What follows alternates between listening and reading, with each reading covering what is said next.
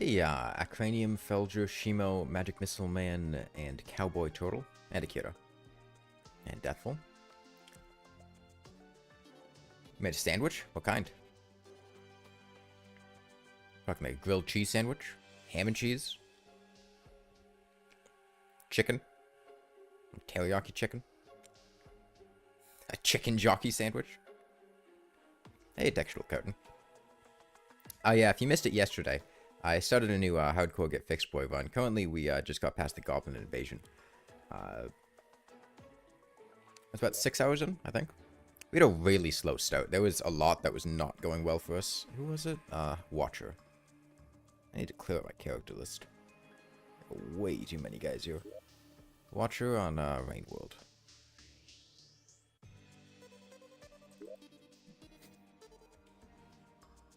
Has Wall of Flesh been beaten yet? No.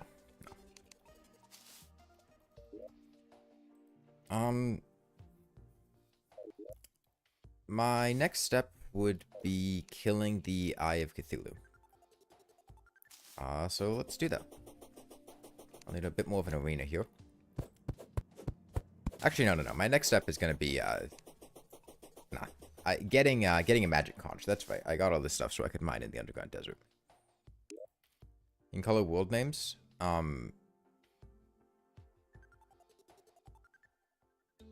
They might be colored based on difficulty. I don't. Kind of one is it? It's hardcore. On the Get Fixed Boy seed.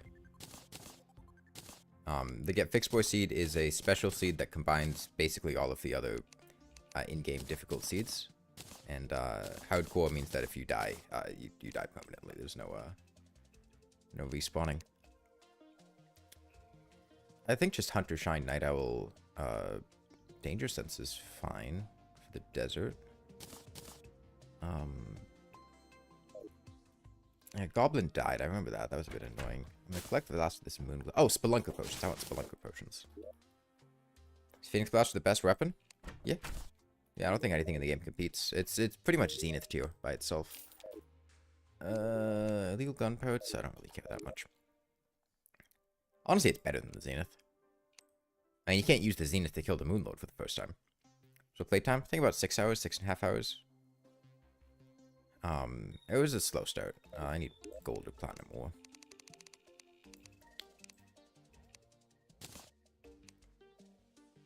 Why don't I blinker? I don't have any ready to collect. Yes, I do. Oh, I have quite a lot ready to collect. Okay. Goblin Invasion got quite a lot to grow here.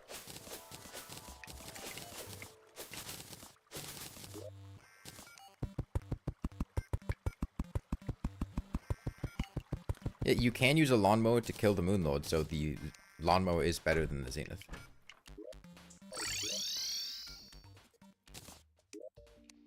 This is true. Independent fact checkers have determined this information to be true.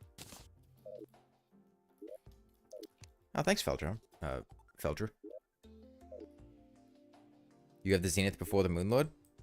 You're cheap. Transmutation doesn't count. There was a boulder trap up there. Should probably disarm that. We already did disarm that. Okay. I'm actually quite low on ammo. I'm gonna go restock before I get into the desert proper.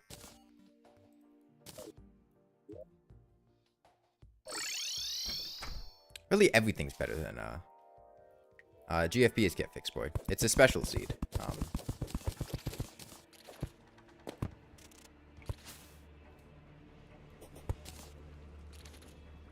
I need a melee weapon, man. Will this? No, it won't. Okay. Good to know.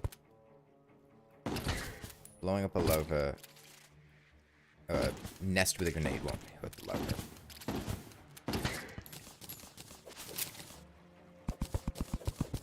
Alright, we need to ascend.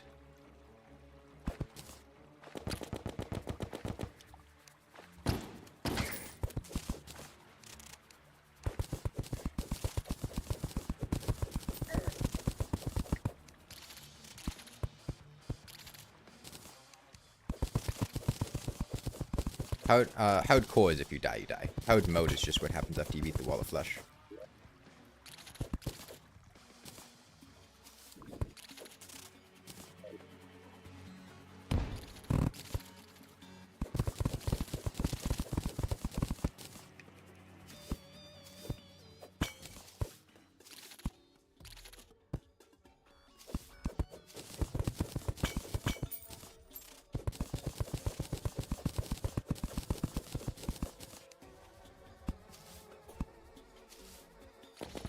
speed is the name of the game here. I would like to kill antlions for mandibles, because I don't really have mining potions. Just a regular dirt trap, no big deal there. Might as well rescue the golfer chest there.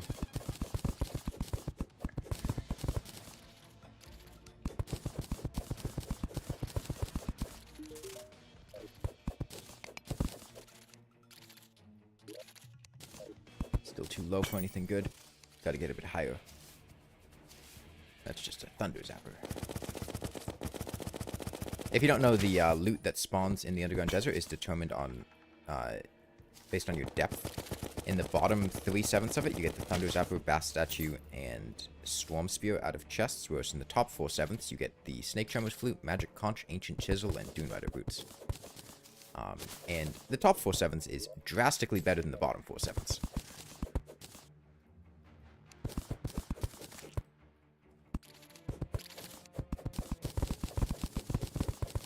But I'm here, so I might as well grab these.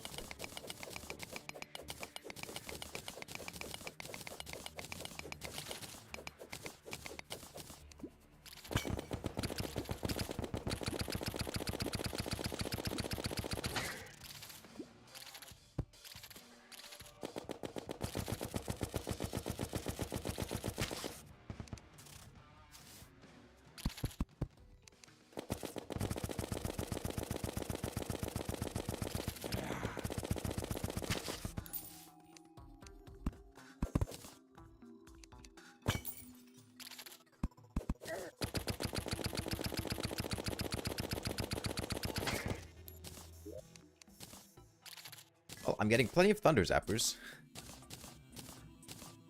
Dynamite is nice to have. I suppose I should collect some water leaf seeds. Well, I can. Did I get seeds from that? Did I break it with the...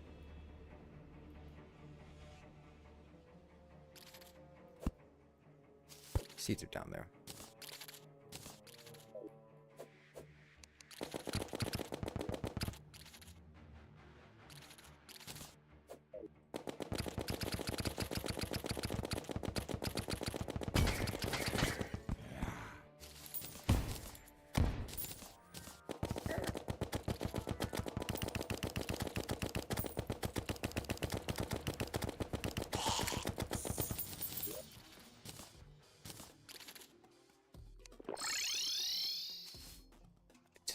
Deposit some of the stuff and get rid of these damn thunder zappers. I don't want them. Want to carry a piggy bank? I have a piggy bank. The money trough. But, it's extremely easy for me to get back to where I am, and going back allows me to make mining potions, which will allow me to mine significantly faster in here. So going back is something I want to do.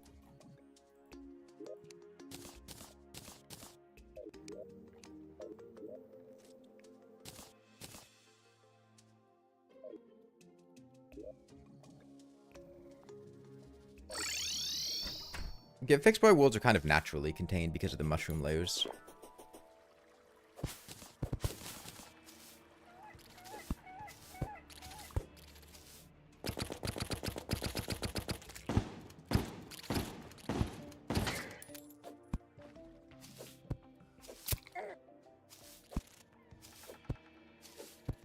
Chest detected nearby, huh?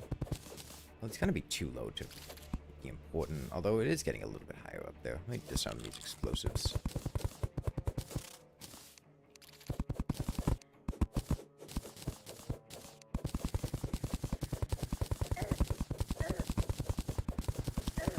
Hey, 7 red skugs. Kill any bosses last stream? No. We could have killed the Eye of Cthulhu. Just didn't really feel like it. Wasn't a reason to.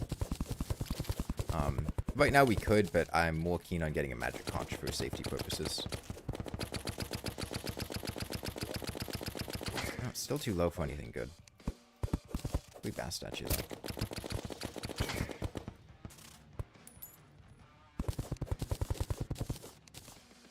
Chance I get an extractionator, which I shouldn't break that here.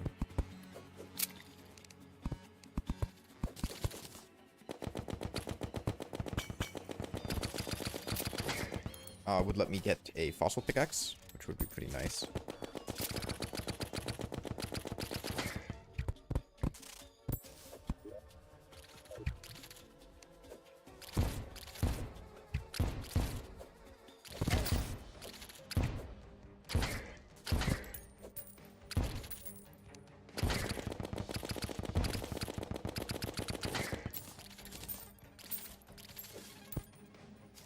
But for Terraria playtime, I think 5,500 hours. I don't really look at it ever.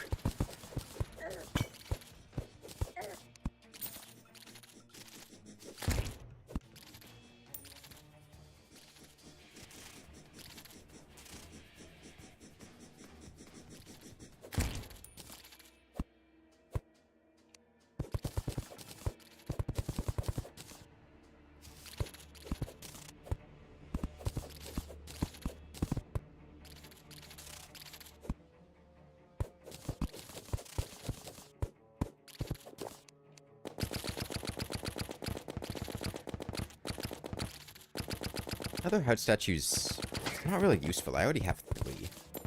I'm not even sure I'm going to use any of them, let alone 4. Alright, I guess I'll take it because it's here, but I doubt I'm going to find use for a 4th.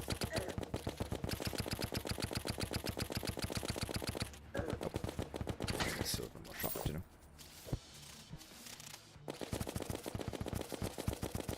I'll play a Rain World mod for Terraria? I don't even know what that would mean. I'd probably play it, but I don't know what a Rain World mod for Terraria would do.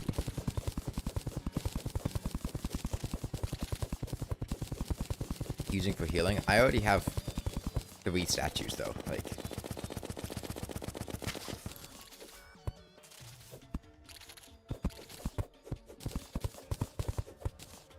statues have caps. I could, like, use a 4th one, but it would be really... I'd either have to make a, like, really optimized setup, or even just, like, over-the-top setup, not necessarily optimized, but... It would be really hard to find a way to make use of 4 heart statues at once in a casual playthrough.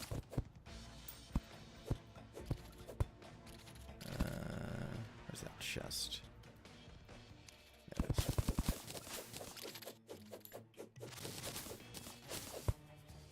Pretty sure this is a mod that adds rain from Rain World. There's already rain in Terraria. I mean, adds rain.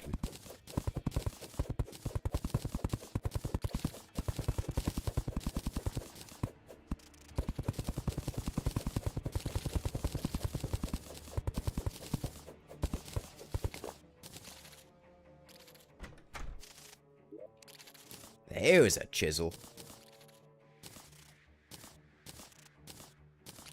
Alright, chisel and conch. Boots would be nice, but chisel and conch are the main things. TNT, huh?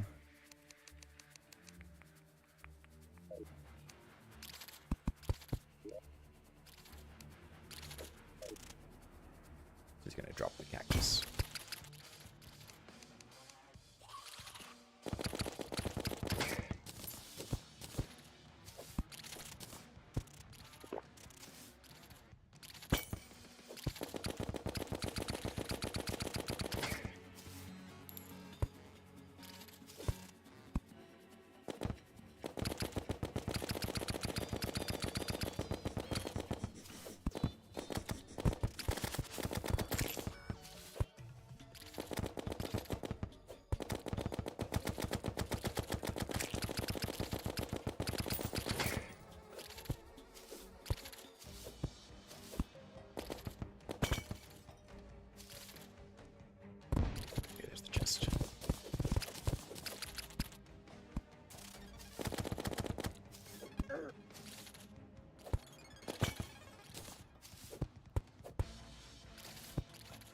Slime statue?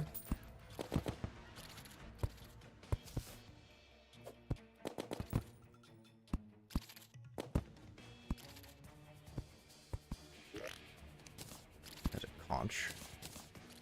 Be minecarts. More my style. I just feel like bombs give you more desert fossils, but maybe it's a placebo. I'm not sure. I don't know how the desert fossil breaking works, and I've never really sat down to actually test it.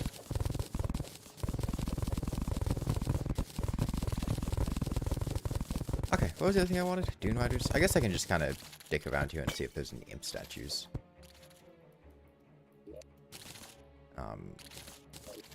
Those would still be nice to have. And I'm basically done here. I have enough fossils to get a fossil pickaxe. Only other thing I might want is Dune Riders. How many antlion mantles do I have? 8? Maybe I'll just grind some antlions for a bit as I make my way through looking for if there's an imp statue anywhere.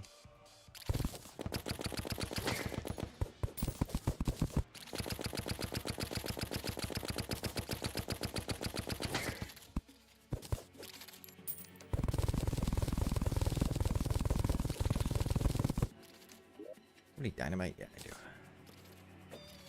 As you can see how much this gets us. Looks like there's maybe 30 blocks.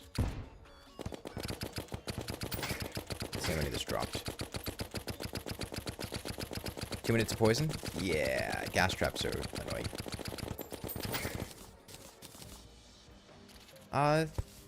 That seemed like it dropped most of the desert there as blocks.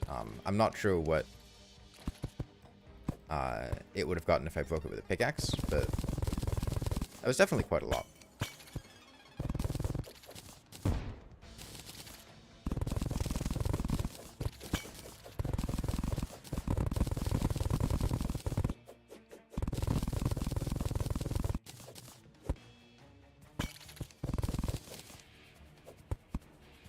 That's the end of the desert.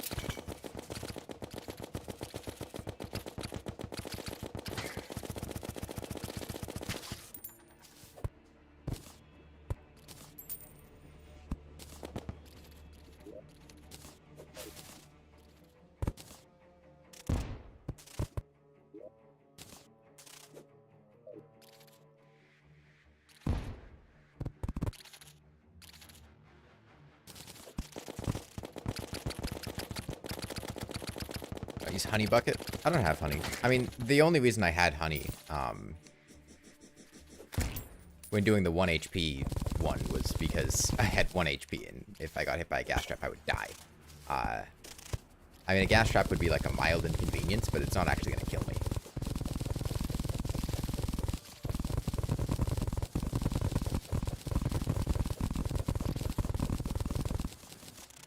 At least not with how much HP I have right now. There were definitely points early in the game where if I got really unlucky with the chest, I could have, Not getting a whole lot here.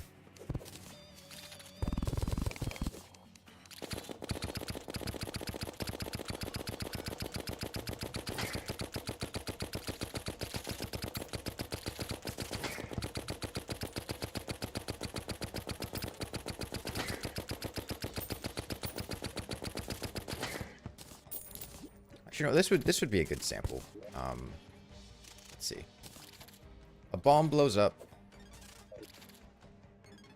Let's see, 12, 9, 5. 21, 26 blocks there.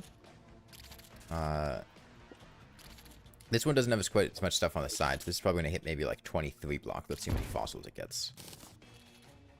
No, I mean, it's definitely not getting a 1-for-1 ratio of fossils. It's definitely having a decreased yield compared to what's actually placed there. So I think it probably is a placebo.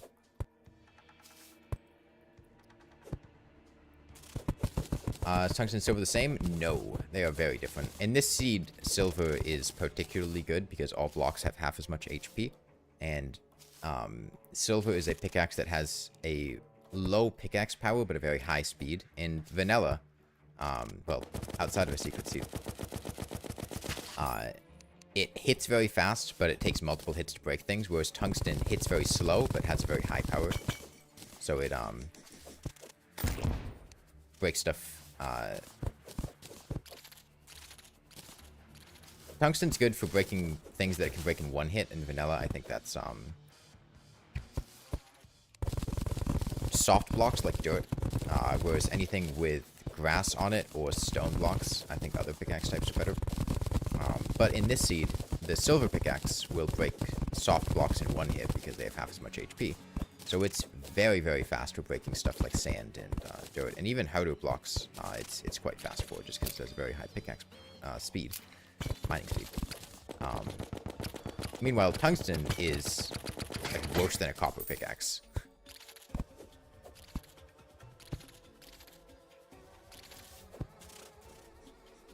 The second ore is different because they were added after the first. Yeah, the second ores were added in 1.2. There was a whole, like, alternate world generation theme that they had going on. It's where they added the Crimson as a counterpart to the Corruption. It's where they added all of the ores, the hard mode and the pre-hard mode ones, as alternate variants of the normal ones. And as part of that, they were not balanced to be equal. The pre-hard mode ones are straight up just better than, well, statistically, outside of a couple exceptions like tungsten, the pre-hard mode alternate ores, lead, tungsten, oh, tin. I missed tin. No one cares about tin. Tin, lead, tungsten, and platinum are all just better than their normal counterparts. You know, platinum armor is just better than gold armor. Same thing with tungsten. The weapons are just stronger. There's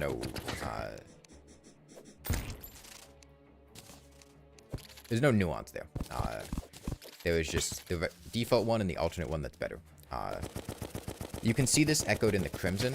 Now, Crimson loot is not straight up just better than Corruption loot. When it comes to things that have defined abilities, like, you can't say that a Panic Necklace is better than a Band of Star Power, right? Band of Star Power is used in crafting recipes. It is going to be more useful for certain characters. You can't say that, like, a Worm Scarf is better, or Brain Fusion is better than a Worm Scarf. There's arguments to be made both ways. They're kind of equivalent, plus they were added in 1.3 anyway. But when it comes to the Crimson gear that has stats, like the Deathbringer pickaxe, less now with the Lightsbane and Blood Butcher, now that they gave them their own abilities. But in general, the Crimson gear is statistically just stronger than the Shadow gear. They did rework stuff to make that less of the case now, but you can even see it in stuff like the Flesh Catcher or the Fisher of Souls. I have Cthulhu Natural Spawn, huh? Yeah, we can do that. Sure. Suppose I should, expand this arena a little bit.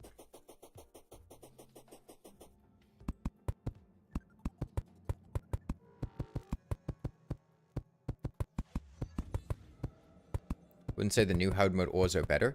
That's because they buffed the old hard mode ores. The old hard mode ores used to be considerably worse. At the time of its release, Titanium had Shadow Dodge as its ability, and Shadow Dodge is what Hollowed Armor is now.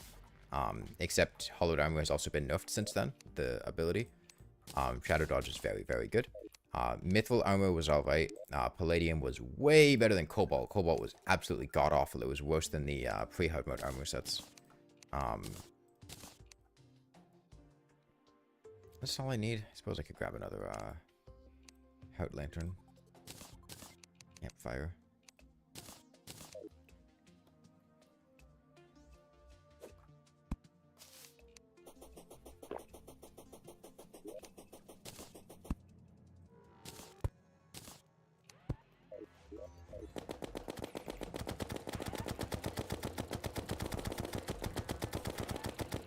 No one cares about tin. You're actually using tin plating walls. I mean, cares about tin in terms of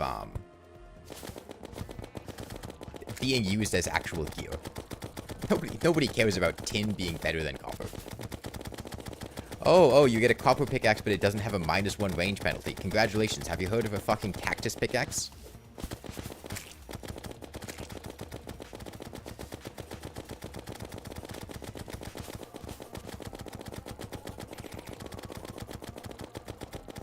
Now, they did nerf the cactus pickaxe. That's no longer really the case, but...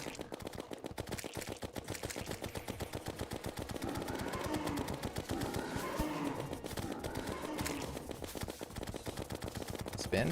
When does he start spinning? When does he start spinning? I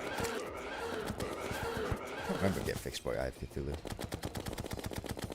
When do you start spinning? When does he start spinning?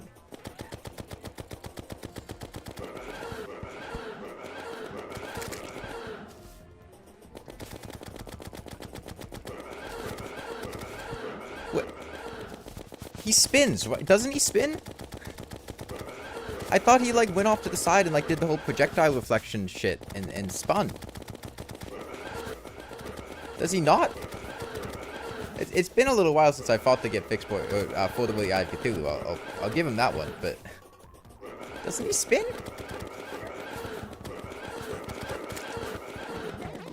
There we go. There we go. There we go. Okay. He does spin. Spin confirmed. I remember using it a lot more the first time that I played this. In any case, we're way overgeared for the Eye of Cthulhu by this point. I mean, it's... he doesn't scale his melee contact damage for the worthy, so there was never a situation where he was actually going to pose much of a threat to us. No, I don't think it's only at really low health. I think it might just be RNG based, and we got RNG that had him not do it. I haven't used the chisel in the fight? Well, yeah, I had to mine. Adamantite Ranger Helm carries your DPS for non-bow/guns the entire game.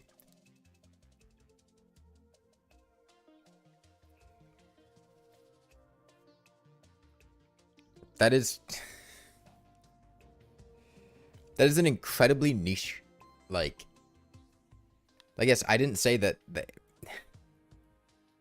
they're completely... The normal ones are completely useless, but... they are just worse than the alternate versions in most situations. I should reforge my mini shark. Keen.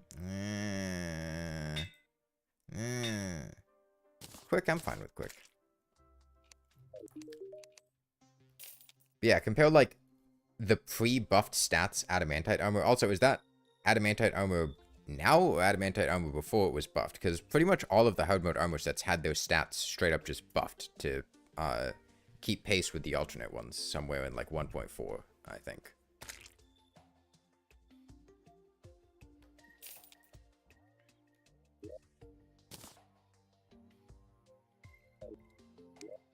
Man, I didn't get a extractionator. I really want to get an extractionator. I'm gonna be honest. We have so much fucking slush. I want to extractionate all this. We have 4,600 slush after mining in the snow biome. So I think I'm just gonna go to the underground desert until we get an extractionator, because I really want to see what's inside all of this.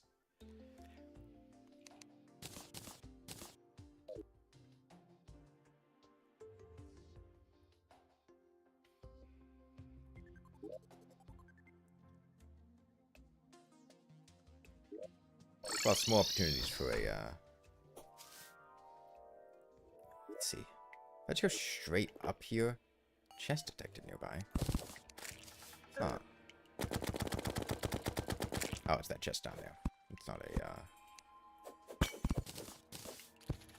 chest I care about.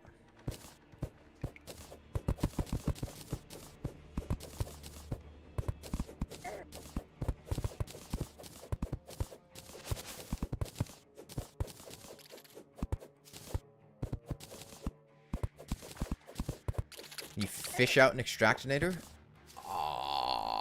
Maybe? I don't fucking know. It's pretty much guaranteed that you get an extractionator spawn somewhere in the underground desert, though.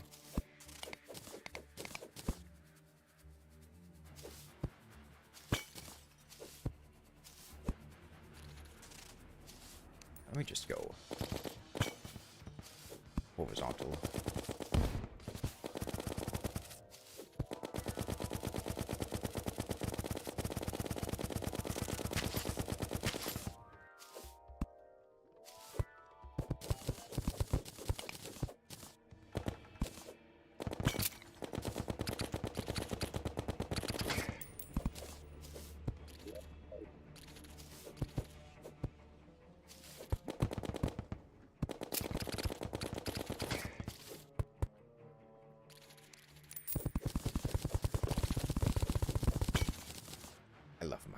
potions.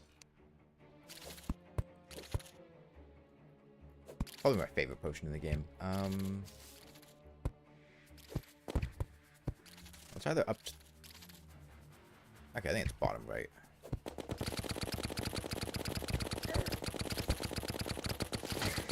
Did falling stars come out of a pot? Yeah, because this is Get Fixed Boy. The surface falling stars just kill you. They don't drop as items. So in order to get falling stars, you get them out of pots underground, and slimes can drop them. Sometimes they'll have fallen stars inside of them.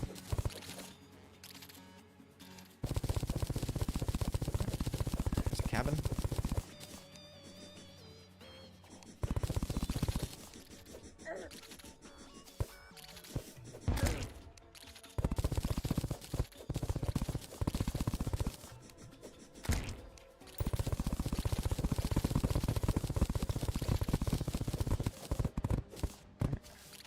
There's an extractionator.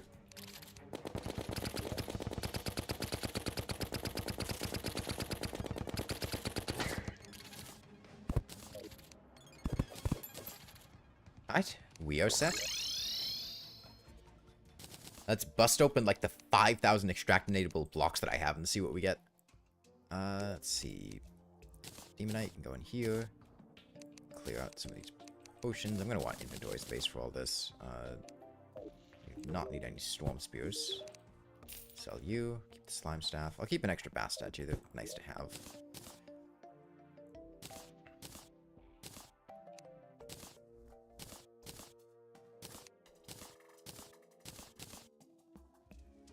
Let me shove some of the stuff in my piggy bank just to make temporary space. But I'm probably gonna need it.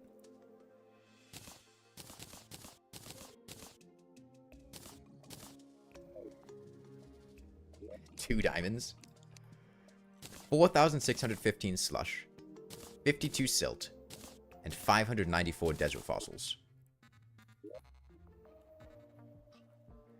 I should probably do it somewhere inside. Put it down right here. Okay. Slush first.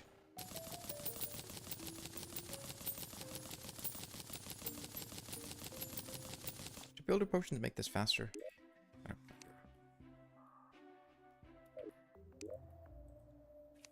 Suppose I can try it.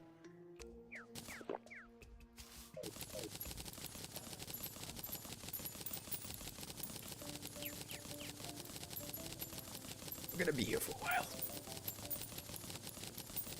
Look how much money I'm gonna get, because, like, extractionation can drop, like, gold coins and even, like, platinum coins. Wouldn't it be better to leave the inventory open to see all the loot? I mean, we can see it. I guess, but you can just see it all at the end anyway.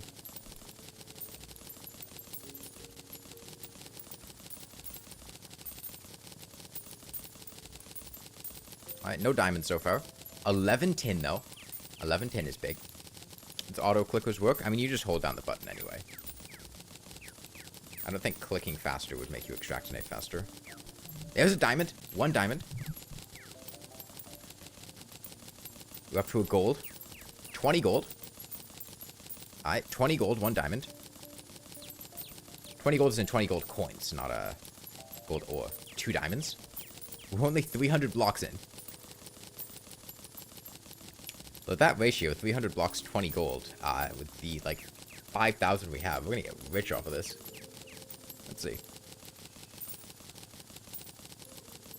We're already at 3 diamonds. Kevika, you were wrong. I'm sorry. You're banned. Pet diamond? I feel like pet diamond. Yeah, the pet diamond. Pet dinosaur. We're probably gonna get the pet dinosaur by the end of this. I mean, we have so many blocks. Are there any that we're missing? We have tin, copper, iron, lead, silver. Do we have tungsten? I don't think we've gotten any tungsten yet. No, we have tungsten. We have tungsten. Where is it? It's up in the top right. I see. It's in the spot where the extractionator was. Gold, platinum, amethyst. I don't think I have any amethysts. Amethyst, topaz, sapphire, emerald, ruby, diamond, amber. I don't see any amethysts.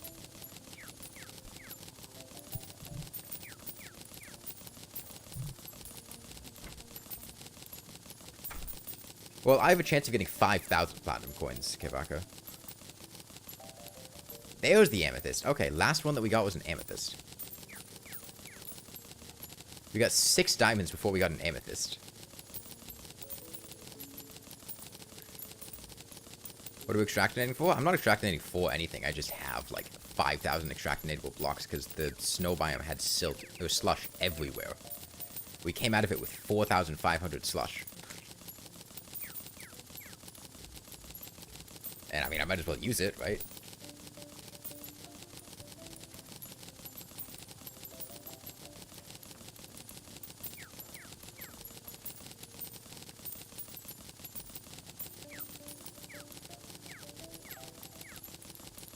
Any Terra Cells news? I mean, the mod's in development. I don't really have... I don't know what kind of news you're thinking of. Like, yeah, it's being worked on. You're gonna fact check the pull effect extractor being faster? It's faster.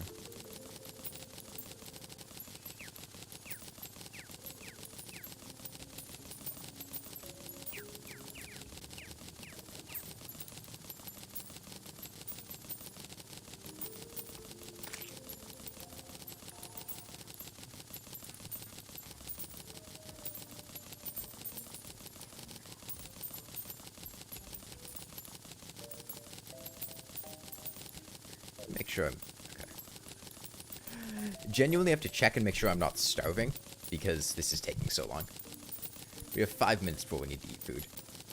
Traveling merchant, huh?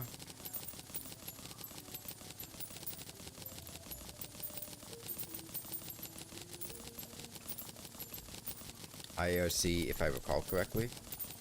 I usually recall correctly. I mean, you'd have to misclick, not go to the slot of your recall potions to recall incorrectly, and usually you'll just die if that happens. Plan on releasing a demo for Terra Cells. I will probably do like a beta at some point and invite people to playtest. And a demo feels weird because it's not a paid mod. Usually demos are for stuff that you would pay for to see if you would like it, and then if you do, you buy the whole thing. But I think more of like a beta or like an early release for playtesting would be the equivalent. Traveling Merchant's gonna have Katana, Bricklayer, the Pony Painting, the Pretty Princess set, and the Harpy Cat.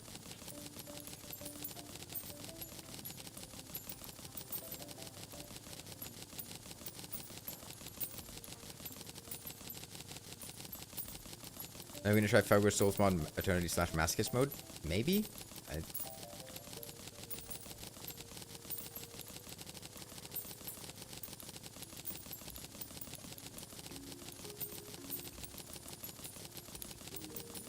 Don't really have any strong desire to do it or not do it.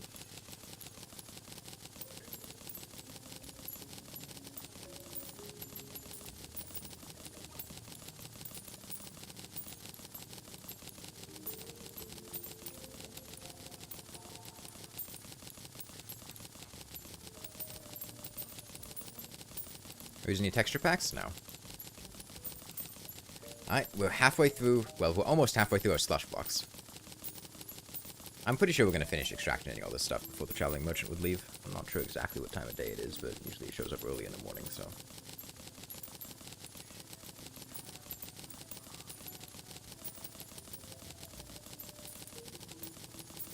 Oh, we jumped up to 44 gold. We got another, like, 20 drop.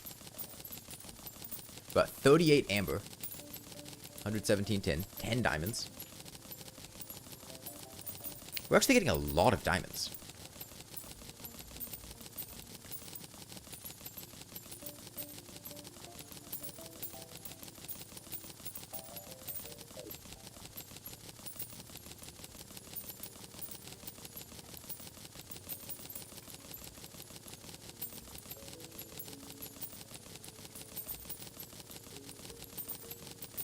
Look, the professional Terraria YouTubers don't want you to know, but this is what Terraria looks like. This is how 90% of Terraria players' playthroughs go. They get a giant stack of slush and they extractinate all of it. Yeah, I probably won't make a diamond hook. All the meta YouTubers with their, you know, defense min-maxing, damage min-maxing, no hits at boss fights, that's not Terraria. That's not the heart and soul of Terraria. This This is the heart and soul of Terraria. Sitting in front of an extractionator for 10 minutes straight, holding down the button to get very small increments of each pre-hard mode ore and gem. And a small chance of a dinosaur.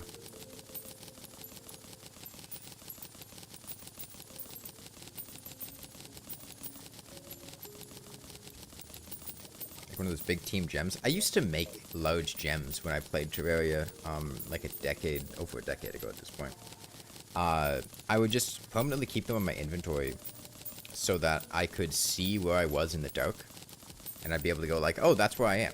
I'm where the giant white gemstone is.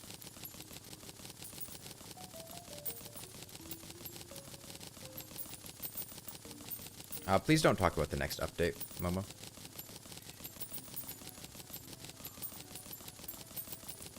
Started a legendary get fixed board today. Do non-lit bombs no longer spawn in pots? No. Bombs can drop in pots. That only gives 1,000,000,000% more skill? True. Honestly, I wouldn't even use the dinosaur pet if I got it.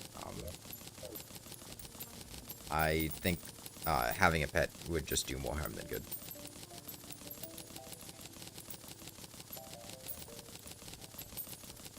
Did you farm 18 wall of flesh just for a single firecracker? Damn, we got 8 minutes before we start starving.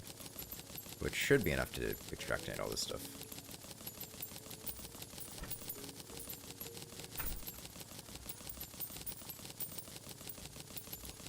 What's your favorite pet?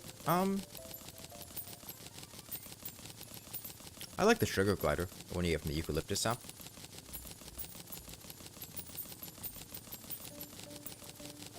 My favorite pets tend to be the lower key pets. I'm not a huge fan of a lot of the master mode pets. We're almost out of platinum.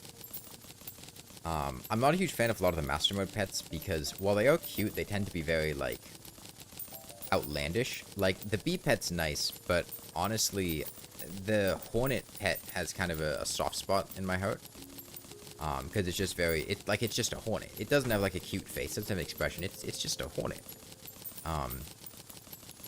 Same thing with, like, I like the lizard pet, that you get from the temple, the sugar glider. Okay, we jumped up over a platinum 4 gold. Doesn't Dino only drop from fossils? No. Dino has a higher drop rate from fossils, but, I mean, it predates the existence of fossils. It just comes from extractinating, items.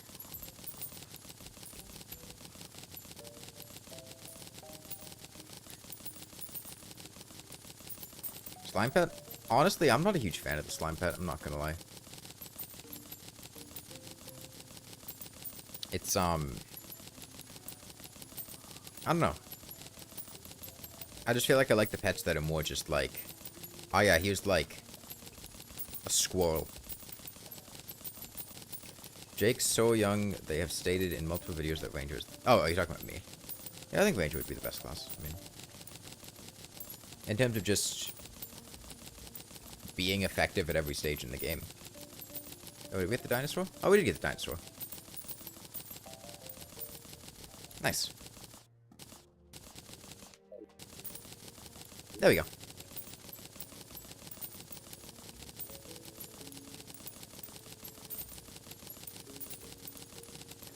You know, see where the dirtiest block is right below spawn? That's nice.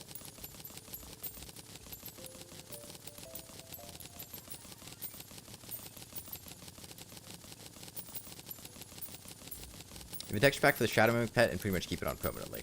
What's the texture turn it into? Or is it just a different version of the Shadow Mimic pet?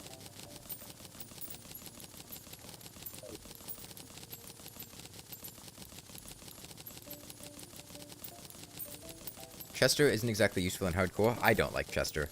I really dislike Chester. I use Smart Cursor a lot. And I cannot stand Chester. Chester's the worst pet in the game because he really interferes with your ability to use Smart Cursor. And, like, sure, you could keep him as an invisible pet, and then, oh, there goes the merchant. I guess we'll never know. And then just turn him back on when you want to use him. But at that point, I'd rather just hold a money trough. I don't want to have to deal with that. Dinosaur was stuck in the slush for millions of years, just to be put in a trash can. You don't use Chester because you don't want to. You want to like Chester, but you find him always getting in the way. Yeah, I don't like Chester. I don't know if it's easier to use. Yeah. My favorite looking wings. I don't know. Okay, there's all of our slush onto the silt. We've gotten over platinum at this point. Why so much extractinating? Because I had the stuff to extractinate. Alright, now we're onto the fossils. Now we're onto the fossils. And there we go. Already 5 sturdy fossils immediately.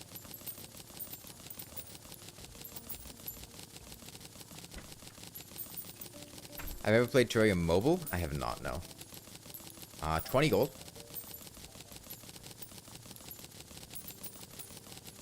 There are a lot of butterflies floating in this house.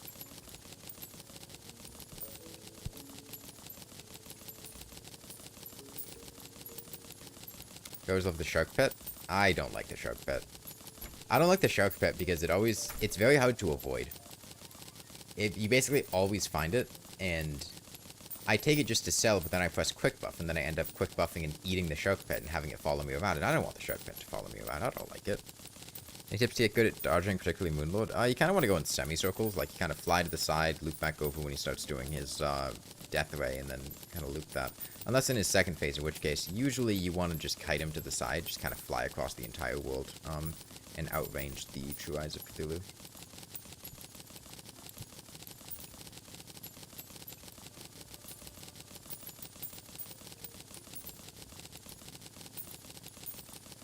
Hover wings or fast ascend wings? Usually hover wings, given that the swirling insignia exists.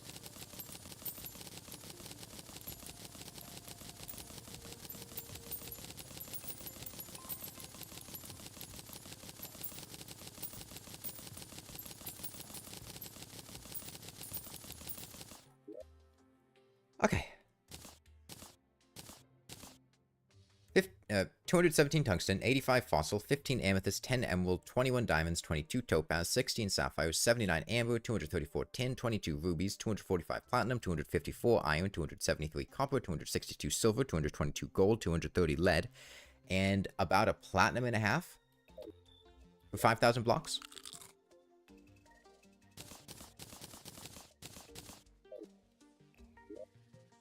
That was pretty successful. That was a lot of money.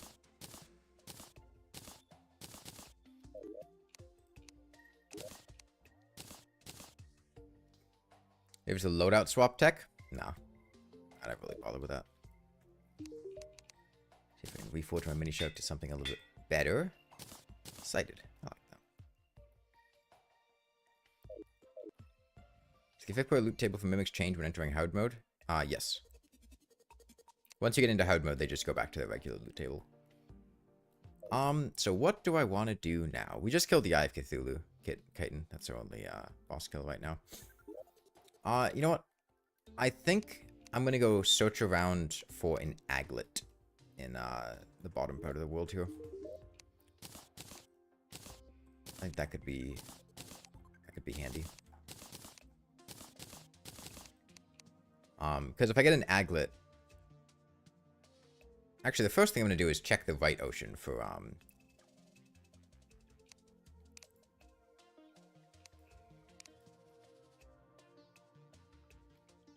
water walking boots. I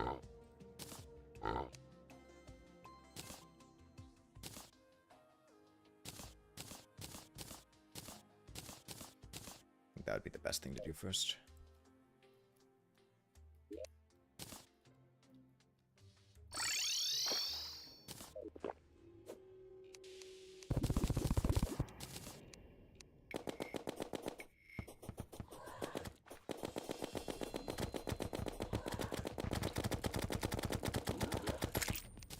Okay.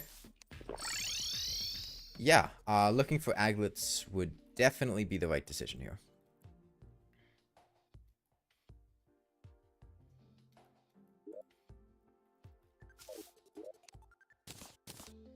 Because aglet and obsidian rose are the only things I'm missing. Terraspark boots. And given the prevalence of lava in this seed, having Terraspark boots is very nice.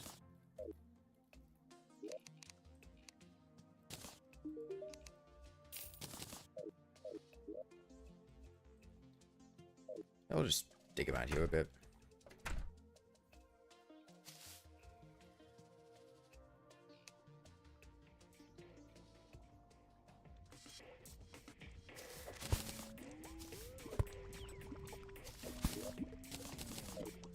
obsidian rose back on.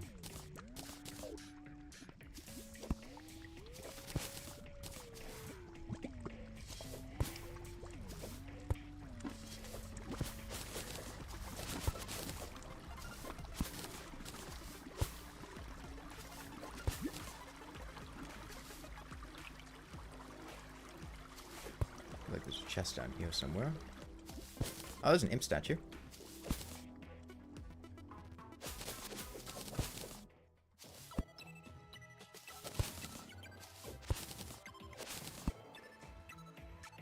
Should be a chest. Oh, it's right there.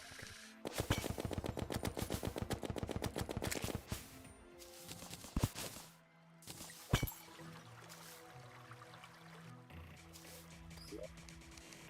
Climbing claws.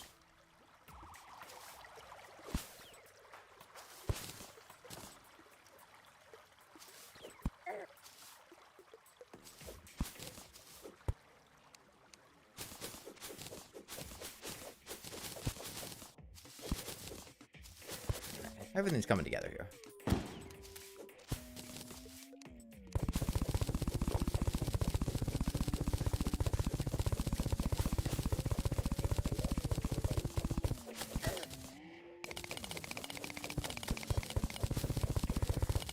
Oh, I forgot to make a fossil pickaxe. Oh well.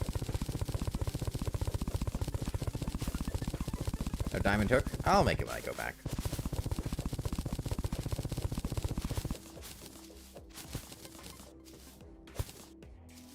Not really any urgency for it.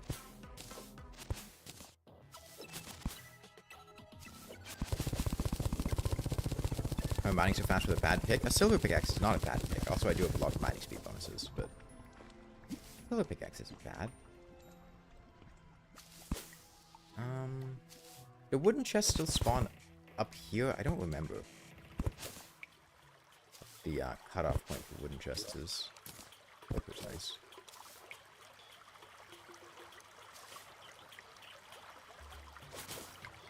Mimic. Mimic is just free money.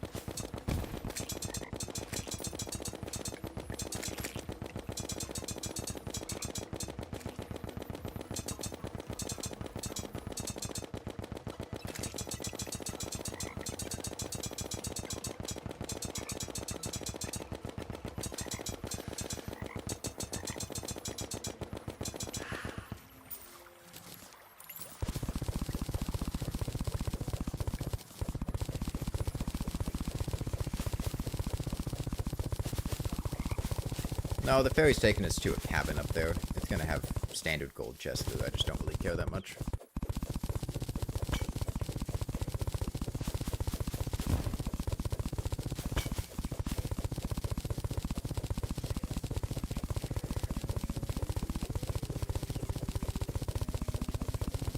My mining speed is slow.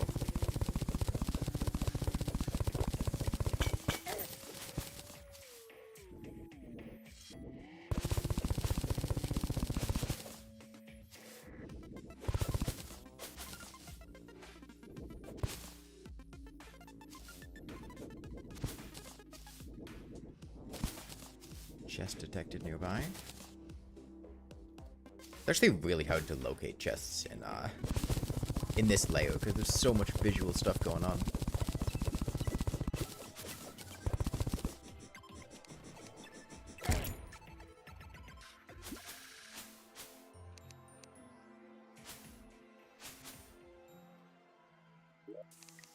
More climate claws.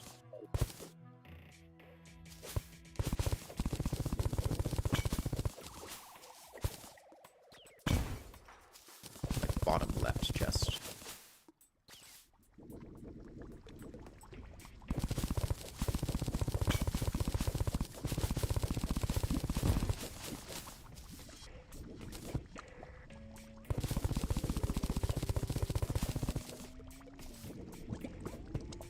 do is up left. There it is. It's an ice chest, though.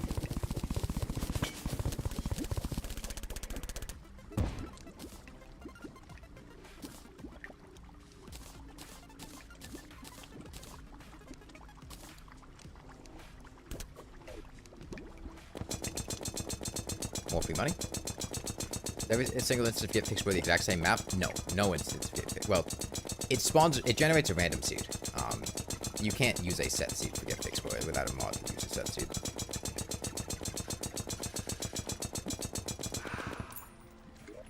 Why some random Shrumite claws the best pickaxe in the game? It's not. The best pickaxe in the game is the Celebration Mode 2.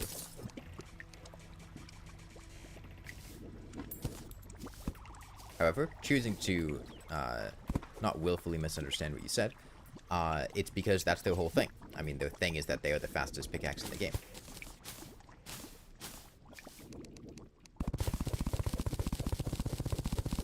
That'd be like asking why the Zenith is the best sword in the game, just, you know, or why the Knight's Edge combining a bunch of, like, it's just what it is.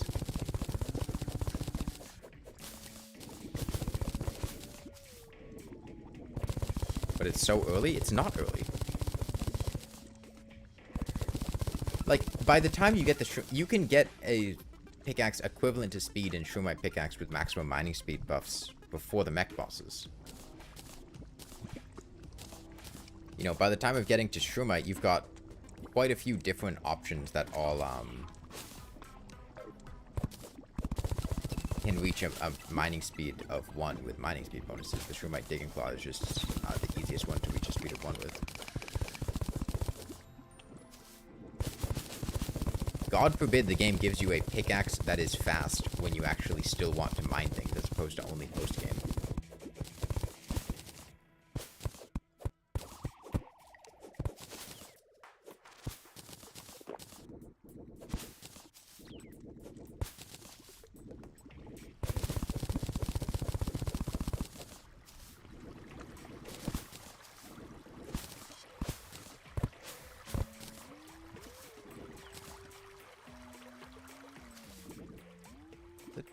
It's gonna just be a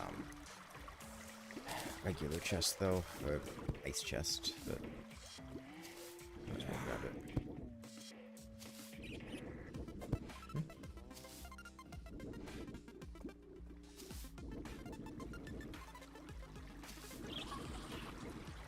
it. Never mind, I'm not gonna go up there. I'm good.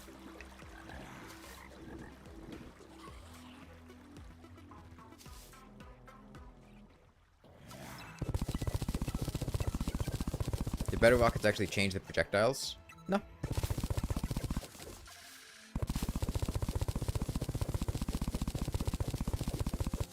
Now the explosion radius does change with rocket 2s and 4s, but not mini nukes. Mini nukes don't get higher explosion radius out of the Celebration Mode 2. In fact, Snowman Cannon with mini nukes is comparable to a Celebration Mode 2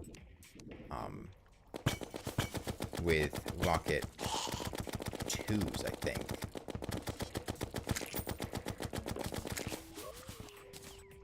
No aglet luck.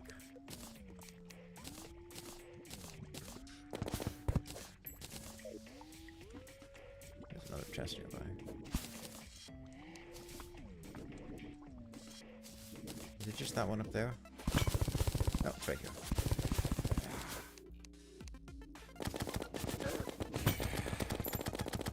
Oh yeah, I probably should go find the Shimmer at some point. I thought that was an aglet. It's a magic dagger. Small yellow item out of a wooden chest. It's really deceptive.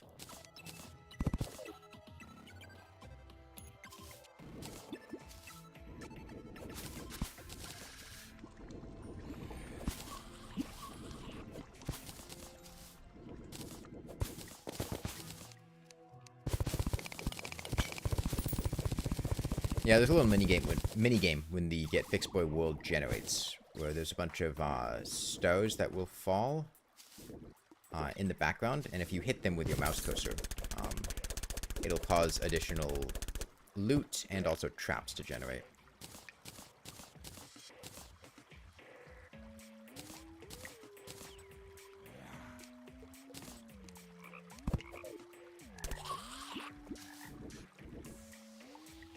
Thank you, gas traps.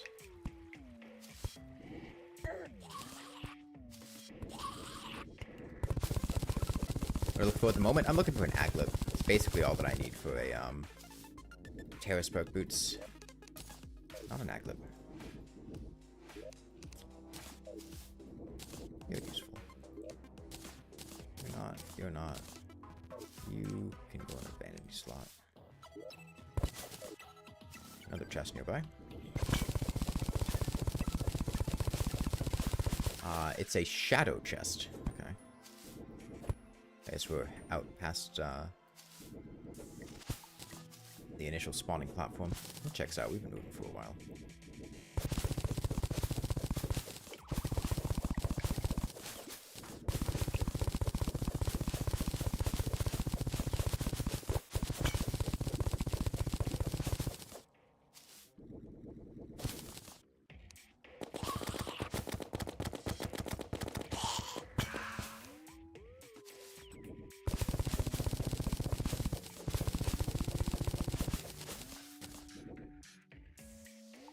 Yeah, no, the remix seed causes certain weapons to be swapped with other ones. So in the remix seed, and by extension get fixed boy, the magic dagger is swapped with the wand of smoking. So you get the magic dagger out of surface chests, and the wand of smoking comes out of held mode mimics, and they're appropriately rebalanced. The aquaceptor swaps with the bubble gun. No, I'll just drink them. The katana swaps with the key brand.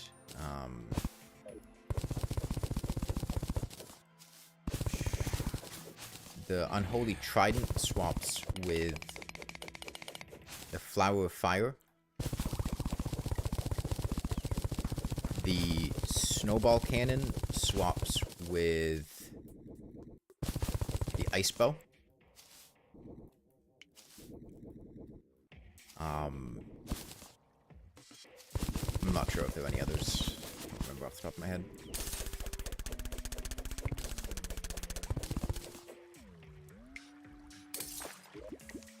Come on, man. The quest for an aglet. Drop off some of this stuff.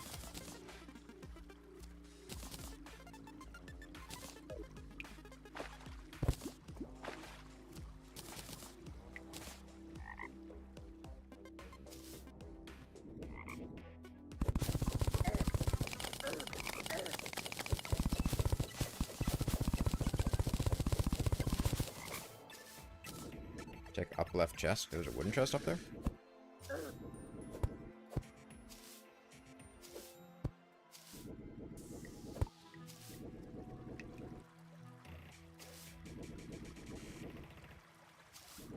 And those one up here. Oh, there's an aglet. Thank you, Flame. Okay, now we're done.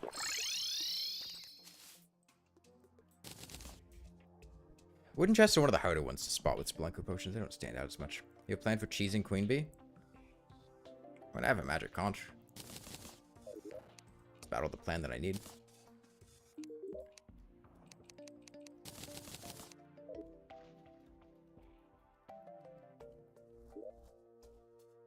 Okay, do I get the obsidian rose now? I might as well get the obsidian rose now. Yeah, I mean, always hit the stars. Extra loot is extra loot.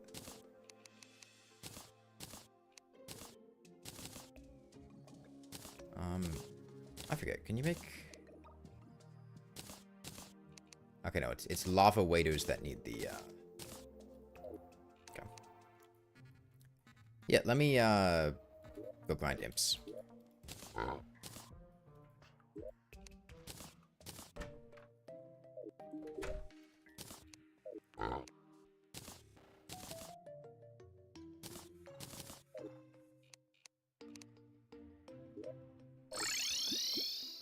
Really just doing this for the obsidian rose. It shouldn't be too long after we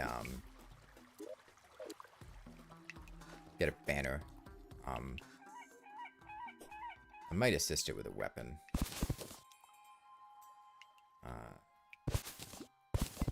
I'm going to destroy all the statues here except for imps, because I really don't want the slimes to potentially get distracted.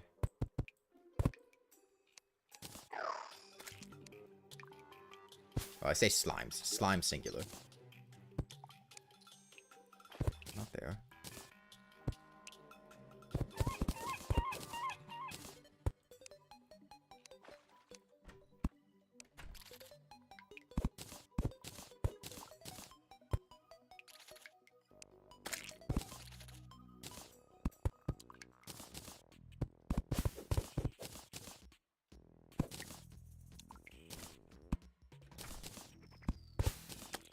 There we go.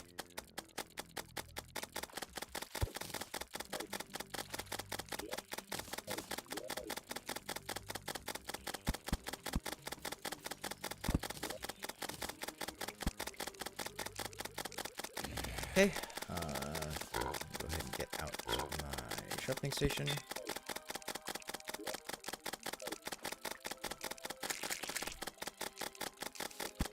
You can see the effect of the sharpening station here. Okay.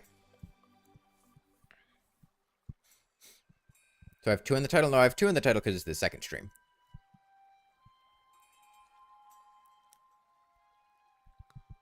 Yes, Crab Engine Part 2.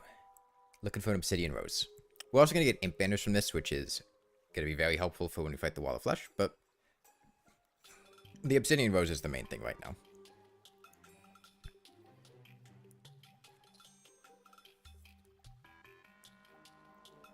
Yeah, if you don't know what's going on here, I've basically found pre-made wiring in the world. I can't see it because For the Worthy hides wiring until after Skeletron, but the wiring is still there. So if you find a doubt trap, you can go, the pressure plate's here, the doubt trap is here. If I put a pressure plate where the pressure plate is and statues where the doubt trap is, then I can use that wiring to spawn statue enemies.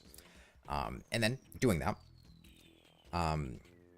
I spawned several crabs, and when they're in a small enclosed area, they'll jump over and over again. Most fighter AI enemies will do this. You can do this with anything, crabs are just what I have. So I'm using them to repeatedly activate a pressure plate on the pre-made wiring that I found, and then I'm using that to spawn imps, and using my slime staff to kill the imps. So you could use any minion here. You could use vampire frog, flink staff. I just happen to have a slime staff. And I'm doing that to farm for an obsidian rose in order to make lava waders, in order to make terra spark boots, because I have every other ingredient for terra spark boots. Can I do a playthrough in 2x or 3x speed? Yeah, I already have done that. I think I did a 2.5x speed playthrough, maybe. There was a point in time where I was doing user-submitted challenges for like a week or two, and one of them was increased game speed. And I'd done like a 2 or 3x challenge on Tmod Loader. Let's get Fix Boy, get Fix Boy. Yeah, once we get a banner, this will speed up a lot. Obsidian roses are a pretty common drop, but we do have to deal with the decreased statue spawn rates. I think it's a 1 in 20 drop after they buffed all the drop rates, and I think statue enemies have, or imps at least, have their drop rates reduced by a factor of 20, so I think it would be, what, like a 1 in 400 chance from any given imp. So we would expect to kill about 400 before getting the drop. There's a gnome nearby. I wonder.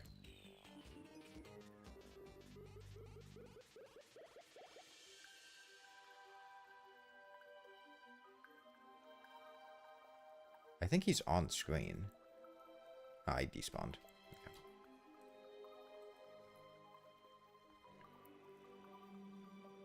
Kind of curious if your favorite softcore, medium core, or hardcore?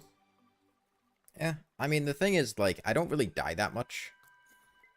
You know, I played medium core a lot. I was definitely a big medium core fan for a long time, but then I kind of got to the point where I don't really die, and then medium core is just, you know,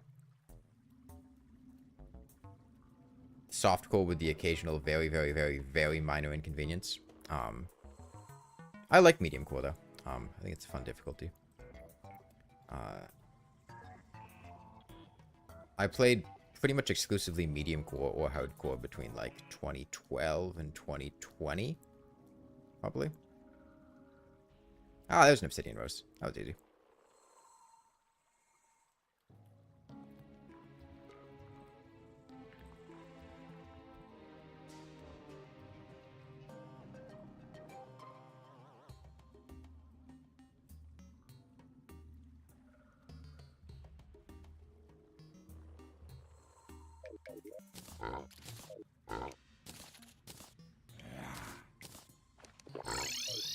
Okay, let's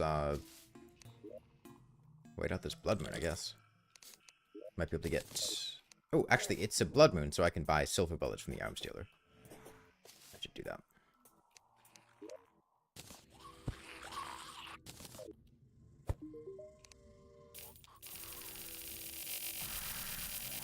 That trains have lower drop rates? Yes, they do. But you kill so many of them that it doesn't really matter.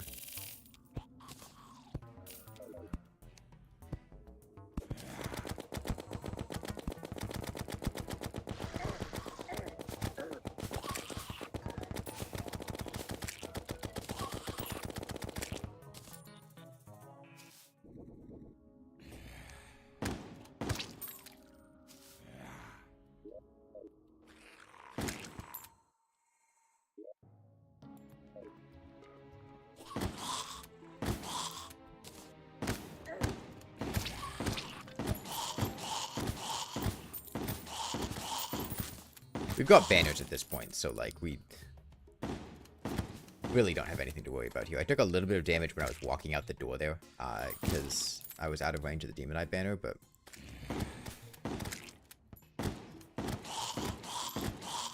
What's my Medusa strat gonna be? I don't know. I'll think about it. Probably just make a big area on the surface to fight. We've got Terraspark boots, so I can comfortably use lava to invalidate enemy spawns, so I'll probably just do that. At this point, I'd like a Shout-Tooth necklace. That's why I'm here killing this blood moon instead of going off doing something else. Several Shout-Tooth necklaces would be nice, because that would give me a reason to fight Queen Bee. Although, honestly, I'm not even sure if I would. I don't think 5 extra armor piercing is worth the trouble. It's not really that great of an accessory.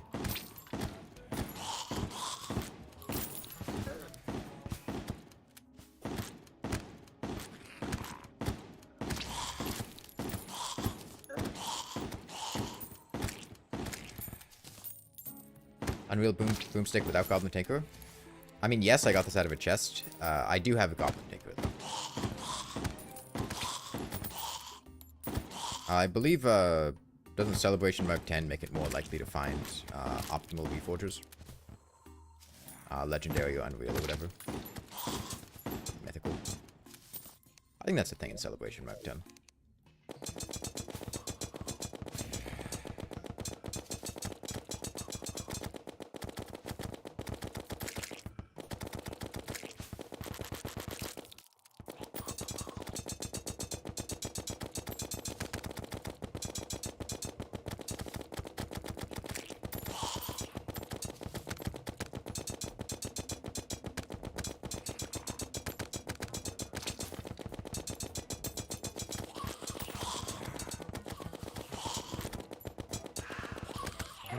And a regen, huh?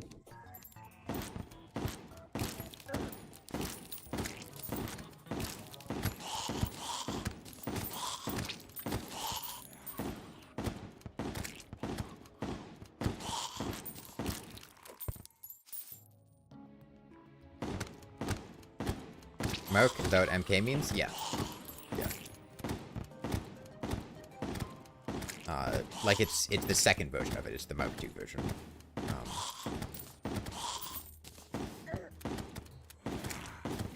The original Celebration...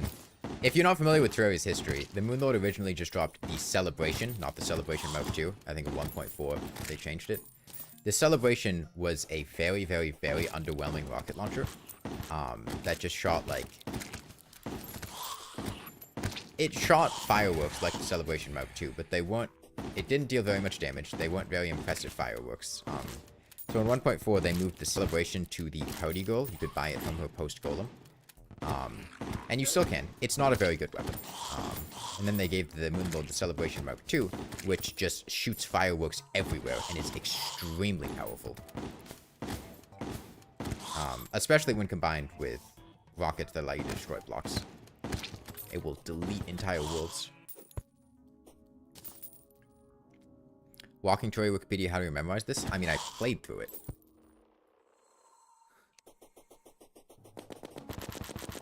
I remember because I was there. I saw it happen.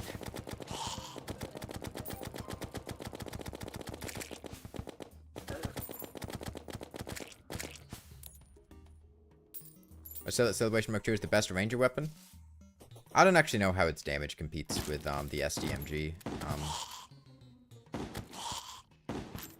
I mean, it's very good. There's a sharp tooth necklace. Okay.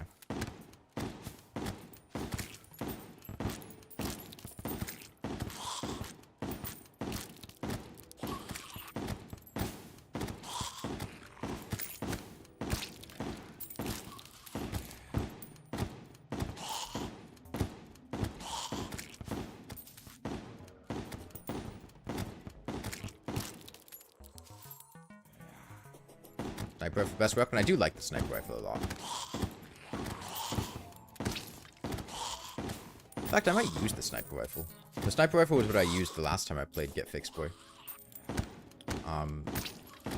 For post-planter. Well, for killing the cultist. Well, actually, it might have just been the first time I played Get Fixed Boy. I don't think I did that in hardcore, but I know I definitely used the sniper rifle against the cultists during one of my Get Fixed Boy playthroughs. And I mean, it's good. It works. I like the Celebration Mark II because it's so U-coded. Are you the second version of something?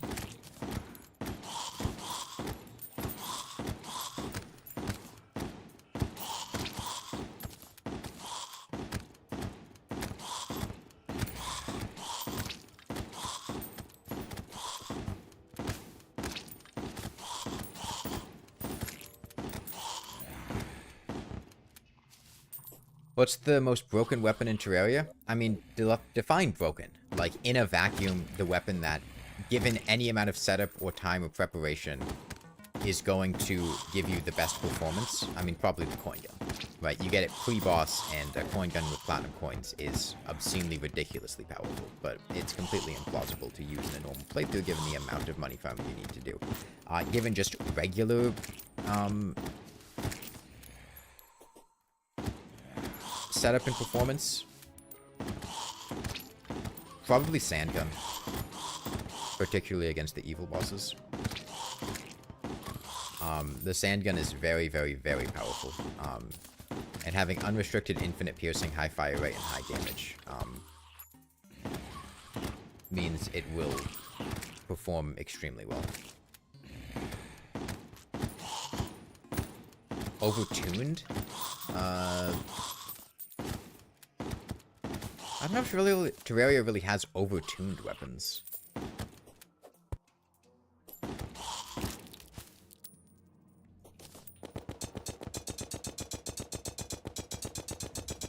I mean, certain summoner weapons are certainly overtuned, but I wouldn't call them overpowered.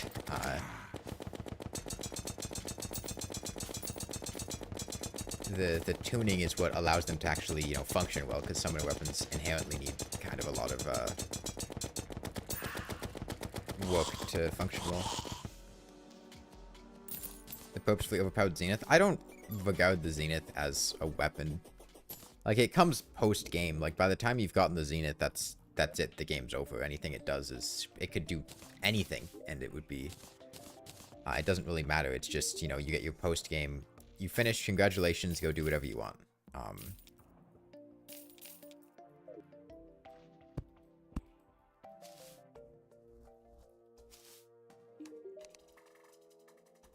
Okay, don't need an extra band or regen. We already have one.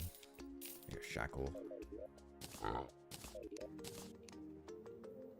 Right, let's make our Terraspark boots.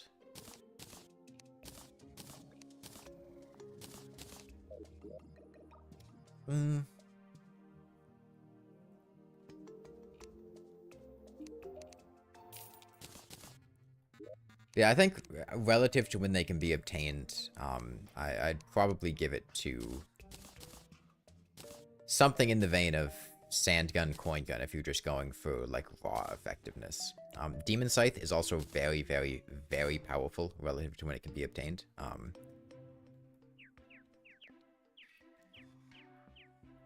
That would be another contender. If you're just going off of pure progression standpoints. I don't count Duke Fish on weapons in this because that has to kill a boss for it. Just things you could conceivably get before a certain point in progression, like a seed chest.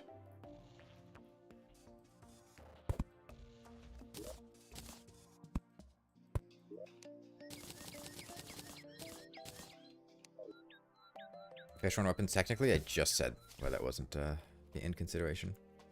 What about Blade Staff? You get a pre-mech and survive against everything but Moonlord with whip stacking. The Blade Staff was nerfed, you know, as was whip stacking. Are you going off of like 1.4 Blade Staff and not like 1.4.4.9 Blade Staff? Because it's not nearly as good as it used to be. I mean, it's good, but you really have to whip stack the shit out of it for it to be competitive past like Plantera. And even then, like, you're putting in a lot of effort for something that's not that much better.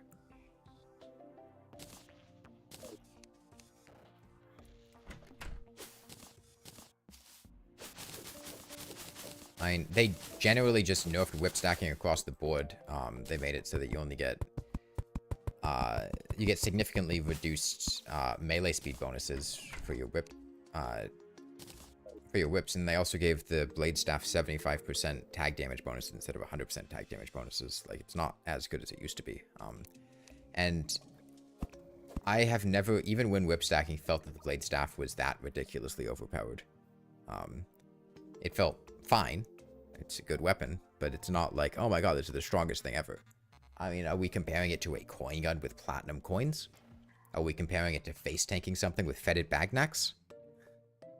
Because if you take someone who's strongest option, you also got to take into consideration the other class's strongest options. Even coin gun with gold coins is ridiculous.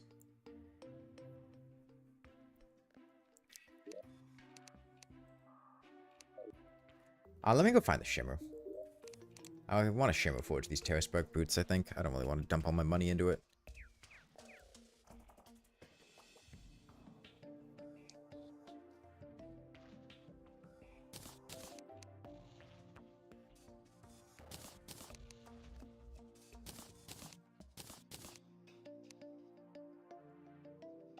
This is a corrupt world, so we're going to need scarab bombs.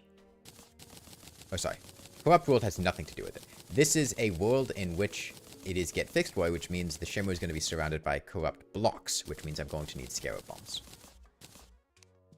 It's a better way to phrase that. Let me make a fossil pickaxe too while I'm here.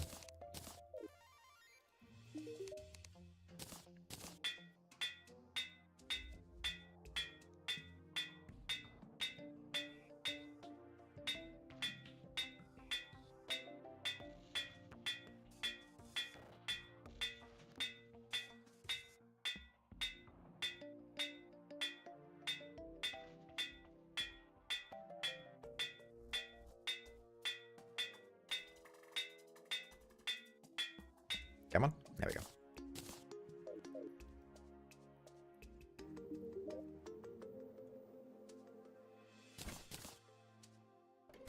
Well, now I've just got extra accessory slots. Let me slap on a shark tooth.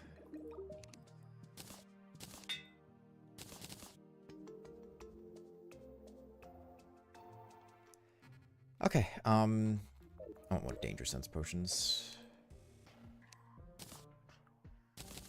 Yeah, we got plenty of sugar with one. And things to shimmer. I can bring a life crystal. Is there anything else I want to shimmer? I could get fruit for ambrosia. I should have a pomegranate in here. I think that's it. And I wanted to shimmer forge my Terraspark boots.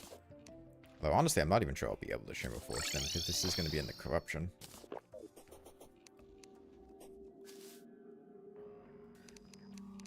Great.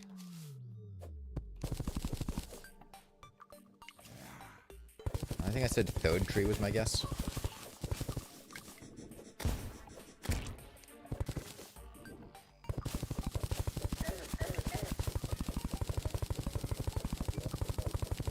Can I bring a mining potion?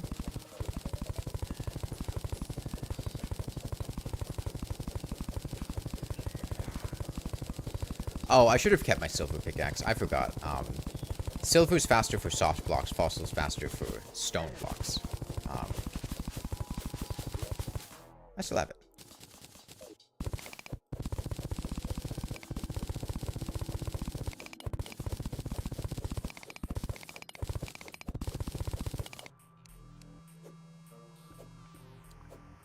Yeah, this is live.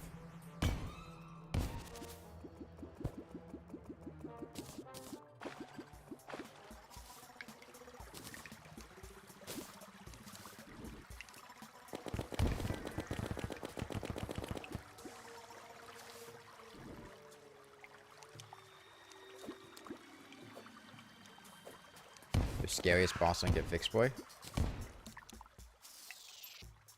Probably just the Moon Lord, right? I mean...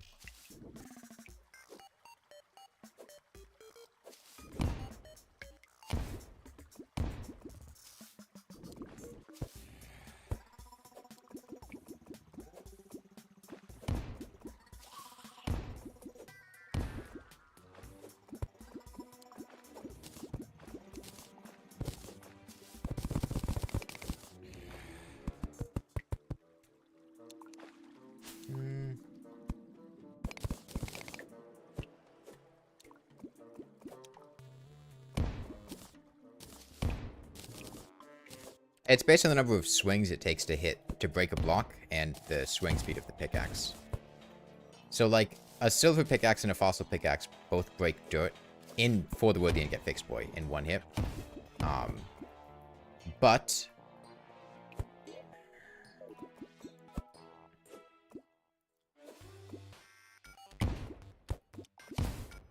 the silver pickaxe swings slightly faster, so since they both break them in one hit, then, the silver pickaxe is a little bit better for soft blocks, but stone blocks, it does not break in one hit. But the... Okay, there we go.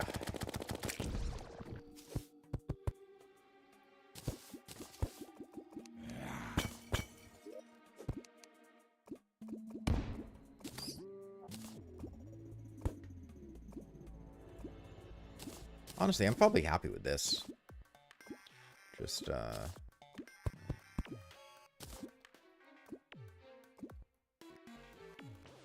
go to that slightly bigger pool there.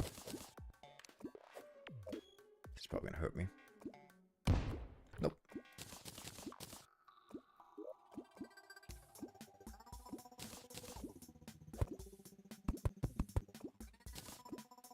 This one's definitely gonna hurt me.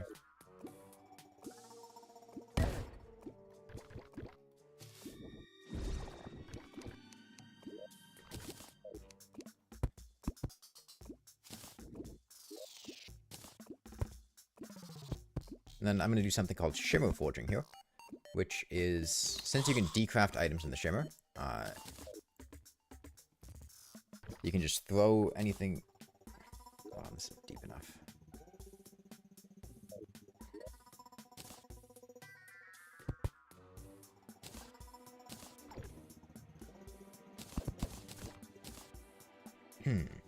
You can just throw anything you want into the Shimmer. Am I not rich enough? Terraspark boots are really expensive to reforge. You're looking at like 20-something gold to reforge, I think. And if I want to actually push for like a warding reforge, you know, there aren't that many items where it's worth shimmer forging, but if the cost is like 20 gold to reforge, I don't really want to... Remember, there's no happiness in this seed. You don't get the effective, like, 25% discount to reforging. There's like 60 gold? No, it's not 60 gold for Terraspark boots. And I'm going to be using Terraspark boots for the rest of the game. Like, lava immunity is something that's going to come into play for probably every boss fight in hard mode. As I'll likely use lava in arenas in order to make sure other things can't spawn.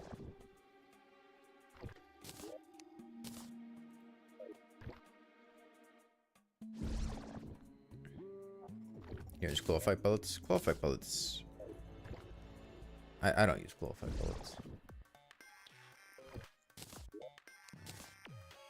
No, I don't think Summoner should be the class with the second highest defense. I think that would make Summoner significantly less interesting.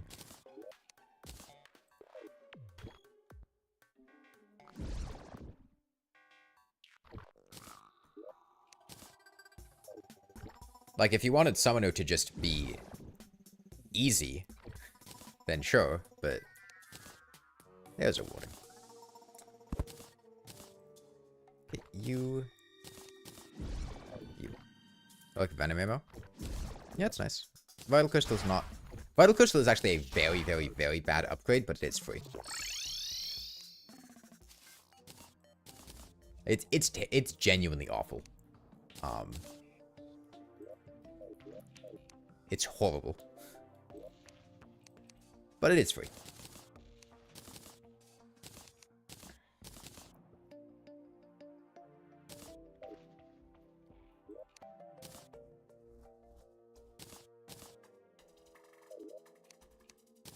Oh, more silt. More extractionate. Can I paint my chests? I mean, I could, but I don't think it would help me with anything. They already have listed names. And I already know where everything is.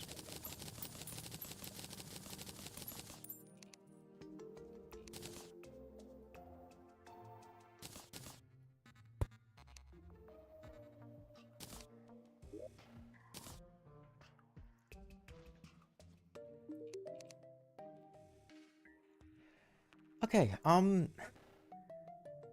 mean, am I just gonna throw in an ancient chisel? I guess I have a cloud in a bottle I could equip during boss fights instead of an ancient chisel. That's something. I saved money, so I can essentially afford to spend my money doing this instead. Like, Terraspark boots would cost 36 gold for me to reforge. I would very, very, very quickly go broke doing that.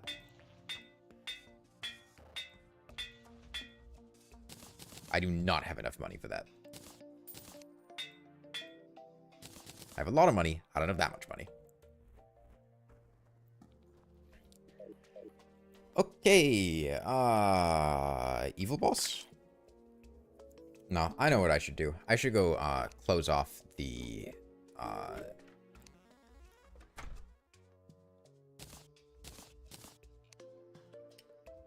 sky so fallen stars can't follow me when I'm on the surface. Got 7,627 mud blocks. That's a decent amount.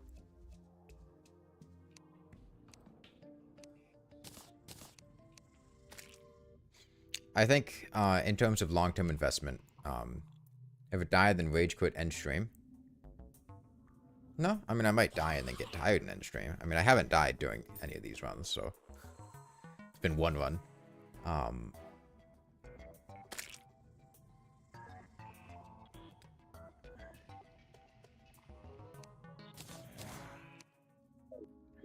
Oh, it's plus 20% regen and Vital Crystal. It's not 20% regen. It gives you plus 20% of your base regeneration rate. It does not scale with any regen bonuses that you have.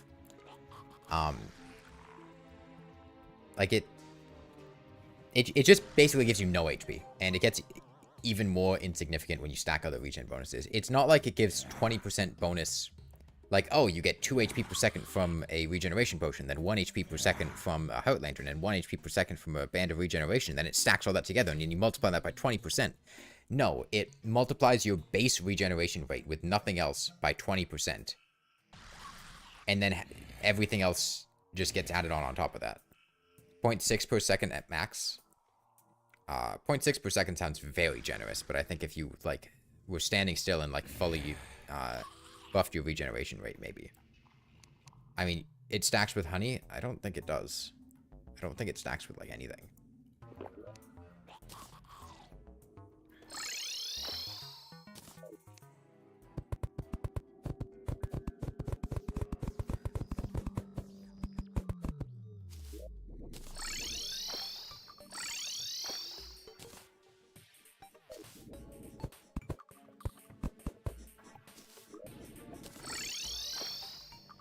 This is gonna be...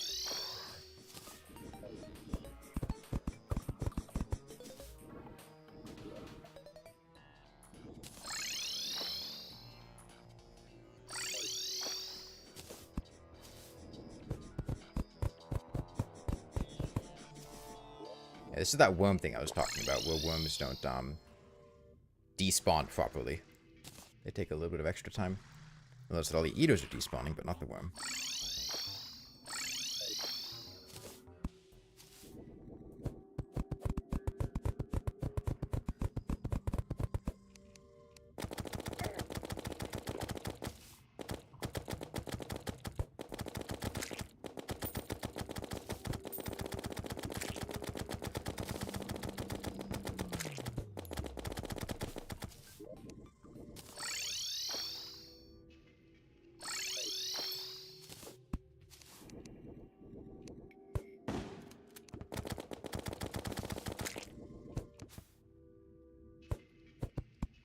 wall now?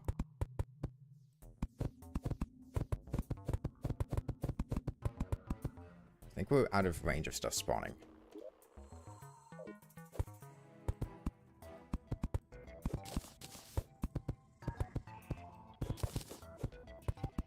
The reason I'm doing this is because fallen stars deal like thousands of damage if they hit you. And given that I will be on the surface at points for the rest of the game,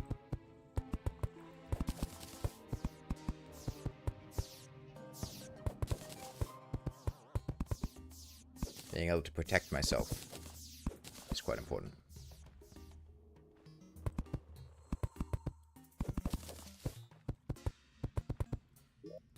I don't want to go too high up, because then... How the hell do you spawn?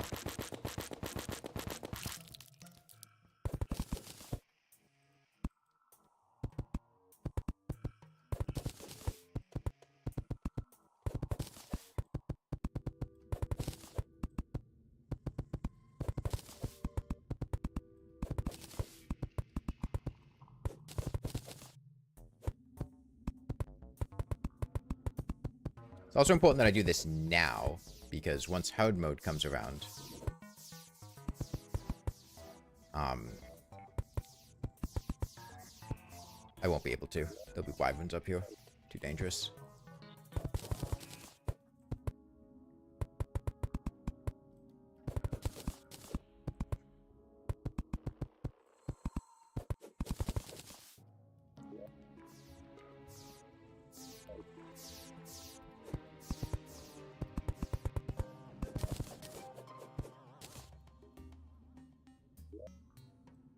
GFB is get fixed, boy. Secret seed. Okay, I think this is probably enough.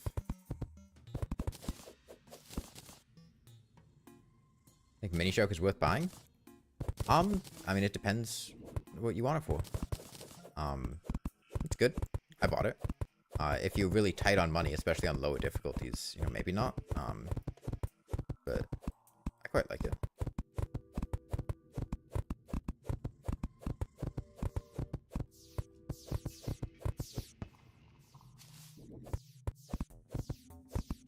I don't want to gamble with stars potentially clipping through a block.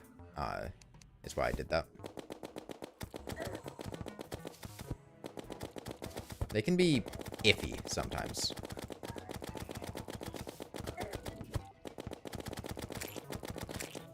I like demon scythes. Have you ever fought a demon in the underworld and had it hit you through a block?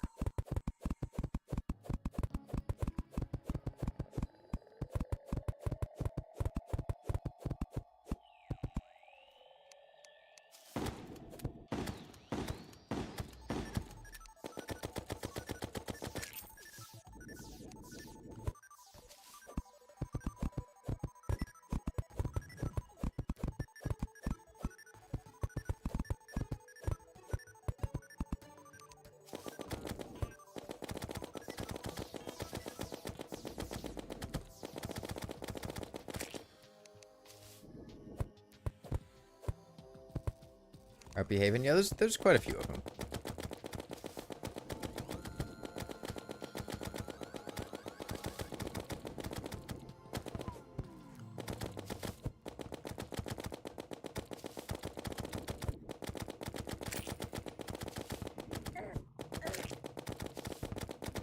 I'm probably going to fight Medusa and the Moonlord on the surface, so this is doubling as building an arena for Medusa and the Moonlord.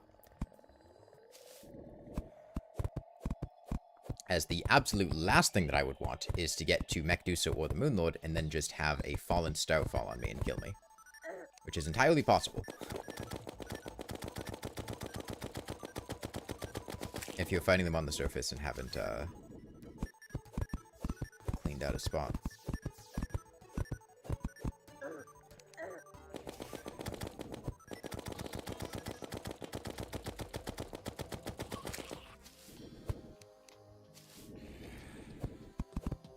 I should do Empress Light Post Moonlord for fun. Like, I'm going to just die if I do that. I don't... I'm well aware of what, like, doing daytime outputs of light on this seed would entail, and I would just die.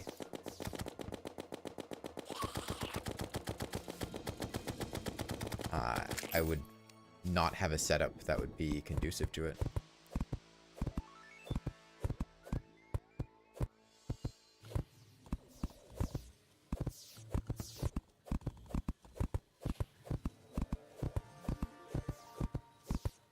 I know fully well the build I'm going to have by the end game, and it's not one that would be effective against the Empress of Light.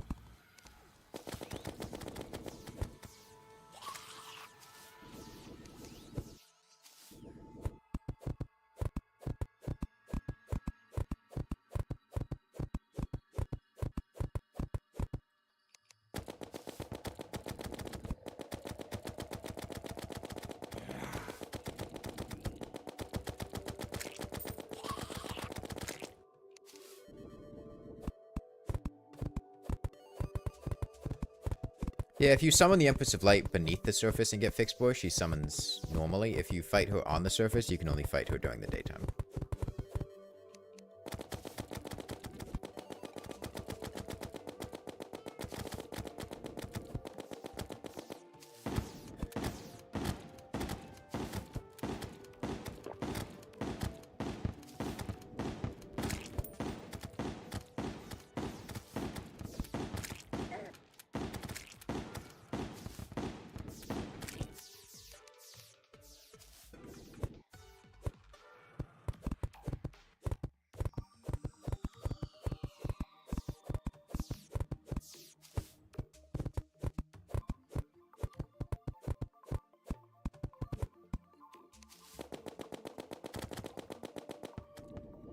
I get it? I got it.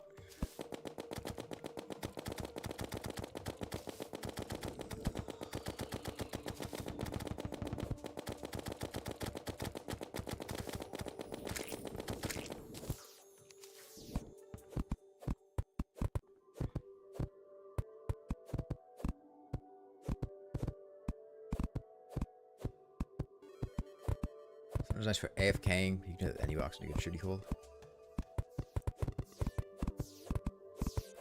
What is this? Hey, Flaming Rock. I would use gravitation potions to deal easier with harpies. No. No, I mean, I'm dealing with them fine.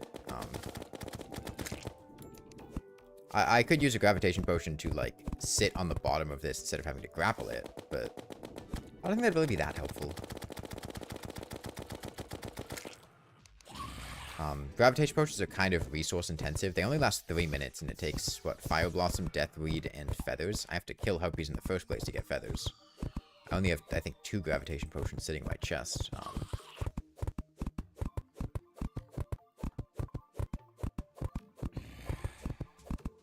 Dying to Plantera is the second worst boss to die to? What do you mean?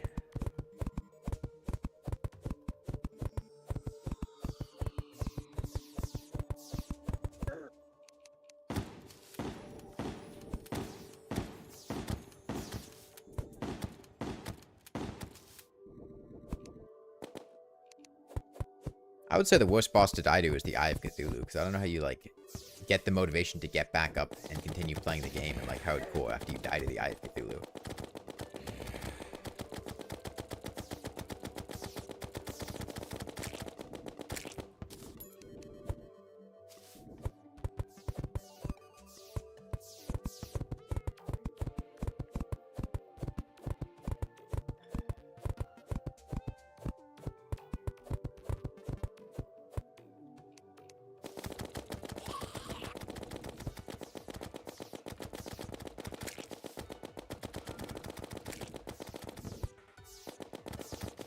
Dying to most of the other bosses is pretty understandable, but the Eye of Cthulhu is so, like, avoidable.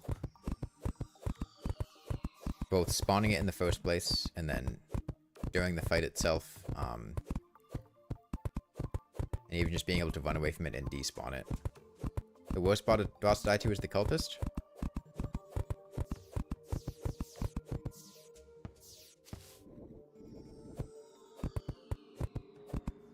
It's very easy to get insta-killed by the Cultist. Phase 2 Prophecy's End is where is an island down there?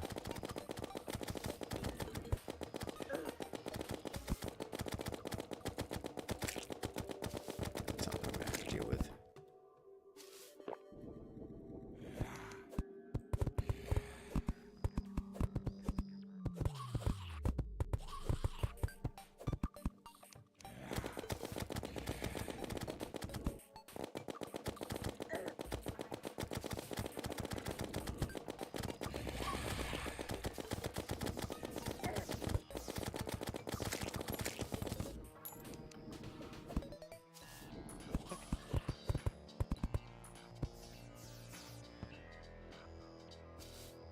No, that's not an island. That's the top of a living tree. Okay. Wonder if I should have made this higher up. No, I mean, I can just destroy all of that.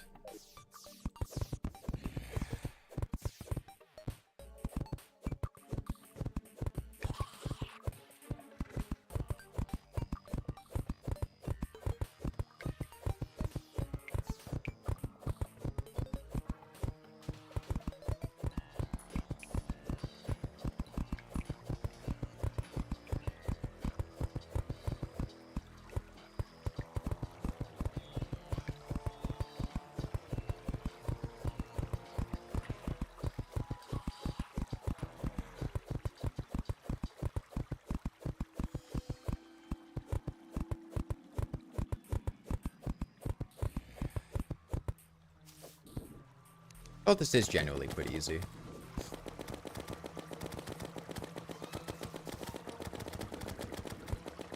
So there are Sky Island chests here, and they do have Sky Island loot, but they are locked with dungeon keys, so it's not really possible for me to open them yet. Technically, I could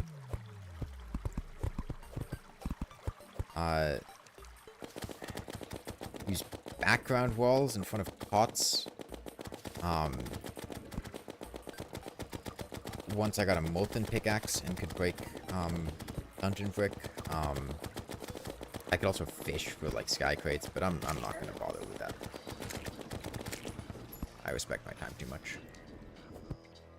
If you're dying in one hit with full water and your accessories are bad in Legendary, there were plenty of bosses that, or not bosses, enemies that would be able to, but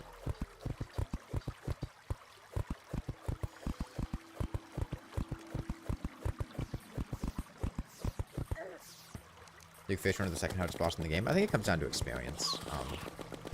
He can be very daunting as a new player. He's very aggressive in a way that not very many bosses are, and he deals a lot of damage. But he is also very predictable in that aggression. And people are generally incentivized to kill him quite a lot because he has very good items, so people get pretty good at the fight.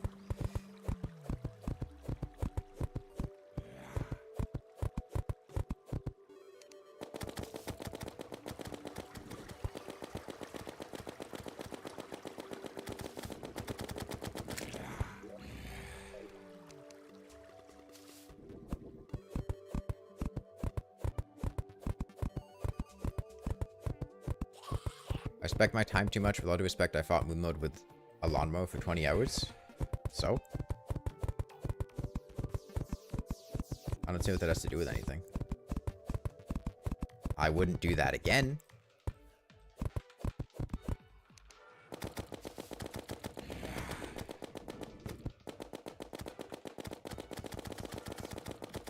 Pretty sure I pretty expressly said at the end of that run, yeah, I'm not going to do this again.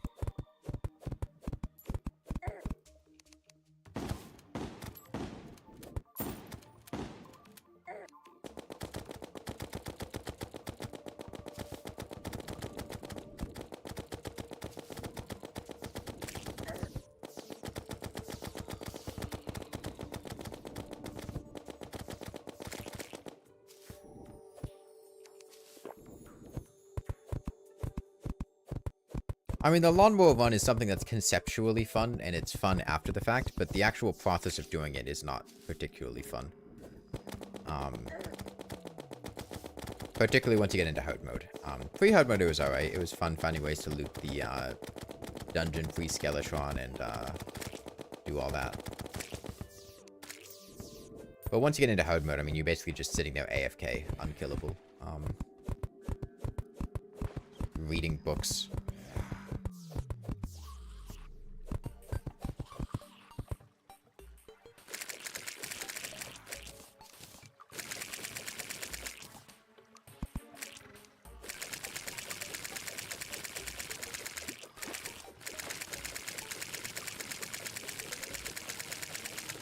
Skeletron despawning? Yeah, there was that.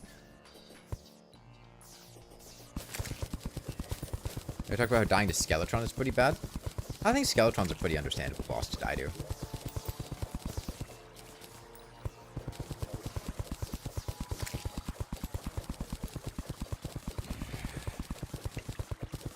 Fuck is a Legion block? Each of the evil biomes has a furniture set and block type in hard mode.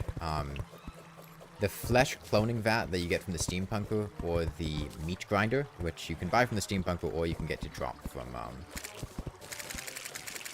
hard mode crimson enemies, will let you make legion blocks and flesh blocks respectively. And then they have their own associated like furniture.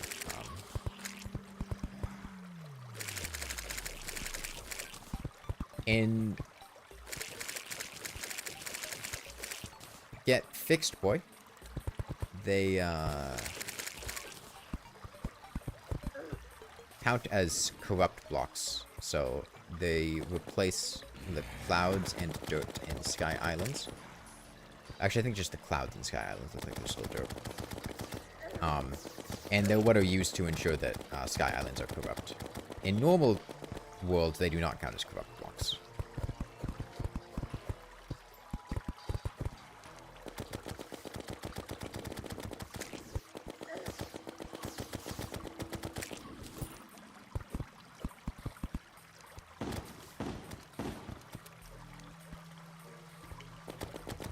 There's still no bone pickaxe, sadly. If I had a bone pickaxe, it would combine the powers of a fossil pickaxe and a silver pickaxe. Combined with the power of the fossil pickaxe at the speed of the silver pickaxe.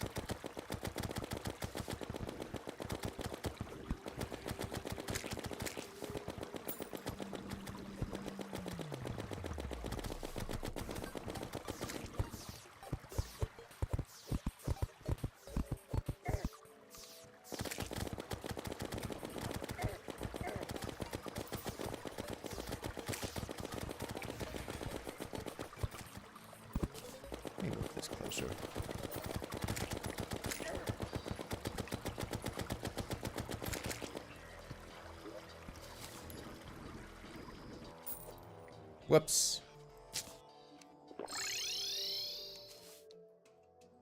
Oh, that's one way to deal with herpes. I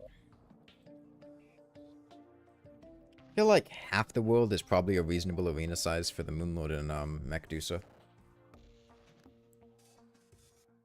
I think that'll be what I'll aim for.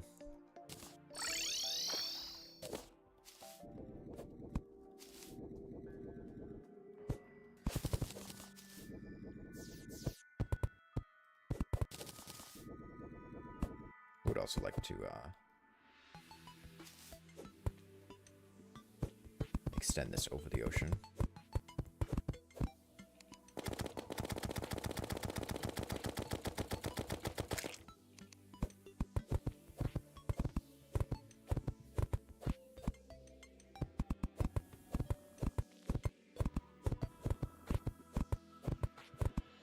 On the other people that consider Skeletron to be an easy boss.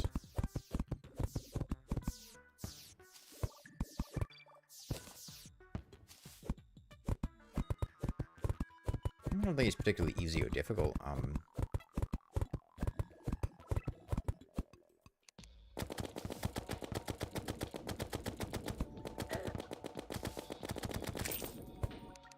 I Playing in Legendary mode, given the extent of his changes, I struggle to call him an easy boss on this difficulty. I mean, if you take proper precautions and are aware of what you're going up against, he can be pretty manageable. Is this kind of... Okay, no, good.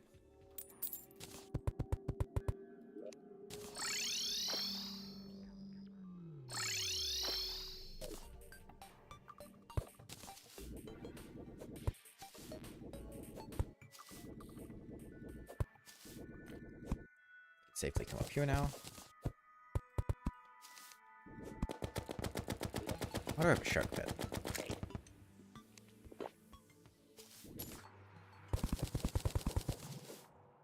Right. Back to where we were.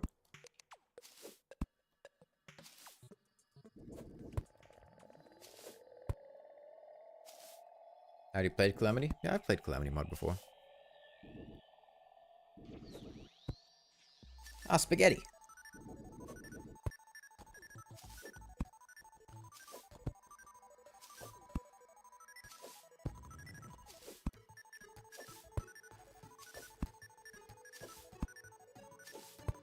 So the next step of this arena building is going to be building a giant flat arena on the bottom that I can use, cover with lava to disable enemy spawns. And then prep that as a place to fight the relevant bosses. However, before I do that, I'm probably going to make sure I'm geared up to fight Queen Bee, as there's a decent chance that in the course of blowing up the ground to make a spot, to expand the space available, I would end up summoning Queen Bee. And so I'd want to make sure I'd be prepared to deal with that.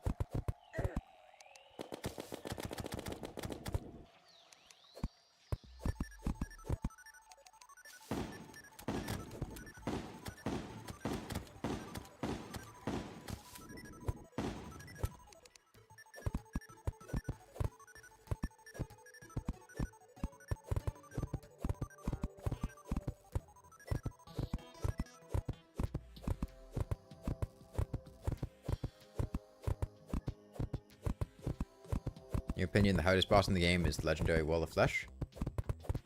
Yeah, I don't really think that's a controversial opinion. I think most people that have fought the legendary Wall of Flesh would agree with that sentiment.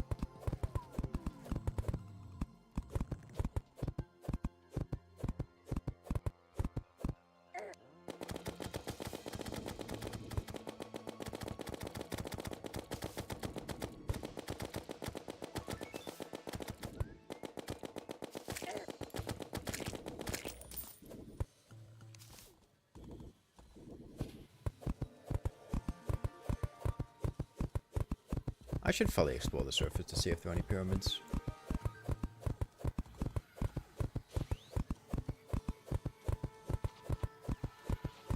Should also locate the dungeon.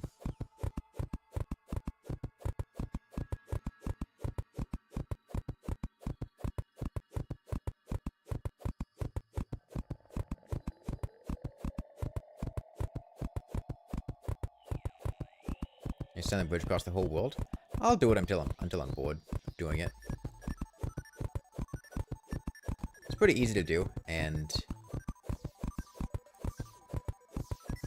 I don't have to be concerned about the surface.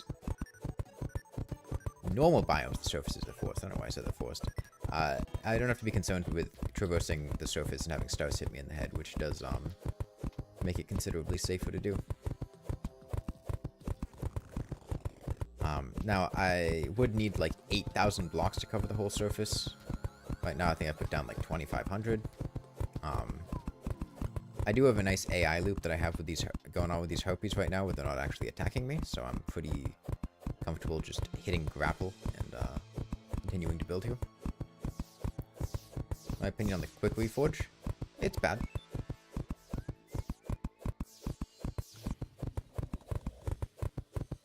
I ever randomly got in the door to use block in normal play? Normal play? I don't think so. Doesn't seem worth the reforge with small boost to extra jumps when you can reforge for better survival. Oh, move speed reforges.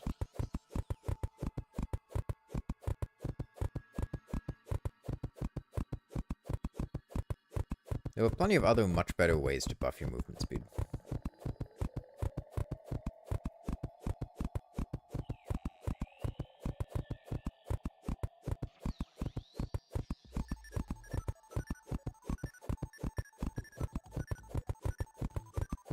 This is nice and peaceful.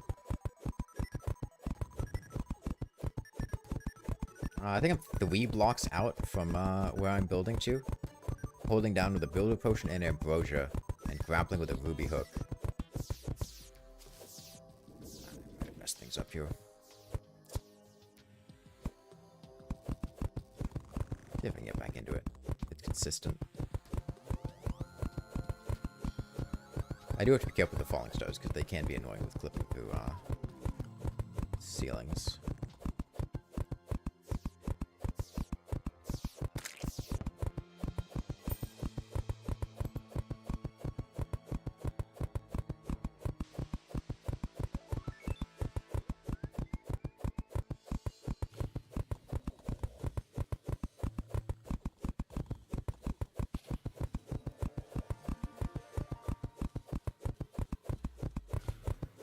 Yeah, I think one of the things that I emphasized in my first video is the importance of caution and precautions, and what I'm doing now is quite a severe measure for precaution, but I do think it will ultimately be worthwhile,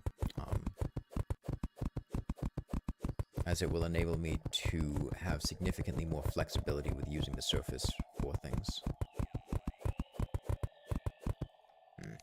Puppies finally found their way in.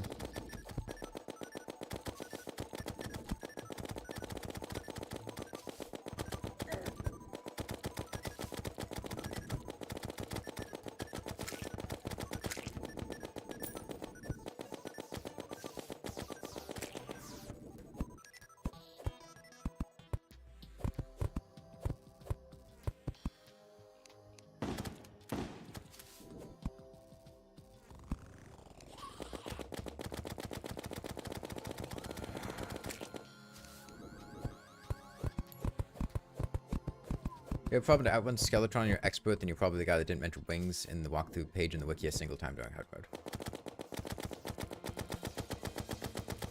I mean, to be fair, I don't think it's the guy's fault that didn't mention wings, because at that point in time, I'm guessing that that wiki walkthrough was written during 1.1, where the only wings in the game were angel and demon wings, and it was totally reasonable to not use wings. In fact, they were actually kind of difficult to get because you had to grind for quite a while to get them.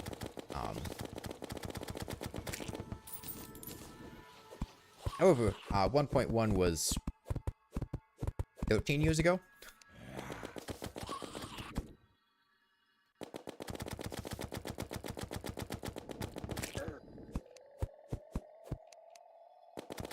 Why would they keep it in the 1.4 wiki page? I mean, like, it's a fan-operated wiki. It's not like you having people paid to keep up with this. It's just if somebody feels like updating it, they update it. Doesn't make sense to get angry at them for it. Like, it's just a silly relic of the past that's still being given as good information.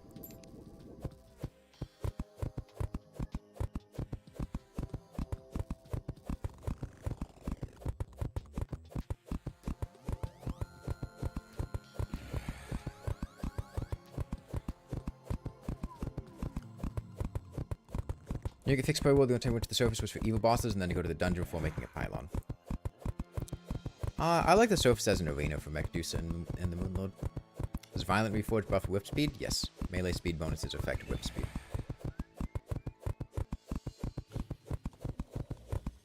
Melee speed bonuses generally, and this is like incredibly min-maxy, but the best way to utilize them would be to know the exact use time of your weapon and the exact amount of melee speed you would need to hit the next breakpoint to round to the next use time. where, you know, 36% melee speed might not do anything, but then you get up to 41%. Like, 35% might get you down to a use time of, I don't know, 15. And then you get 41% and it brings you down to 14, but anything between 35 and 41 wouldn't do anything. Completely made those numbers up. I talked about it in, I think, the Lucky Reforged video with the actual numbers. But the best way to use melee speed reforge would be to know those exact numbers and know exactly how much melee speed you would need to cross over to the next threshold, which is way too much thought to put into things. Like, that is obscenely min-maxy, just to get, like, a very slightly better use time and have it be, like, optimal. If you're not doing that, I think I would probably just go for, like, Lucky or Menacing. If you get Violent, feel free to use it, it's fine, but find it whether you can die mounts.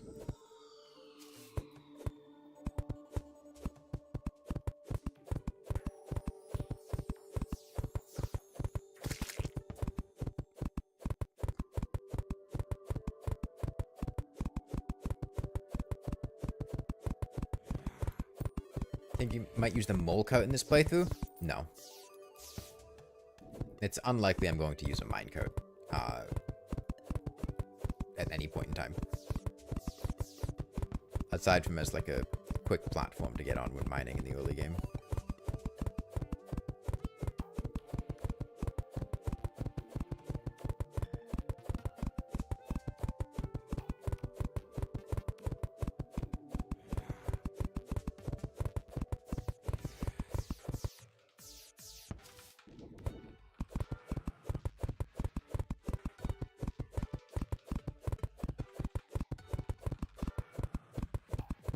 Yeah, the main world wiki uses mirror haze. That's nice. But it's a lot of work to move a wiki. Also, Terraria's wiki.gg domain has been an existing wiki for quite a while. Like, I don't think Fandom was ever the official wiki. It was just the one that a lot of people used because the wiki.gg official wiki wasn't, like, super well supported. And a lot of people just used Fandom instead because Fandom had its search engine optimization and whatnot. But it's a lot of work to move wikis, and wiki.gg functions. Got a lot of Discord instead of using teleport made survival less problem, being doomed half the time.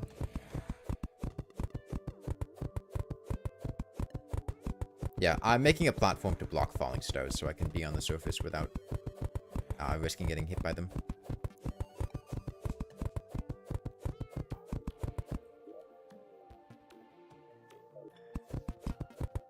I'm gonna go over to the top of the desert, and then I'm gonna fall down. Actually, no, I'm out of hunter potions. Damn. I wanted to go down to the top of the desert, then fall down and look for a pyramid, but without hunter potions, I really don't want to be messing around on the surface because it's really dark. Stars do damage you get fixed, boy? Yes, they insta-kill you.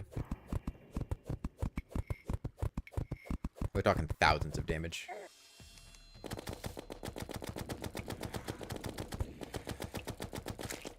This is like an Empress of Light tier insta-kill, not a Dungeon Guardian. Oh, total. Okay, I'll call that good. It's a solid chunk of the overworld.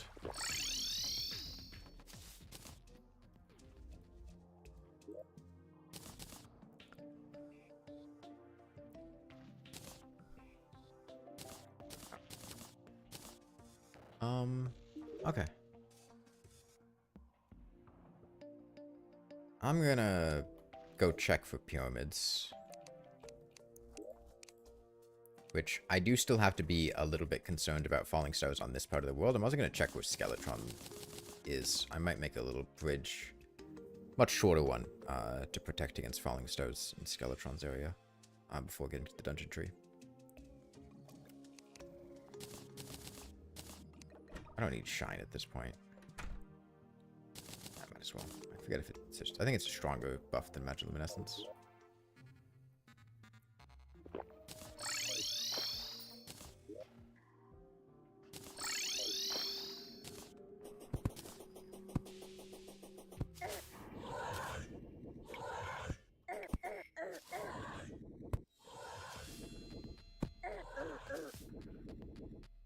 This is a hell of a climb. Jeez.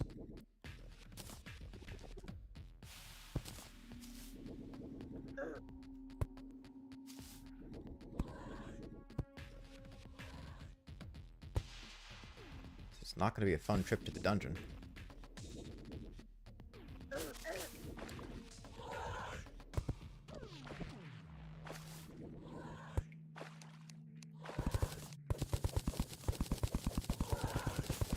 Heel over.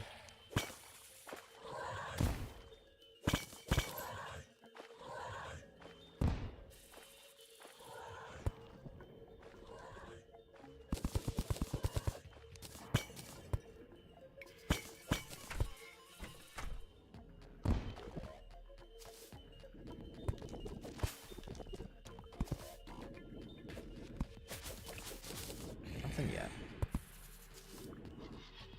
Ooh. I do not like the look of that.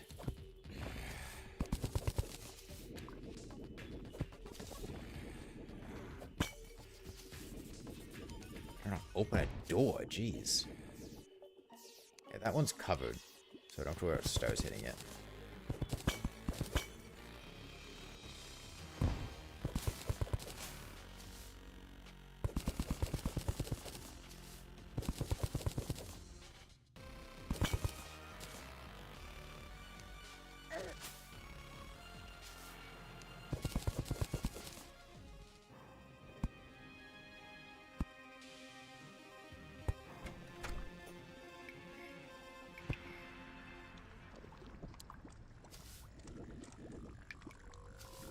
Man. That's a lot of bee lovers.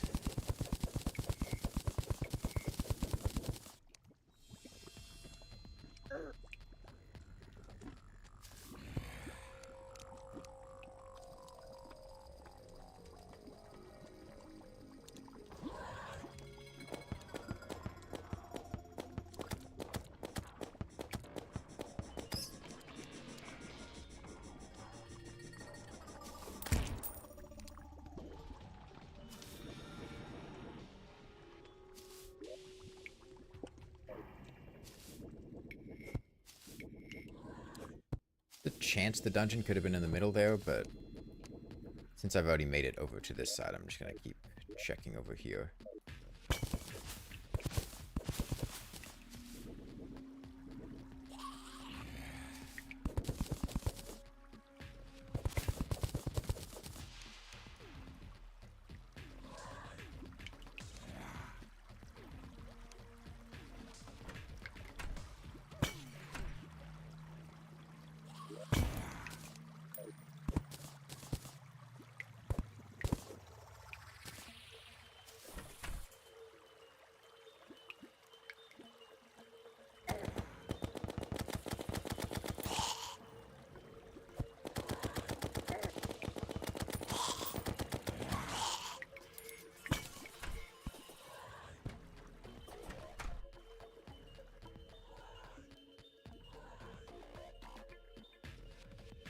This looks promising.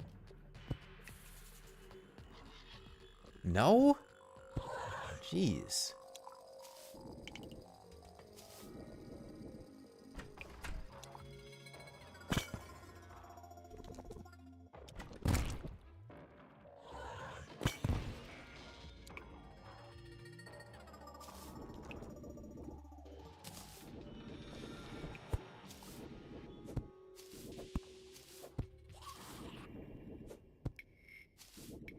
If you're not sure what I'm doing, one of these living trees is going to lead down to the dungeon. I'm trying to locate where it is.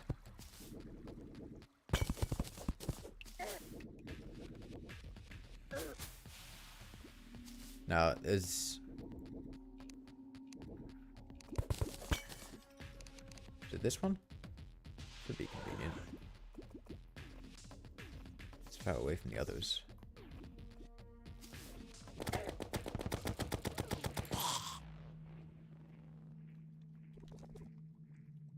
Yes, it's this one. Okay. What is that? What is that? What is that? Just look for a tree with different color leaves. Yeah, I'll get right on that.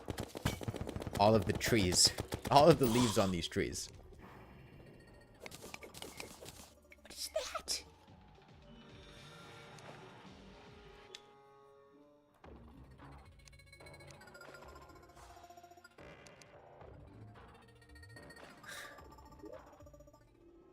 That's pretty far away.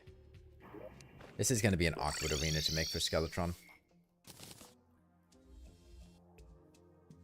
Yeah, I can go in there. I don't particularly want to, though, because it's going to start spawning dungeon enemies.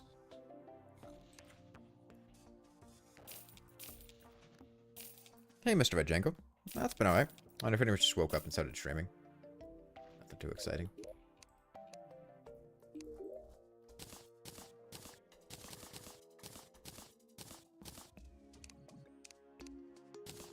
Okay. So, I want to check for a pyramid. Oh, Queen Bee's been making me kind of antsy.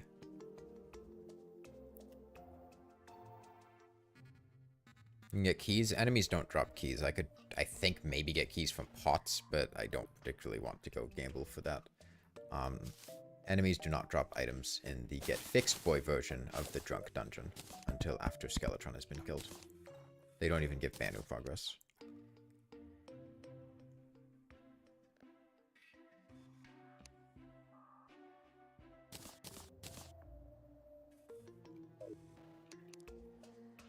Okay, I think I know what I'm gonna do. I think my best course of action right now is 1, buy a shit ton of dynamite. 2,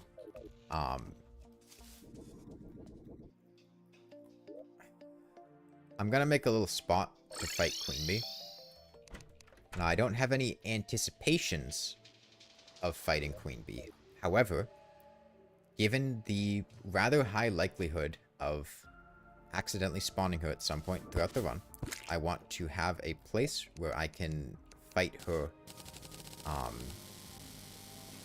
I'm going to set my spawn to here, and I'm going to make it so that I have a good chance of being able to kill her and actually win a fight. Because right now, if Queen Bee spawns, I am dead. Full stop.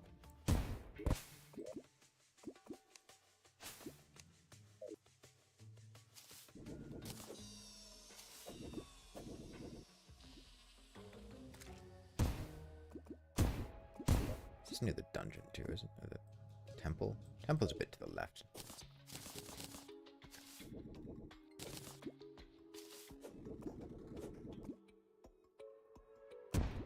Yeah, Magiluminescence is great.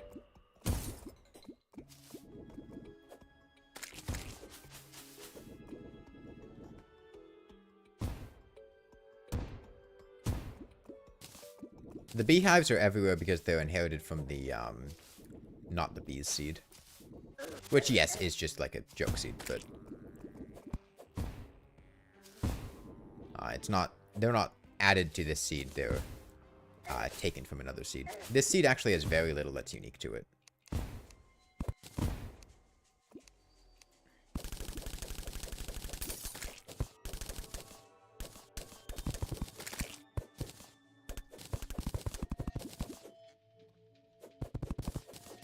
Yeah, since we have Terra Spark boots, we can comfortably use lava at the bottom of an arena to make sure that enemies cannot spawn there, which is quite nice.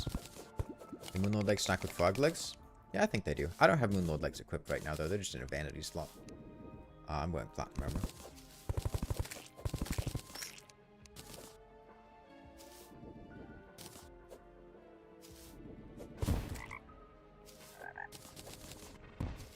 Yeah, I've got a lot of arena building I'm going to be doing here.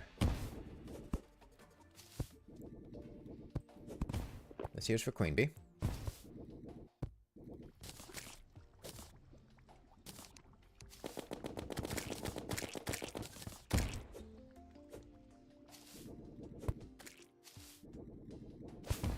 Hey, Eldritch Unfaithful. We don't need that much space for Queen Bee, thankfully.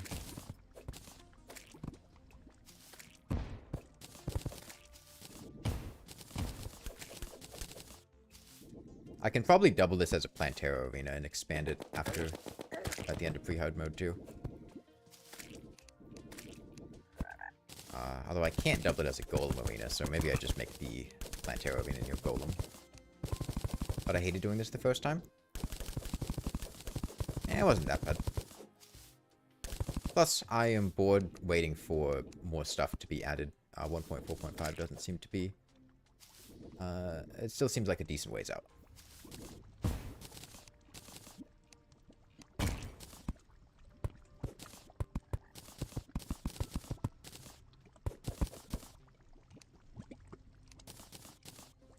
How does get fixed boy seed affect boss difficulty? It makes them harder.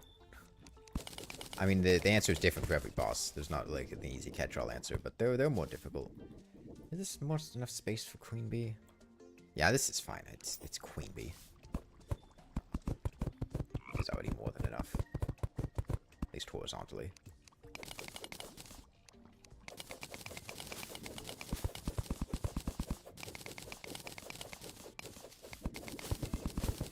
Yeah. Again, I'm not intending to fight Queen Bee, but given the likelihood of being forced to fight her at some point, I want to have a space in an area that will cause her to not get enraged, where I actually have a good chance of being able to kill her.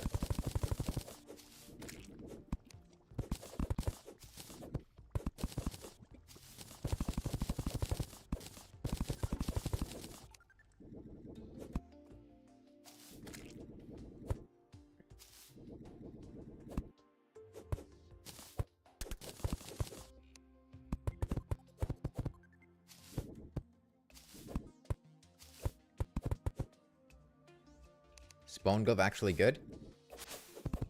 Is it good? Not particularly, but in pre-hard mode there are not a lot of like really good accessories. It is an accessory that causes you to deal increased damage, of which there are very few in pre-hard mode. So by virtue of that, you know, it's good, but the damage bonus is not, you know, that great. It's one of the accessories that, you usually have the accessories that you want and, you know, you slot in because they're good and effective. You have your boots, your magiluminescence, shield, whatever. And then you're usually left with, like, you know, 2 or 3 extra accessory slots to put in random items. Maybe you put in, you know, a band of regeneration, an extra double jump,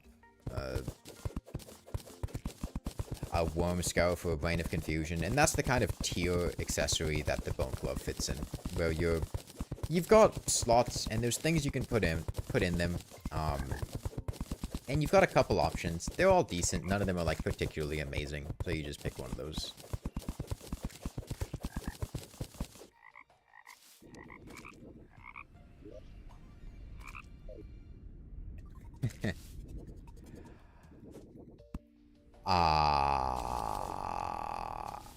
I'm near an NPC, so I don't think Deoclops can spawn. I think. Yes, we'll find out. Pretty sure Deoclops can't spawn if you're near an NPC.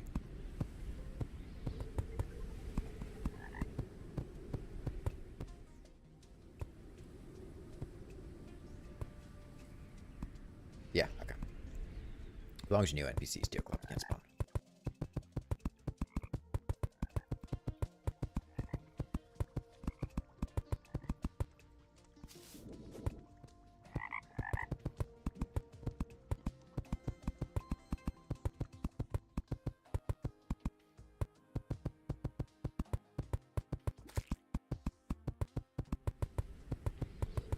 I'm not sure how Deoclops' spawning mechanics work on this seed. I didn't want to take any chances and run to the right half of this arena in case. How OP is Magiluminescence, Bundle of Horseshoe Balloons, Terror Spikes, Sunflower, and Swift Potion in full combination? I mean, it's strong. It's very good mobility. I wouldn't say it's overpowered. It's quite good.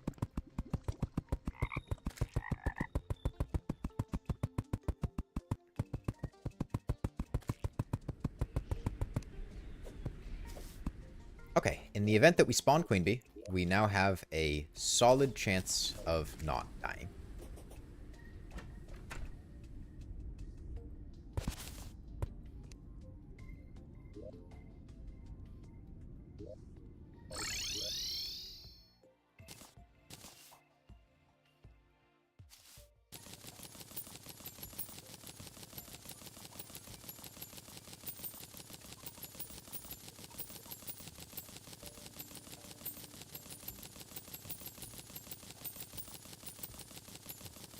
Magic Luminescence is nerfed in Calamity.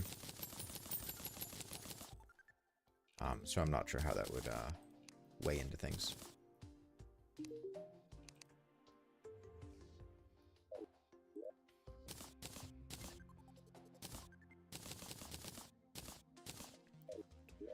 Okay, Reign of Cthulhu. Can't think of anything else that I'm particularly keen to get done before fighting the brain.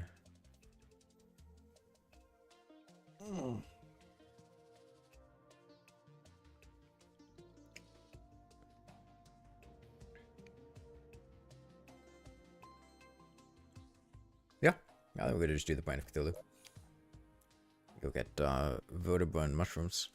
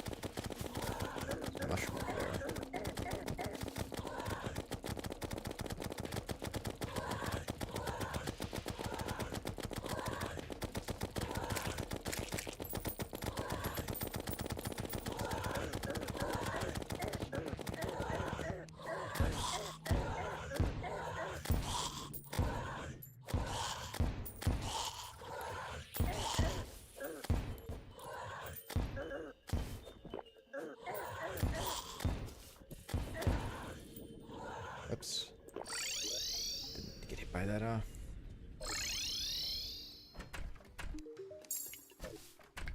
guys were there. Kind of threw off my, tempo. Let's go pick all those up.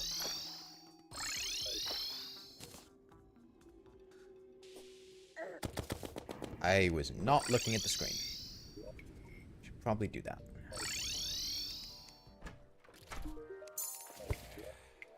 Right. Take two.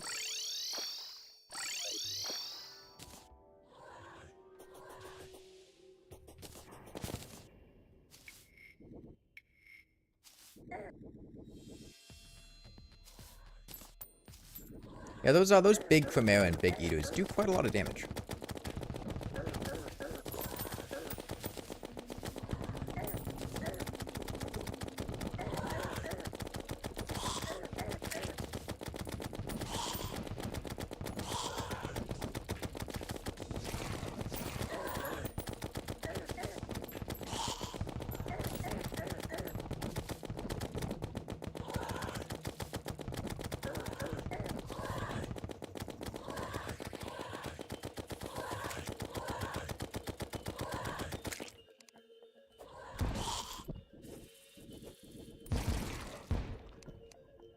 I'm having vertebra? Yeah, I want to get enough to make a Brain of Cthulhu summon.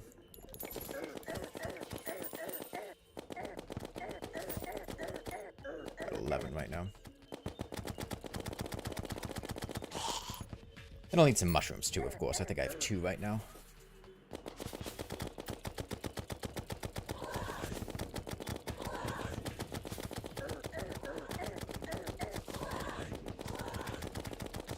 Yeah, the mini shark's damage here isn't that fantastic compared to like what the grenades were doing. However, it is supremely effective at crowd control. As you can see, I am able to manipulate the locations of these enemies due to dealing small amounts of knockback very effectively, and I'm able to keep myself distant from them, which, in combination with some nice mobility, does help out a lot. And once I have a bunch of fighter enemies bunched up like that, I'm fairly fine with switching to grenades.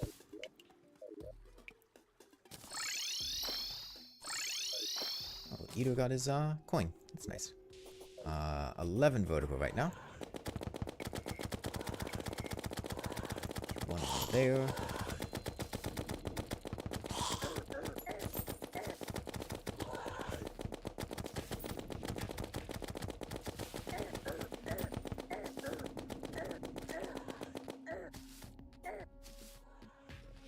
Yeah, best place to do this is actually going to be inside of here.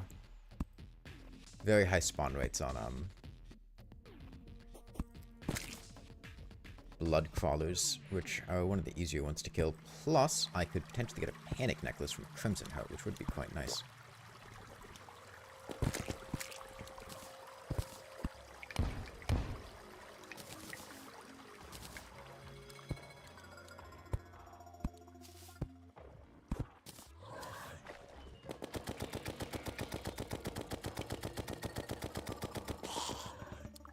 No explosives.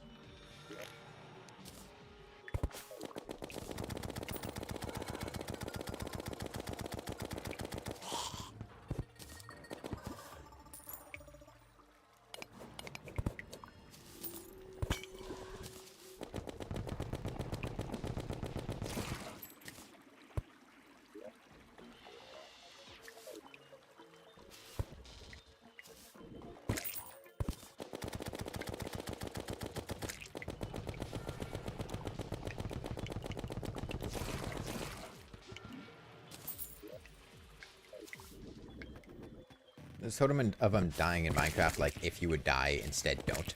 Because, yeah, that's silly in the context of hardcore games. Rod.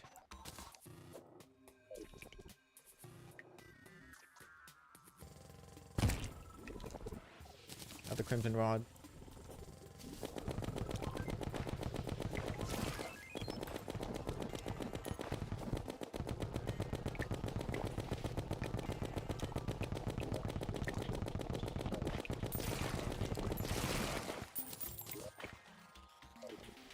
Okay, now we just need mushrooms. I think I'm gonna destroy 2 orbs down here, 2 hearts.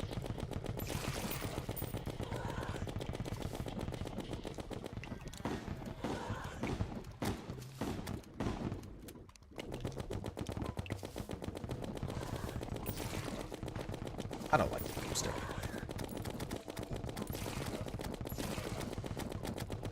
It'll spawn the brain, but then I can just recall that before it gets to me.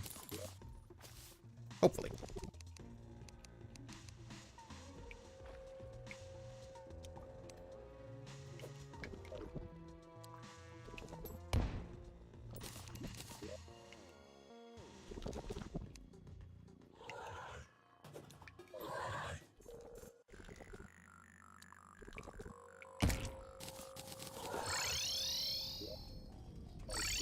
Fortunate.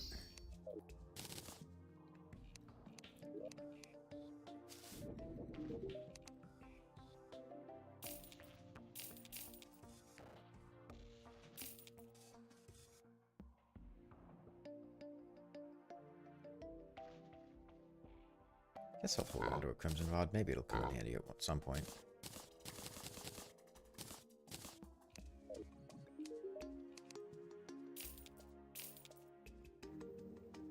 Okay, now I just need mushrooms. I've got 2 vicious mushrooms right now, so I need 4 more.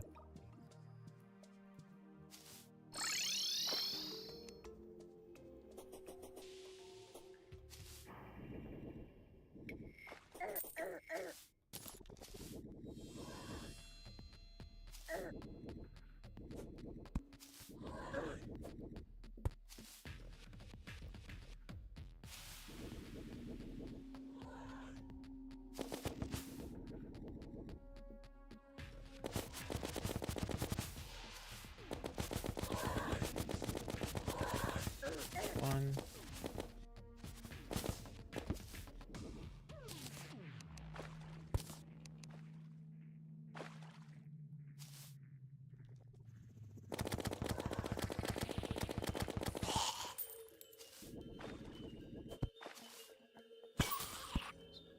Two.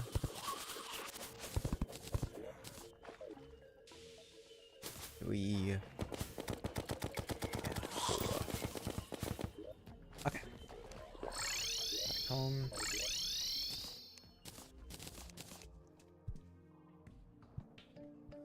Class am I playing? I'm not playing any particular class. I mean, I'm using ranged weapons, so I guess you'd say I'm playing Ranger, but I'm not sticking to any particular class. That would just be making this more difficult.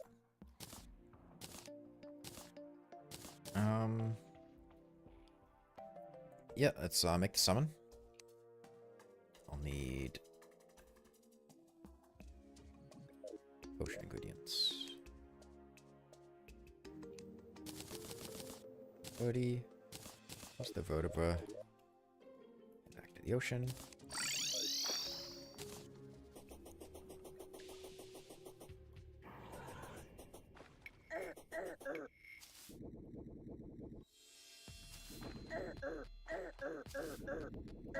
Hello.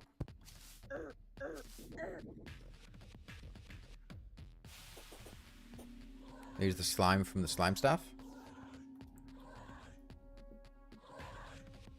I've been using the slime staff.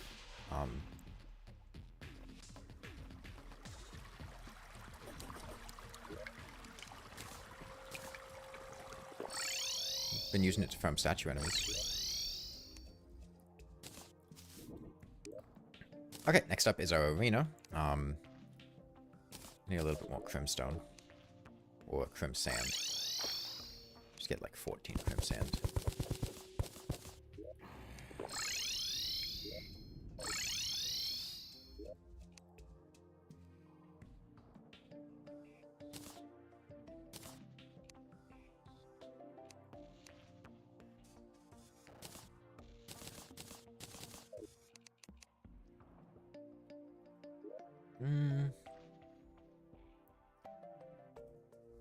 Make a little spot off to the right.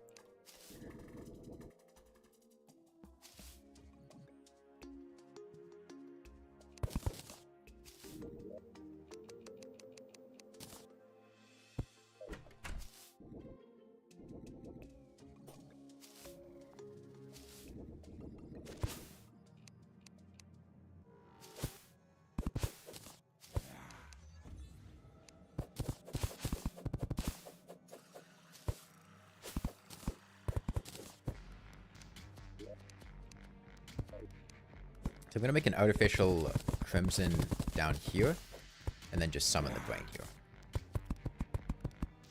So I think that'll be my most effective way of dealing with him safely.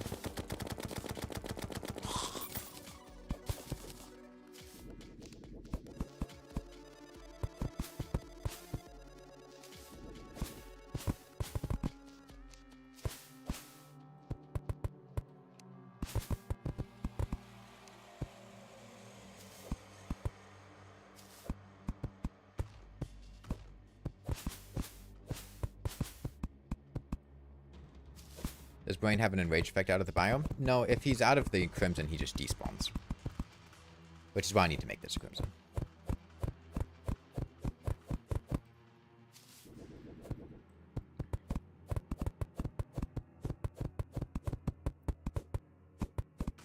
No leg playthrough in stockings? How am I going to wear stockings if I don't have any legs? That doesn't make any sense.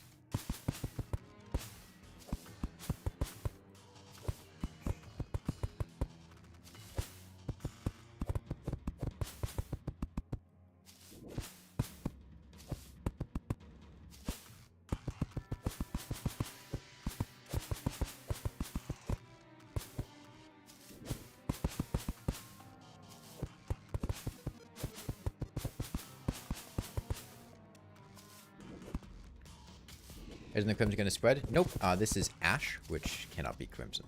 And above it is mud, but specifically glowing mushroom mud, which also cannot be crimsoned.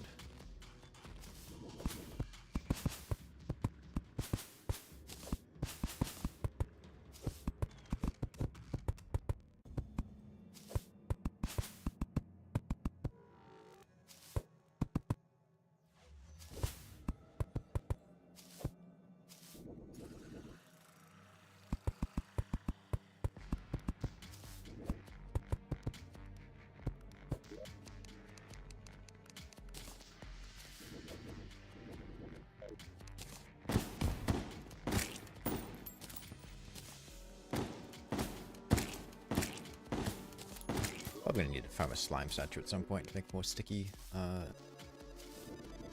dynamite.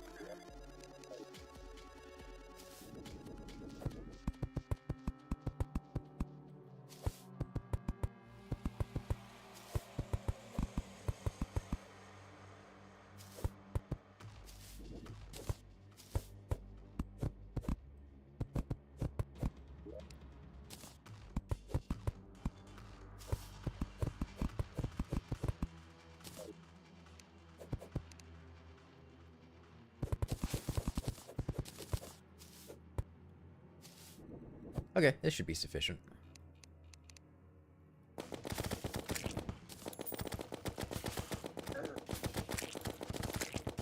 I will, of course, still need to go through his first phase. So I'm going to make a couple platforms.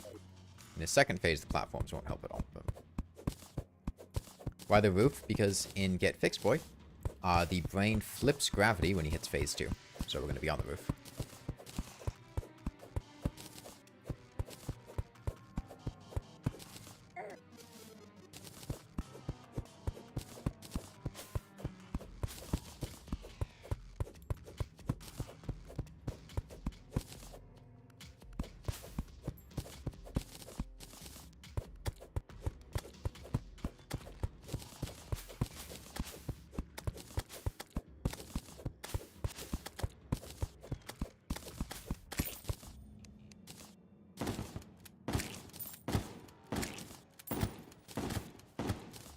That's also why platforms won't help in phase 2. Because when you're in reversed gravity, you can't use platforms.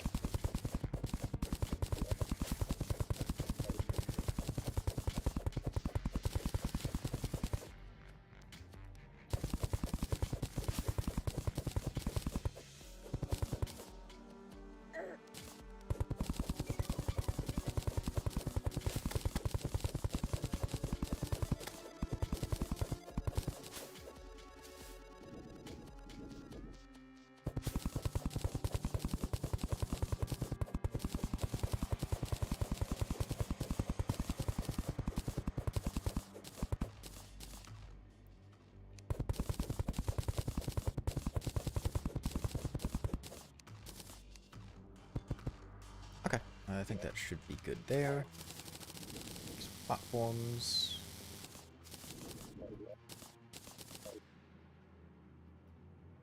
Can't use the gravity potion? No, you can't reverse the gravity with the gravity potion.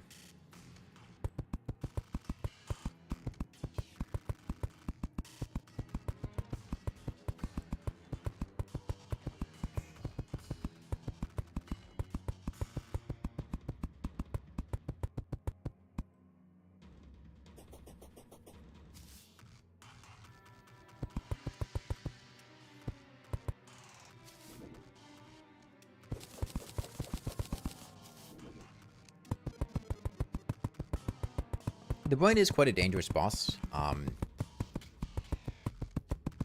I believe he will hit hard enough to two-shot me, the actual physical body.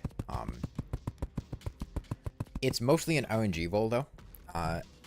If the brain hits me, or the creepers hit me, and I get cursed, I'm fucked. Combinations of slow can be really devastating. There are a lot of ways that things can go wrong, but it mostly comes down to the debuffs that would be inflicted if I get hit. So the best solution is simply to not get hit, but it's not always easy to bank on that.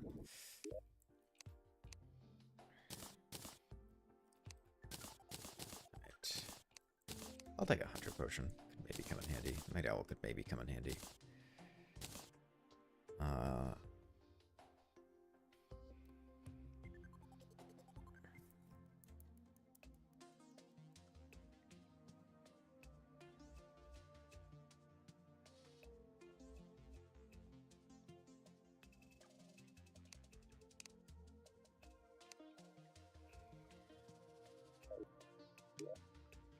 Let me make a cooking pot.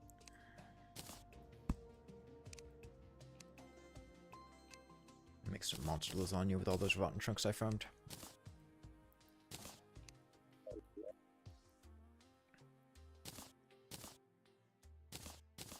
As far as my actual weapon, phase 1...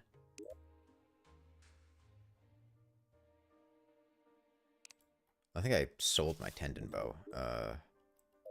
Otherwise got rid of it. Demon bow? I could also just go get some Crimtane. There's plenty of it around.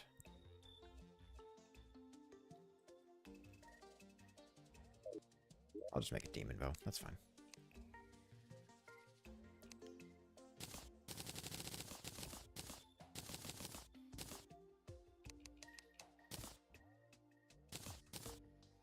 Good old demon bow jester's arrows. Also get meteorite? Yep. It'll fall on the surface, just as usual. Actually, I don't have a whole lot of money. I'm fine with just godly.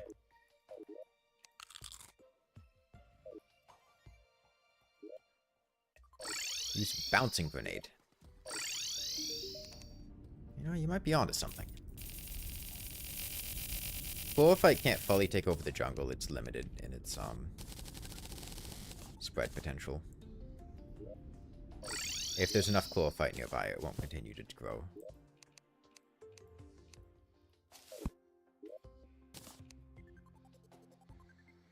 Okay. I'd really like a panic necklace for the Brain of Cthulhu. I'm gonna go try to break some more hearts. The panic necklace for the Brain of Cthulhu and Skeletron.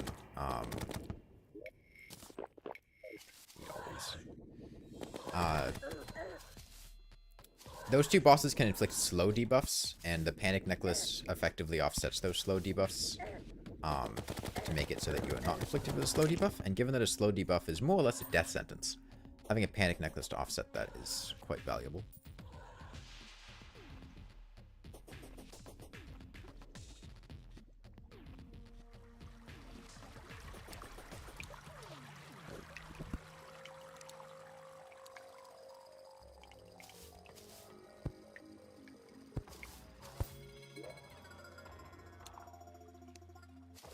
Stacked all my scaled bombs.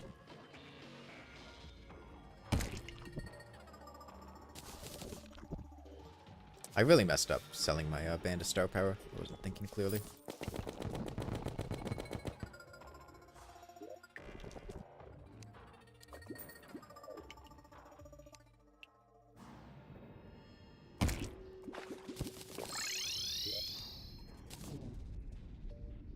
Light pet.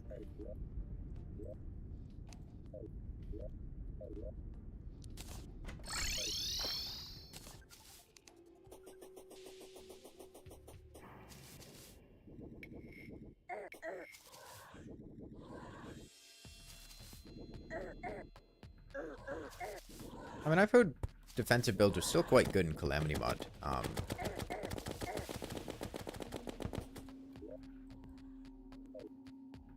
More hearts down there.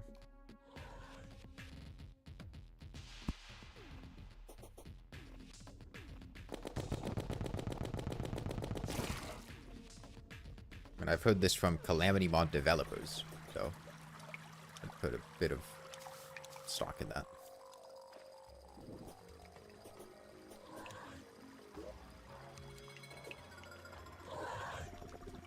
Would you just make a graveyard biome? Yeah, just put him in lava.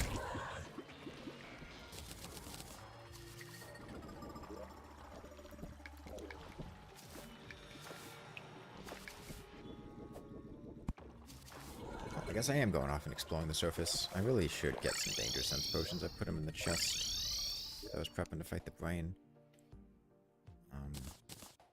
Put danger sense and hunters and stash them onto lasagna and regen potions, like shine potions, and make a night owl potion. I should already have a night owl potion. Okay.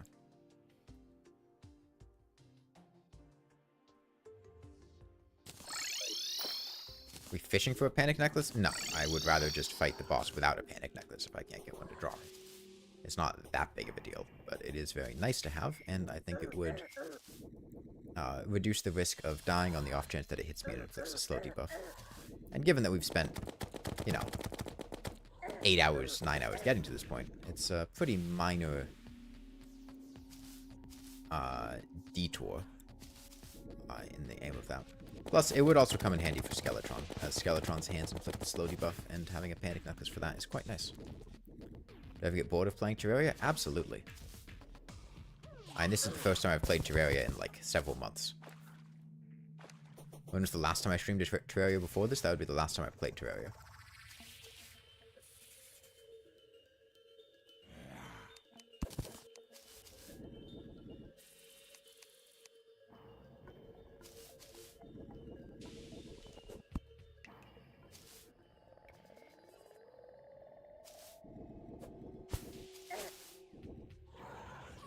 Well, this will let me check for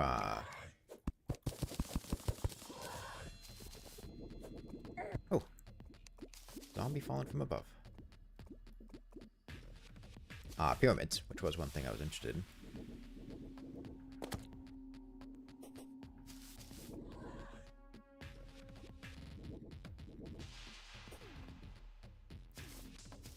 Hey, Woot 7. I'm gonna try 1 HP hardcore again.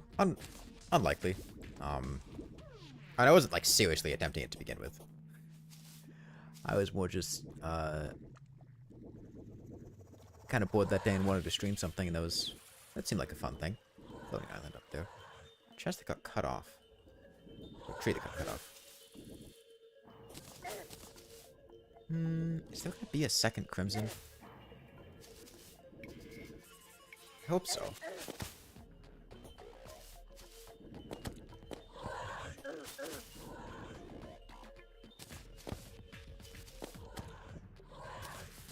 This one? This is one. Okay.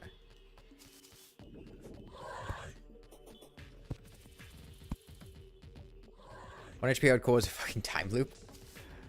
I mean, it's fun to play, but it's not fun to, like, seriously try to grind, because it gets very, very, very unreasonable. Danger sense. Okay, this is safe.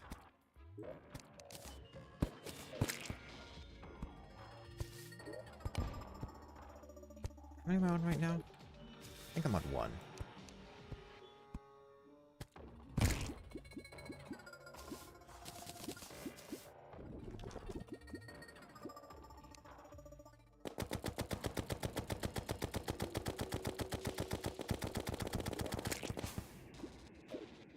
That's gonna be real tough to get into. I think if I do that. And then if I just eat a bomb. I didn't blow it up. Bomb. If I eat a second bomb. Water fork.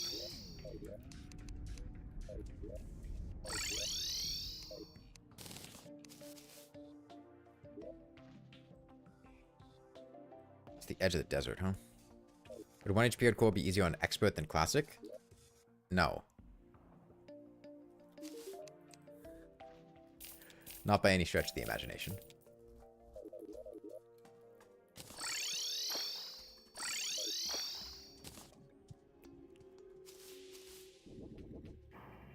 Well, yes, you would have access to better drop rates.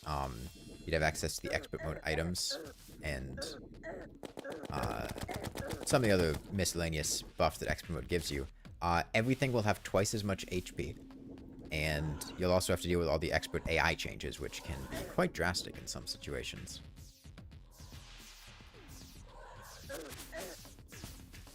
But trying to echolocate where the star is falling as it's coming down from above, going from right to left. I can hear it falling over me.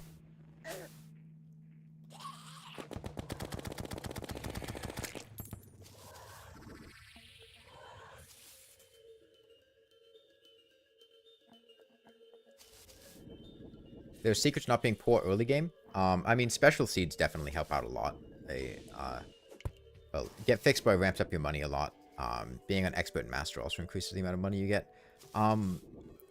What I would recommend is looting chests and other items with the intention of selling what you find. That can get you quite a bit of money, as usually every item you'll get from a chest will be worth 1 to 2 gold. And just finding a bunch of gold chests, picking up the items and selling them can be really, really helpful. Once you get to the point of being able to fight bosses, you can start farming bosses. Just, you know, summon the Eye of Cthulhu, find a bunch of things. Underground, suspicious looking eyes, summon them. In general, being efficient at mining will allow you to get a lot of money, both because you'll get literal items to sell from chests. You'll get life crystals, which are worth a little over $1 gold a piece.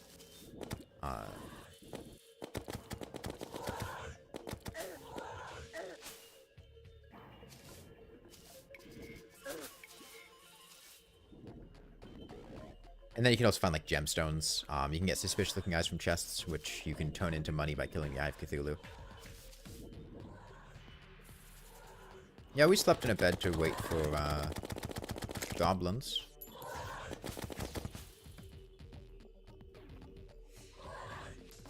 Want to remember that I don't actually have fall damage immunity, it's just the surface cancels fall damage.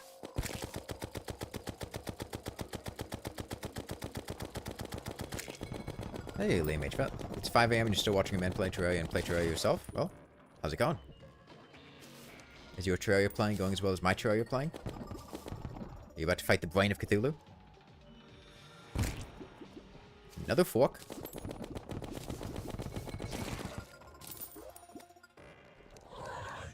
Good should be enough.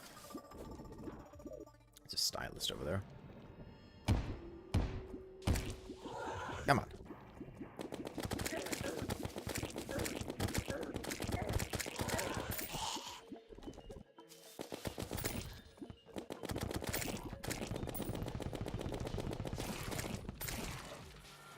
Panic necklace. Okay.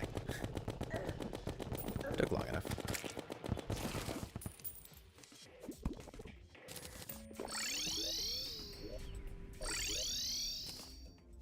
Alright.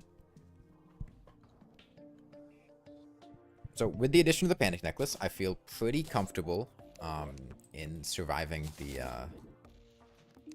brain, even if we get inflicted with a slow debuff. Get it to warding. I'm out of money. Ah, menacing is fine.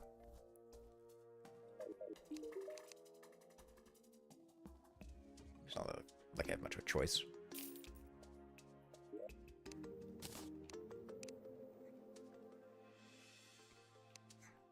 Okay. Danger Sense back. Hunter Shine on. Monster Lasagna. Regen Potion. Medium food's fine. Potion ingredients. I wanted a Night Owl potion. Might come in handy.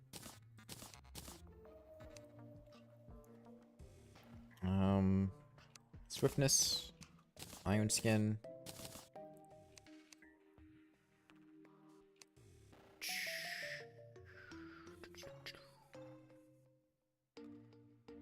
Got healing potions. Okay, that should be fine potion-wise. That leaves my weapon. Mini Shark Demon Bow. That's fine.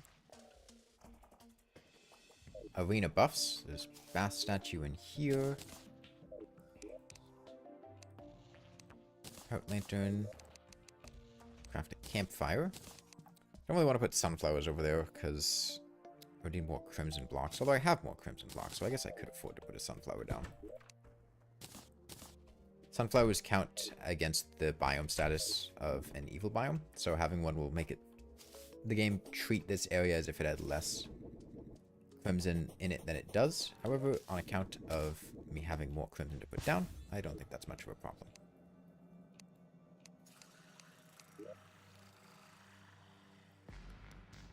Just put some down.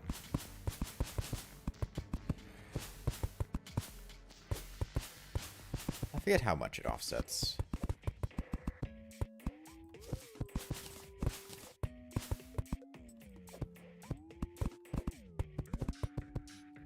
It does lead to some entertaining situations where you can make NPC houses valid to live in corrupted areas as long as you just spam a ton of sunflowers down.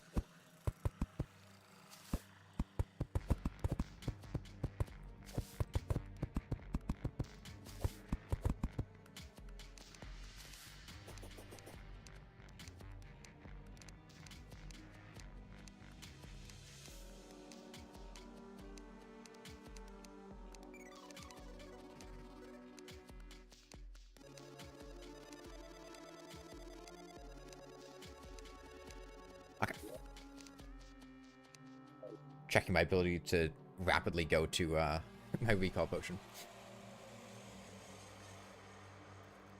Okay, I think we are ready. Worst case, I just leave and we try again. 80 tiles per sunflower? Damn. Is that enough? Yeah, that was enough.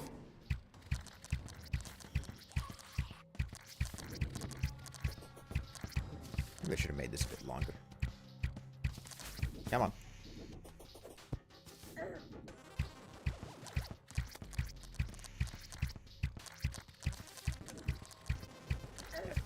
It wasn't really my intention, but I made this a little bit too short widthwise, which means that every time I'm going to the side to avoid his attacks, I just keep having him start doing his despawn, which makes him kind of easy, at least in this phase.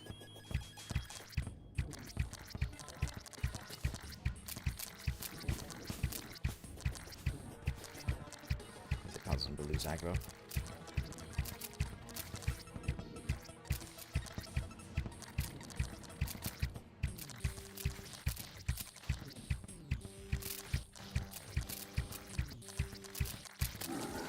Yep.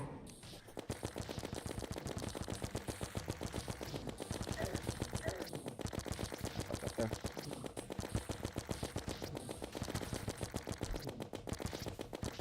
Okay, I really need to think about what is happening.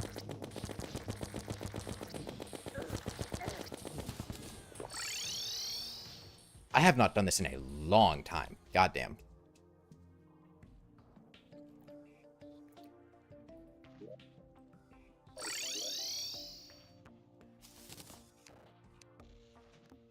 That's fine.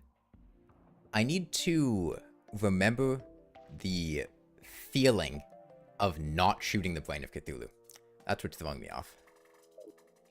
Maybe use a bow to set it on fire. God, no. No, the strategy we have, Ryan, is fine. I had a rough sense of the amount of damage I could take. I didn't think he was going to kill me, though. The only thing is to get more mushrooms. There's a, I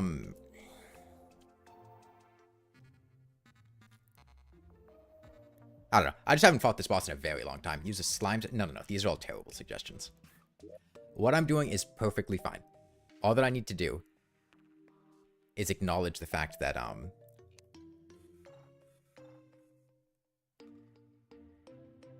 the feedback that I get when I'm not shooting him. Because I haven't done this in a long time, and I forget the feeling of needing to adjust shooting in the other direction.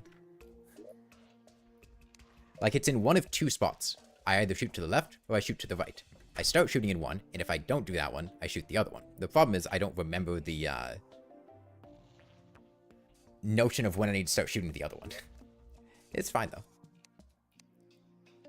Like, this will work perfectly fine.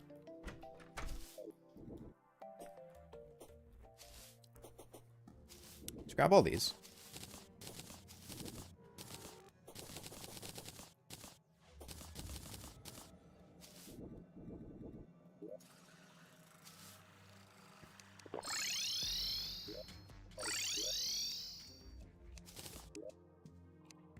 And at this point, I have enough.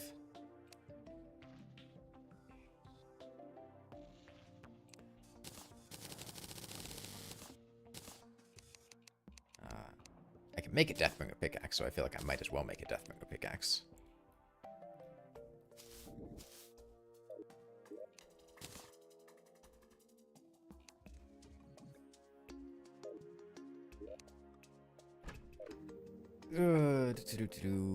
I need more...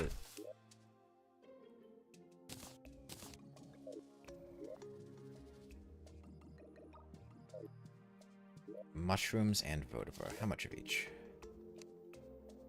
I need 7 vertebra and 6 mushrooms. Jeez. These mushrooms can be a real bottleneck.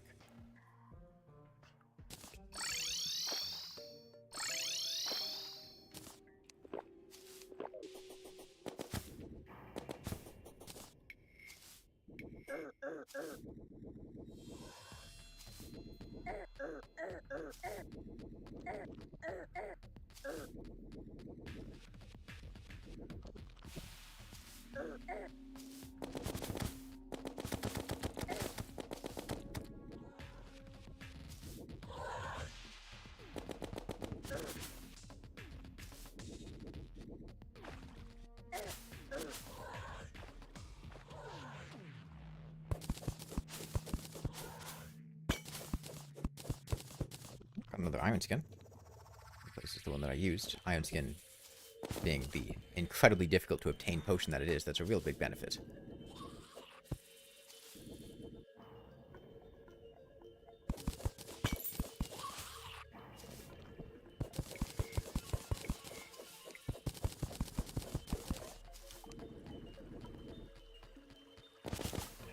Two more. Mr. 5.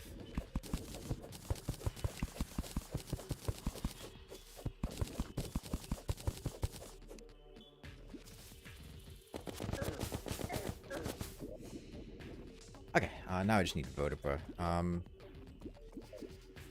just kill stuff up here.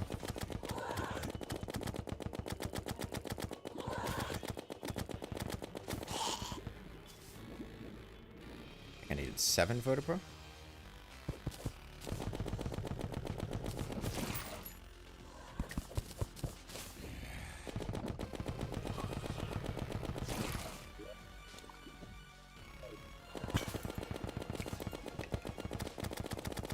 Checking to make sure there wasn't a queen bee larva, so that if one of those didn't drop a bomb, it wouldn't just fall down and break a larva.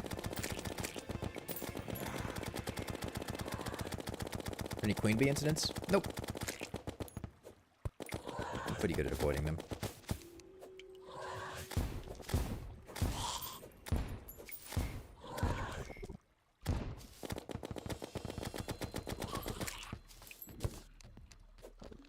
I mean, odds are queen bee spawns, I just die. So that's the queen bee incident resolution if one happens.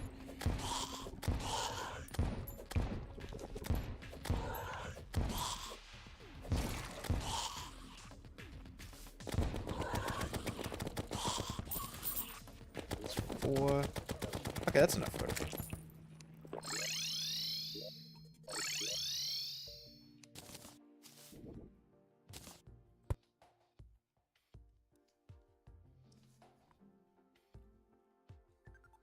Yeah, regen potions are great.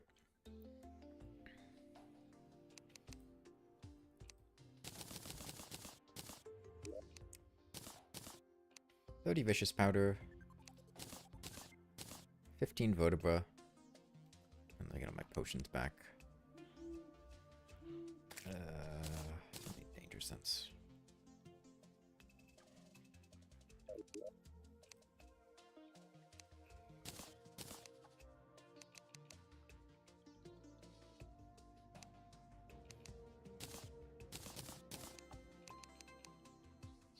Swiftness. I'm out of cactus?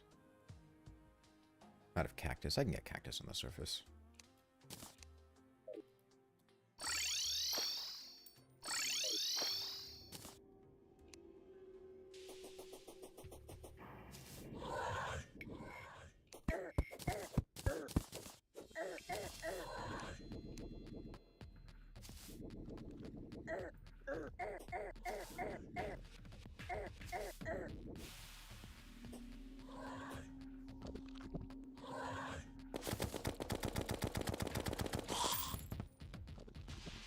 Let's do take 2 of this boss fight.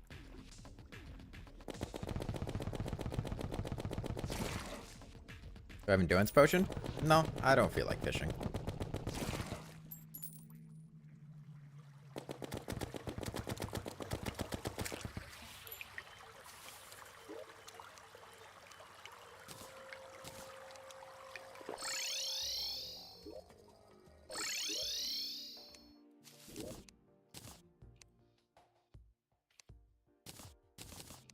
Okay, let's go try again.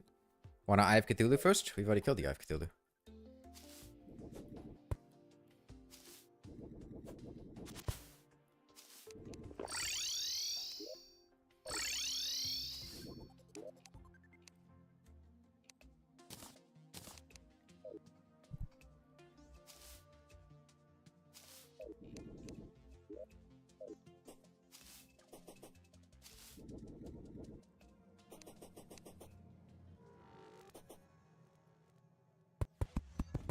This will expand this a little bit.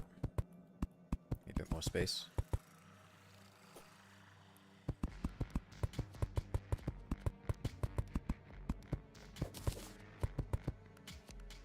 Right. Take 2.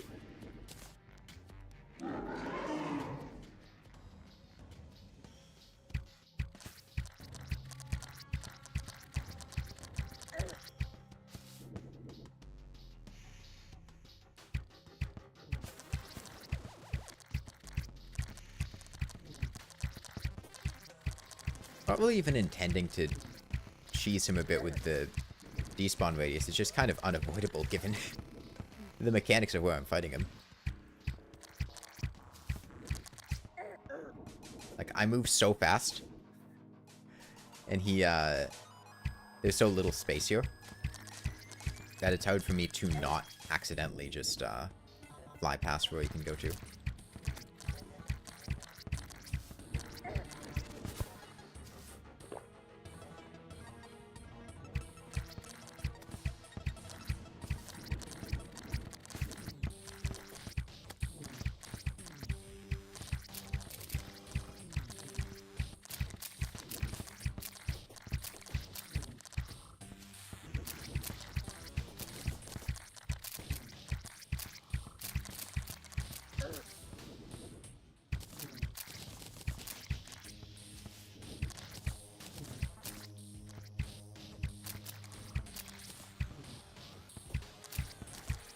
Try to get him down to one creeper.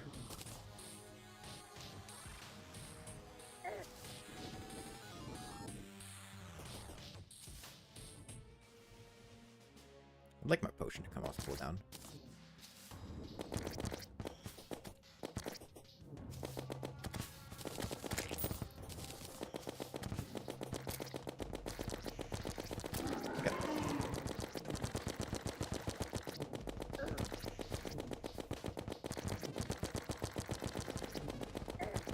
God, I suck at this. Okay.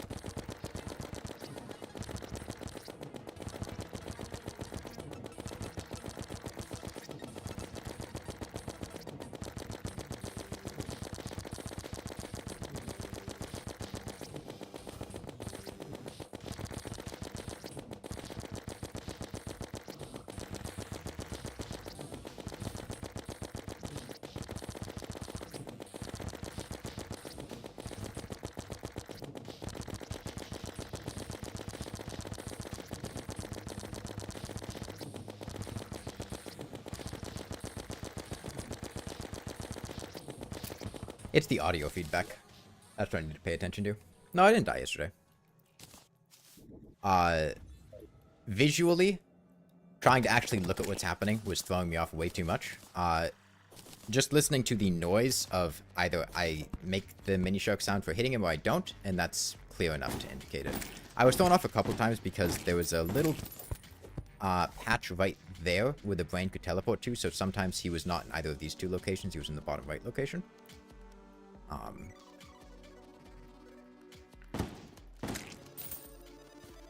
I wouldn't really consider that to be cheesing the brain of Cthulhu either, as given the mechanics of his gravity flipping, it's kind of hard to have him not be in one of the two locations above you. You can't use platforms, you're kind of forced to be on a solid ground. You'd have to go out of your way to allow him to spawn in all four locations. That was our second boss. Okay, Reign of Confusion's nice. But now we upgrade to Molten Armor. Now the worm, fuck no. I am not fighting the Eater of Worlds. Oh, yeah, despawning animation. I mean, it would have taken me too much time to make the arena larger for me to care enough to do that. Like, I would have had to spend like 10 minutes. I didn't want to do it. It was fine. The first phase isn't really difficult anyway.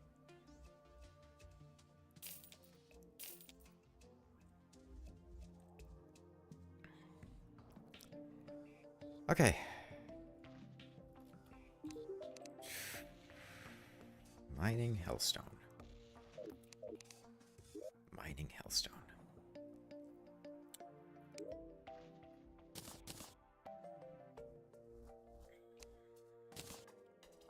Ancient Chisel. Potion.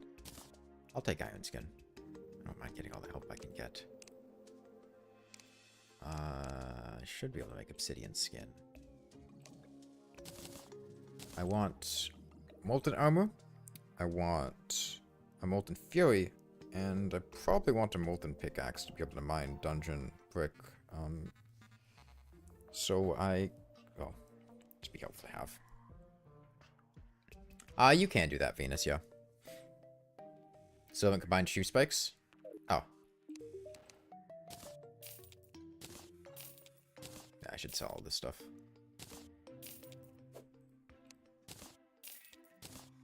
I have a lot of stuff that's just been sitting in my inventory.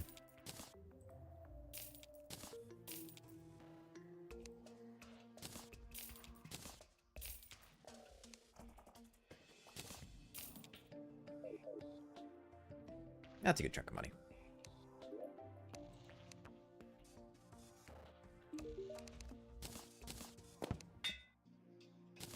I'm happy with Plane of Confusion. I'll put it on for Sharktooth Necklace after I get the Molten Fury. Sharktooth Necklace is very good with Molten Fury. Okay. Hunter, I probably want some Danger Sense. I already have Terra Sparks, so I don't need Water Walking. Ooh.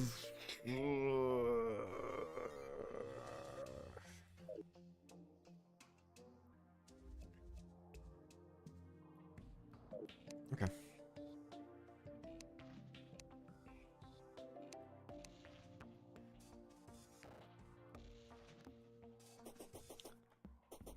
Whatever, money trough?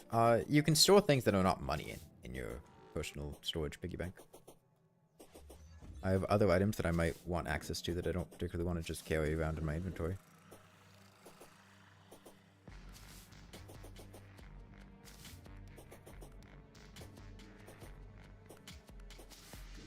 You're back from Minecraft, what did you miss? We killed the planet of Cthulhu.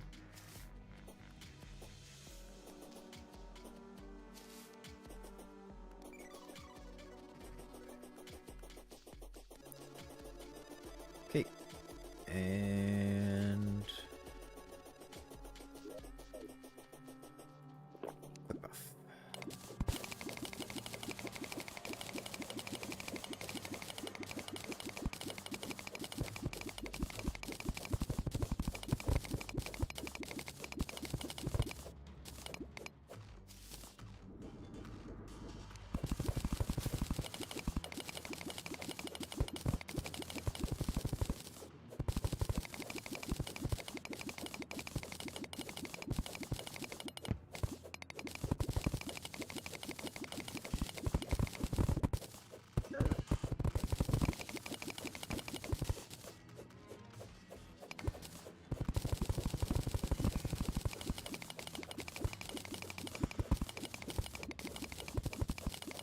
You know, I do have to be a little cautious here. Much like the top of the world, if you touch the bottom of the world and get fixed boy, you also die.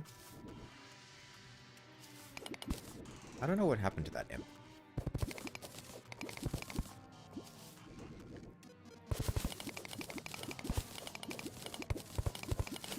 Take my void bag. Yeah. I don't really care enough to carry the void bag. Also, it takes bones, so I couldn't have it even if I wanted it. Okay, let's leave you alone.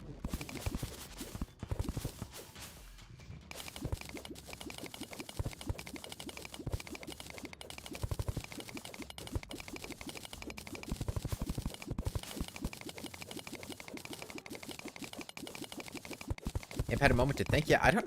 He teleported to me, fired once, and then just disappeared.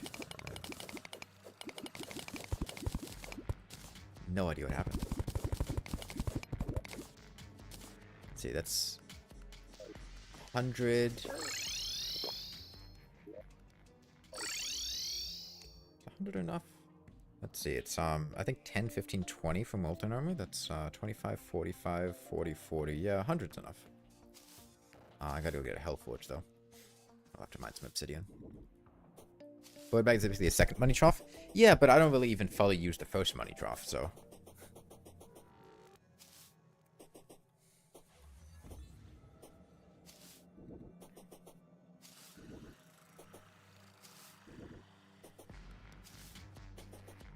Void bag automatically picks stuff up? Oh, I don't like that feature. Usually if I don't pick something up, it's because I don't want it.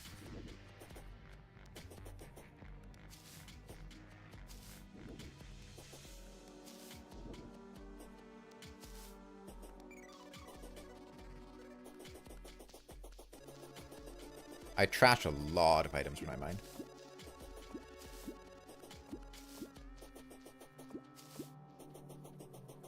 I hate when lava does that. Sometimes when its flow level is changing, it just causes you to fall down it when you're water walking.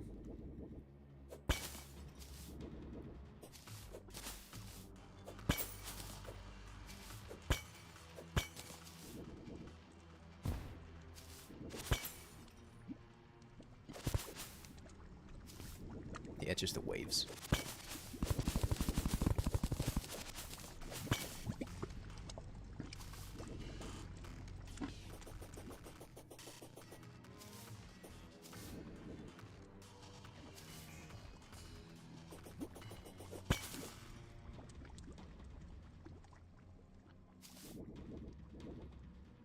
Actually, you know, I might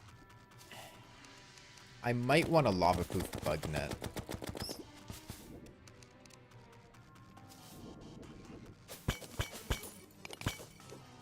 Yeah, you know what? I think I will get enough hailstone for a lava-proof bug net.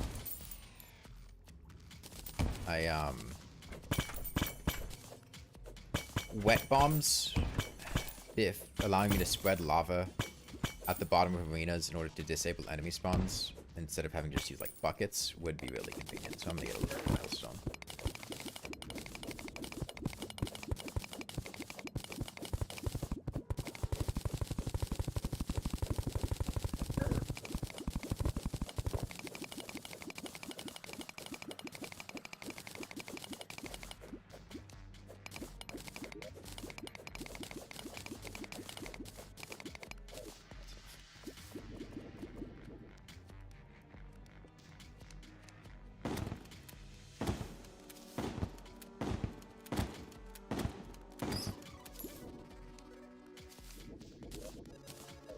Now we just need to find a health forge.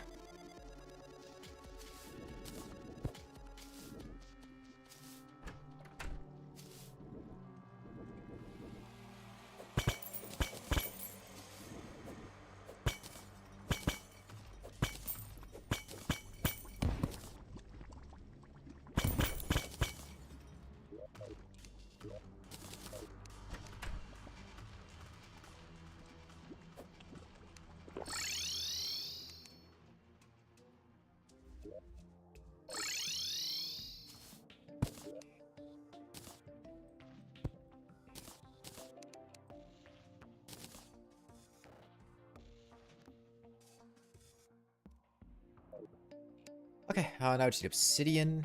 A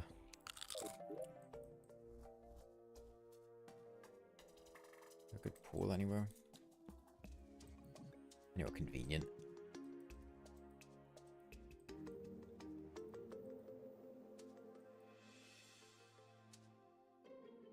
That would be easy.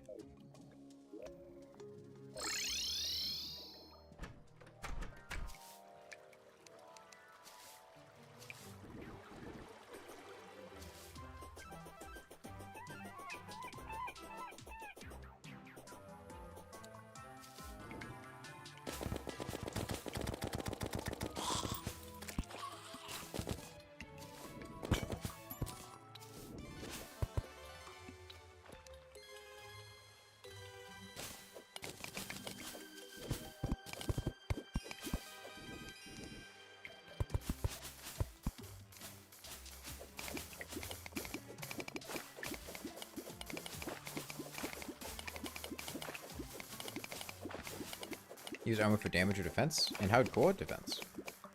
Not like purely though, I mean it's...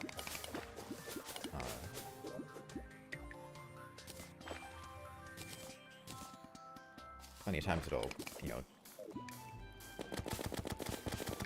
use class appropriate armor, as opposed to just like sticking the melee head on everything. Depends on the armor and the class.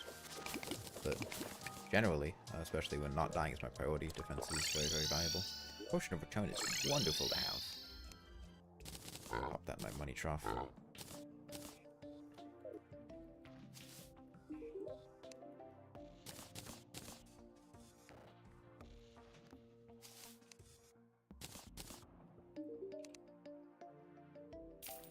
What time is it? 4 minutes till I can get on Holy Arrows.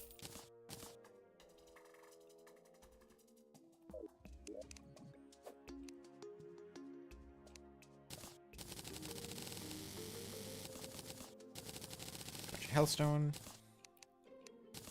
Molten Fury, Pickaxe, Molten Armor, and then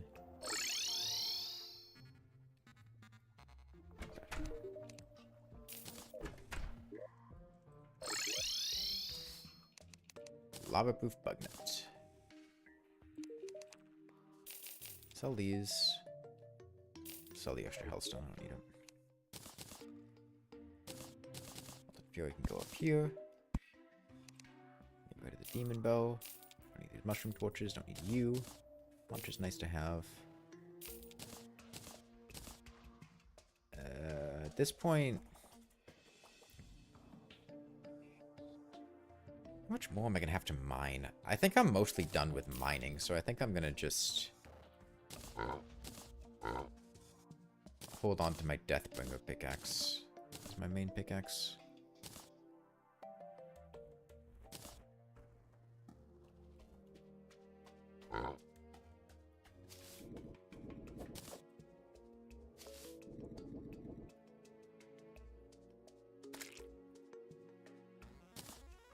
Catch a few lava critters.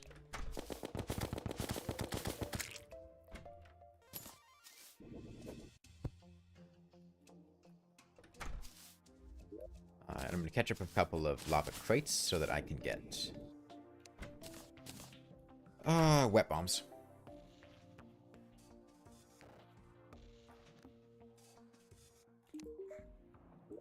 Okay, obsidian skin out, mining potion out.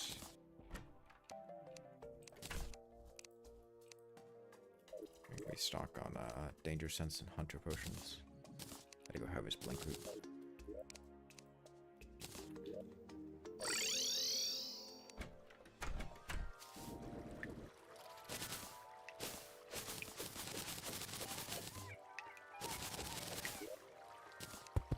Alright, 47 more.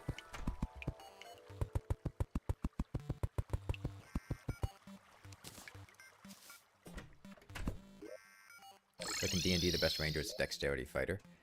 I do not like how 5e handles dexterity and strength in terms of melee classes. How it's basically one or the other. There's not really any reason to have both. So you just like dump strength and have high dexterity and are somehow incredibly effective in melee combat. Or vice versa. Oh, the vice versa part is less weird, but...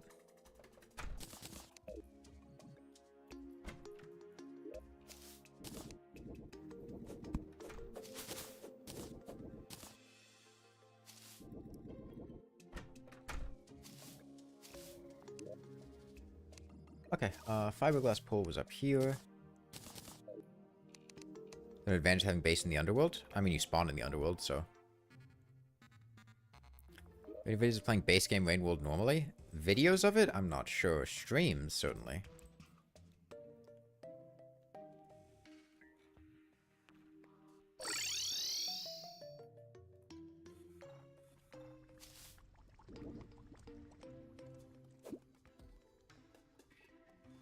Alright. Well, that was quick. Piece of cake.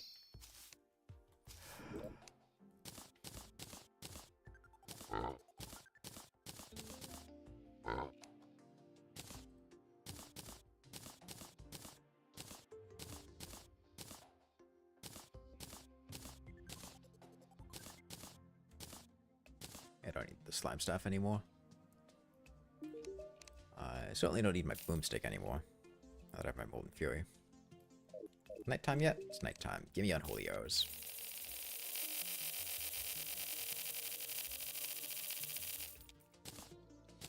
Keep these Jester's arrows in case I need more fallen stars. I can share with them back. Mud blocks is a placeable block. Wood can go here. Keep the ash wood on me. Also keep grenades for worms. Is this stream going to be a video? I don't know. Alright, next up would be Skeletron. Skeletron. Skeletron. Skeletron. I have to make an arena for Skeletron.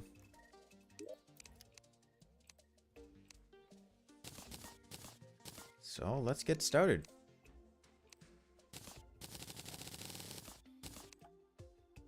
You know what? I'm going to do a little more lava fishing.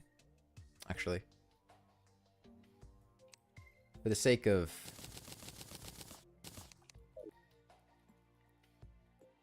Gold bunny.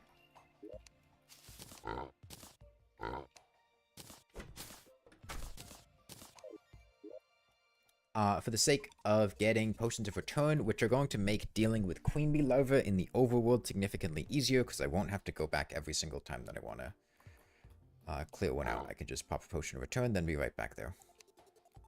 So I'm going to do that. Plus, I have a lava-proof fishing hook now, which should speed up my lava fishing substantially. Now that I have 2 sources of it.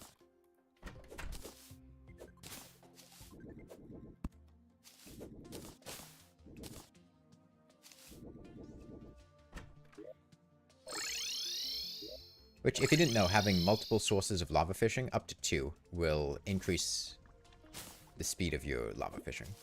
Should get bites pretty quickly. It's still lava fishing, so not like super fast, but decently fast.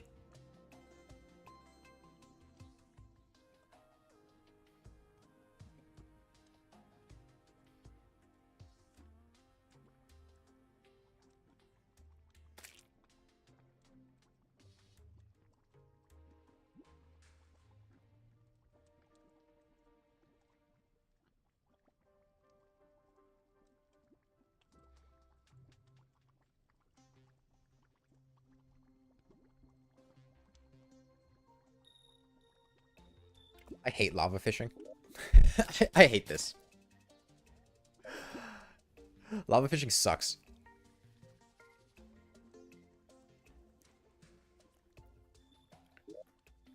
Oh wait, I didn't put on the lava-proof fishing hook, that's why.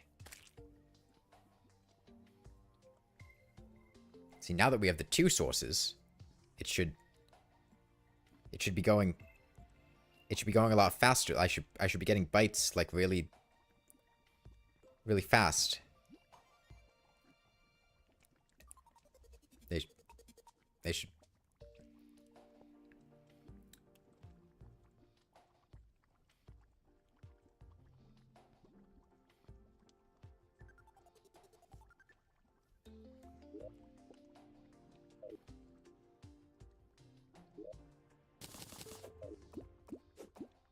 Please.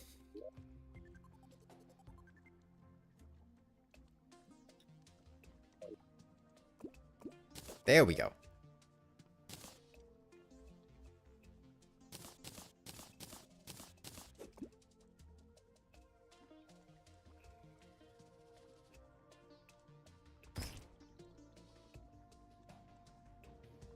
I just want some obsidifish. I just wanted to make a couple potions of return.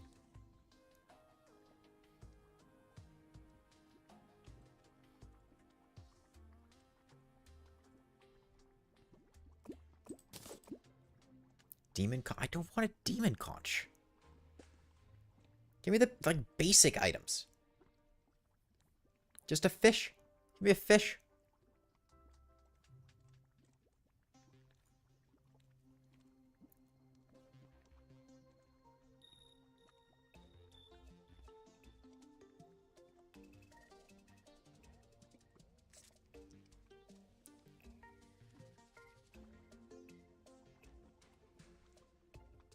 When you want the demon conch, you always get the fish. I never want the demon conch. I live in hell. Using the demon conch just takes me home. It's useless.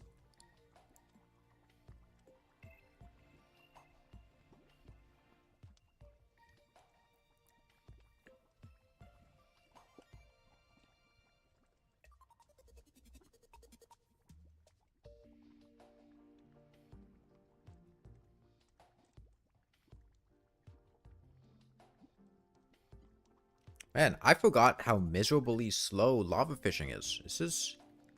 This sucks.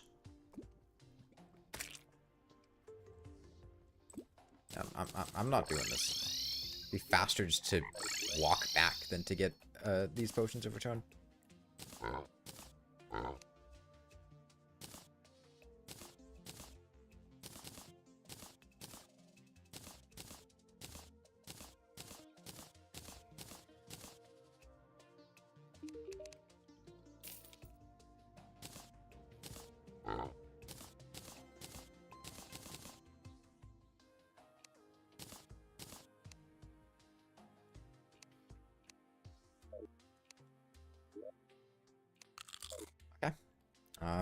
On to clear out a space for Skeletron.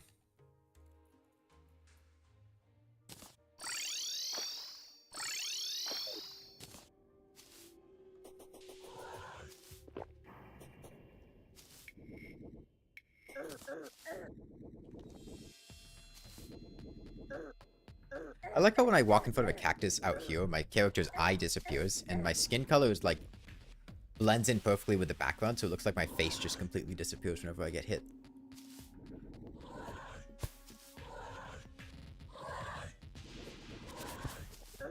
Oops. I still haven't made that diamond hook. I should get on that. Right. I'm just gonna clear out every one of these larvae I see.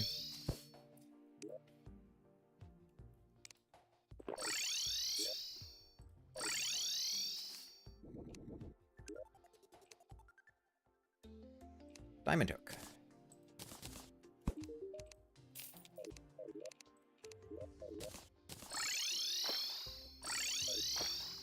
Bees also spawn at the top? Yeah, the bee larvae kind of just spawn everywhere in the world.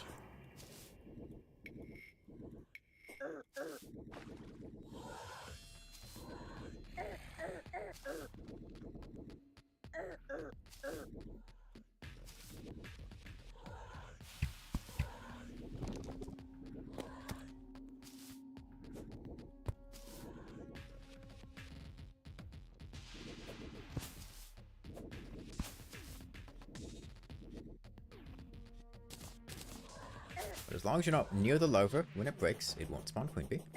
So if you throw an explosive at it and teleport away, you will be perfectly fine.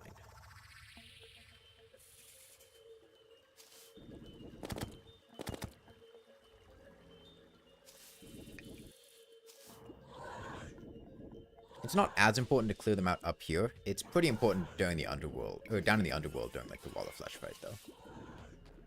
Does you have the lava hook equipped? Yeah, I do.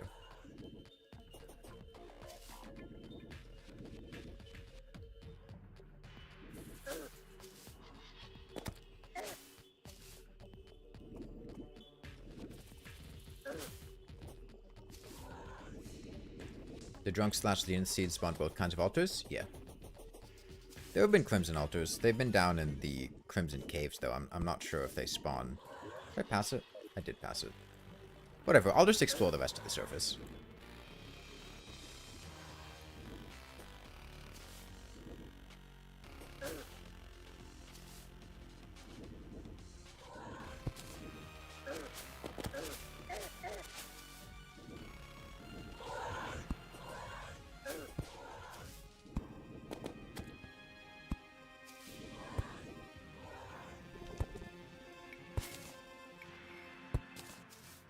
Hey, a meteorite.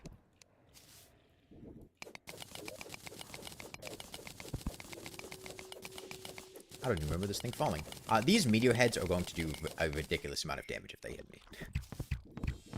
They got really high damage to begin with, and then add in the For the Worthy multiplier on top of that. It's gonna be pretty absurd.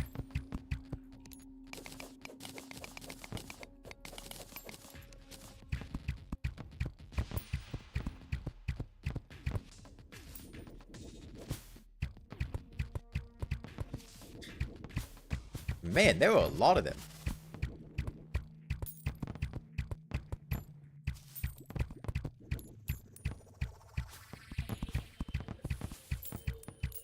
Guessing the buffed spawn rates apply to them too.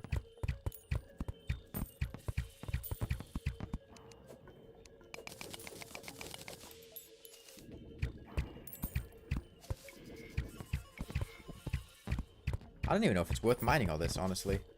It's really tough dealing with all these guys. They don't mess around.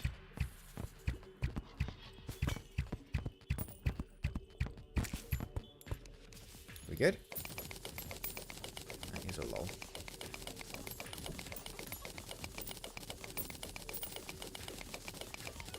Alright, I'm not going to clear them out again. I'm just going to take what I have here and go.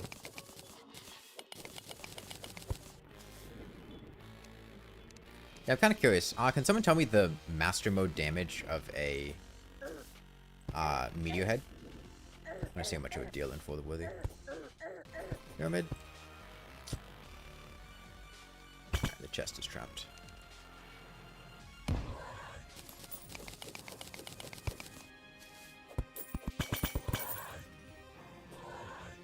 $120. So yeah, that would deal 160 times. It do a little over 200.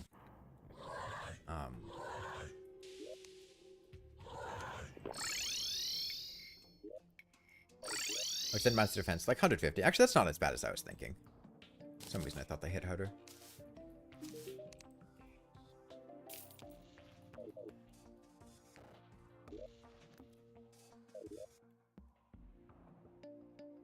Okay, let's go get a sandstorm.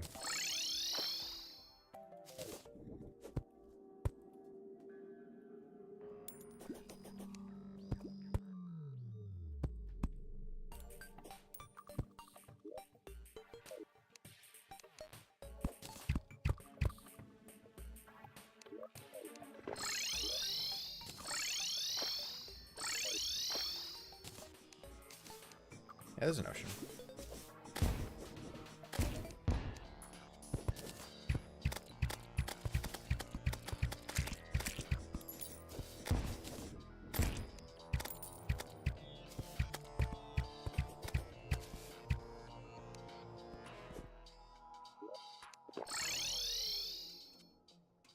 Green slime cheese doesn't work. I mean, it does work.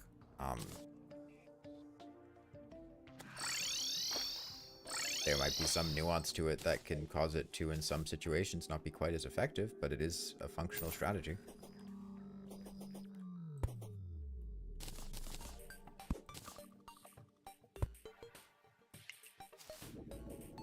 I mean, hoist can be a little weird sometimes. There's probably just some small positioning nuance that makes it a little inconsistent, is my guess.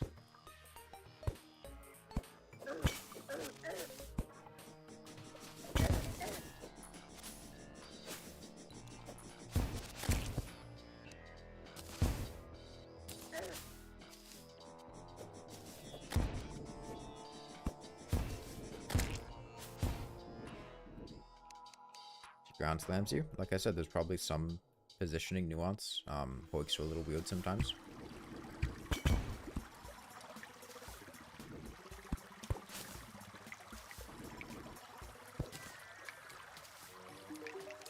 Got anything? Bread.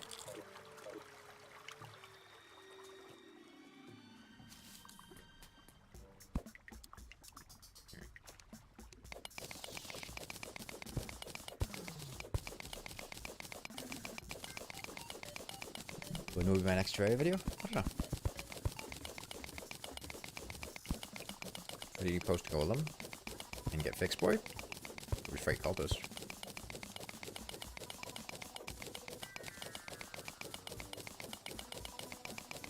Light weapons are the coolest ones in the game.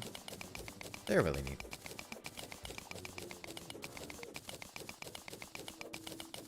If you don't know what I'm doing, I'm heading to the Shimmer because you can shimmer the Pharaoh sets into the pyramid drop items, or the pyramid drop table. So you can turn, I forget which one goes into which, but one of the two turns into the sandstorm in a bottle, and one of them turns into a carpet. Now, I don't care about a carpet. However, sandstorm in a bottle would be really nice.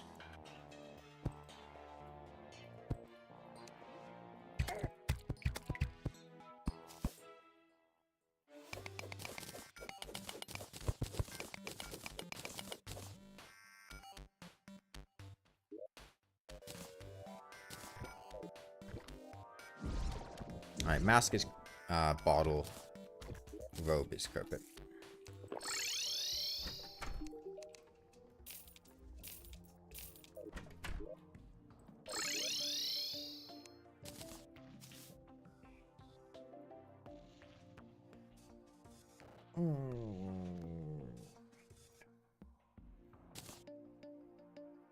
Would I rather have Sandstorm than Blizzard? I don't know if I would. I don't know if I would.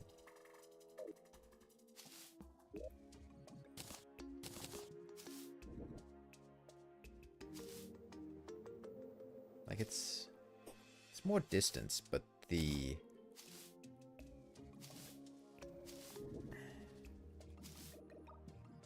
Can I afford both? Take off a bandit region, I could do both. I'll think about it. I don't have to decide right now.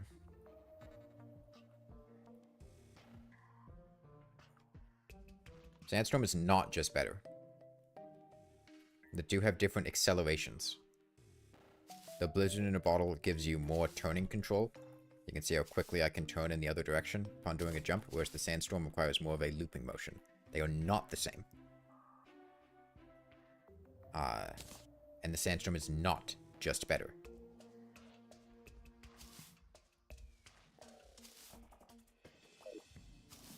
The Sandstorm is good. It has more... It's a longer jump. But it's not just better.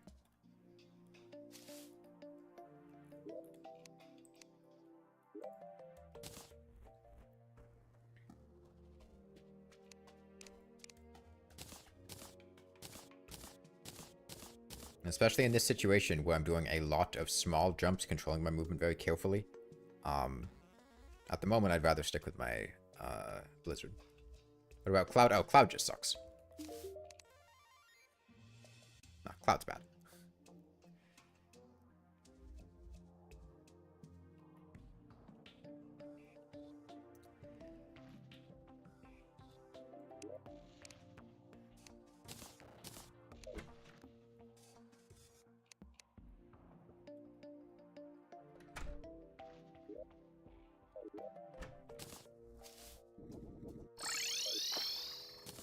Okay, let's start clearing out a Skeletron arena.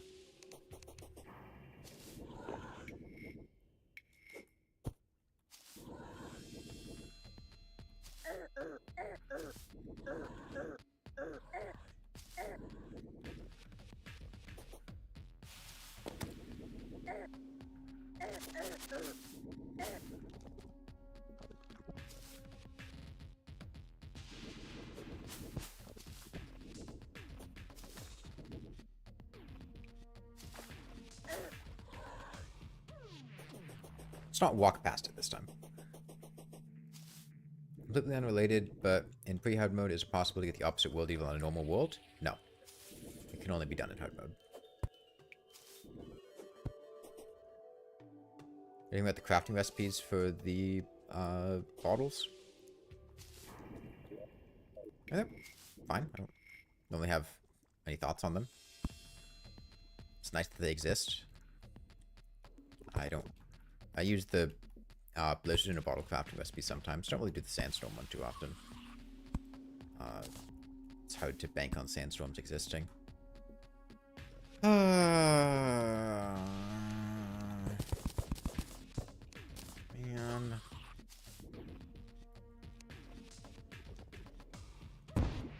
Jungle is not a fun place to have to fight. To have to clear out an arena. Gotta deal with bees.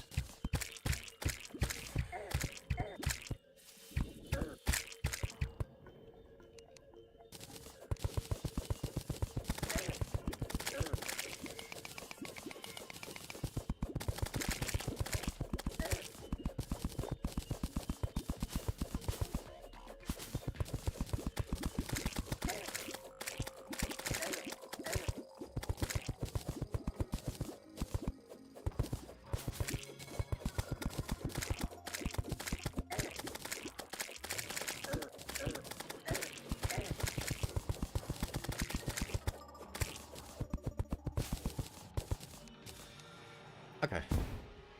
Let's start clearing out space. I don't like what I'm forced into right there. I'm just gonna recall and head back. I couldn't tell if I was quite out of range of that dynamite. And it was... I just didn't like the timing of it. Oh, wait, we're shaping up.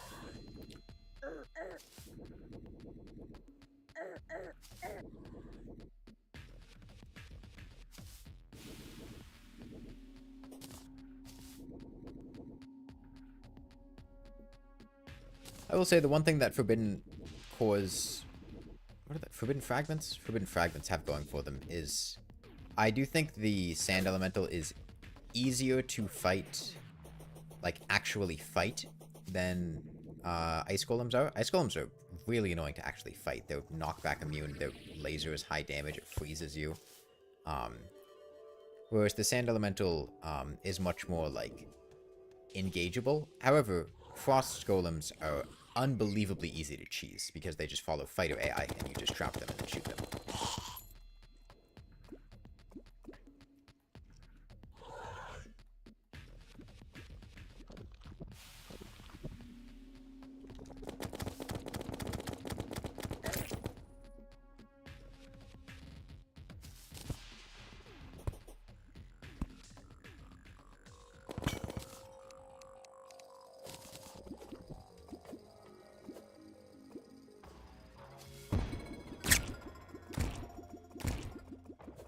Hopefully I can just chain the dynamite.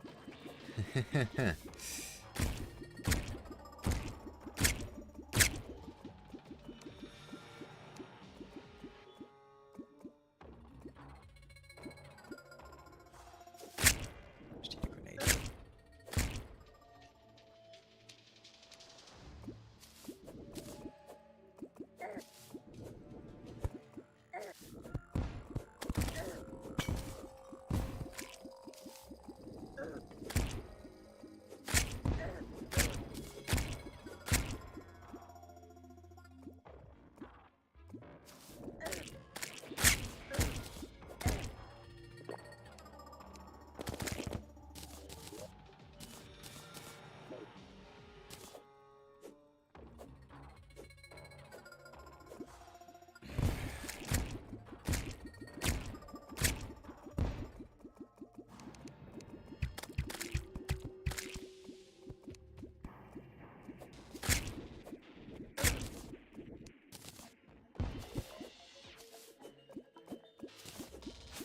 I don't think you've ever used any of the generalist armor sets like Queensland Frost Forbidden. It's kind of outclassed.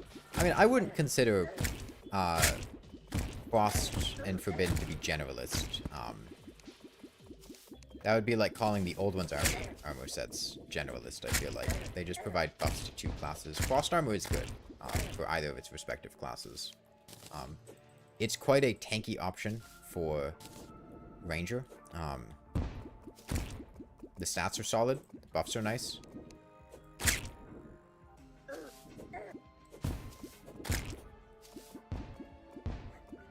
It's not incredible by any means, but it's good. Forbidden armor is less good.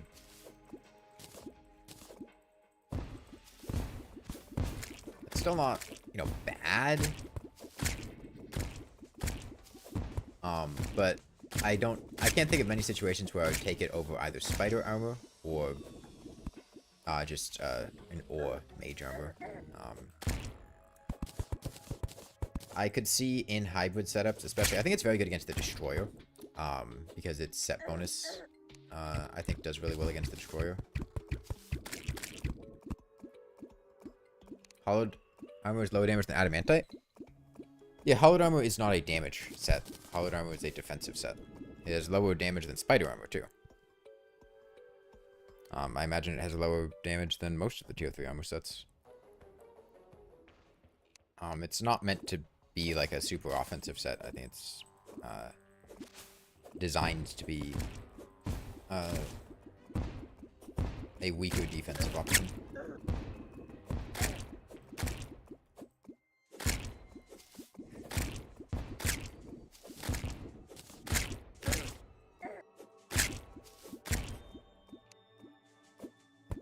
Hive.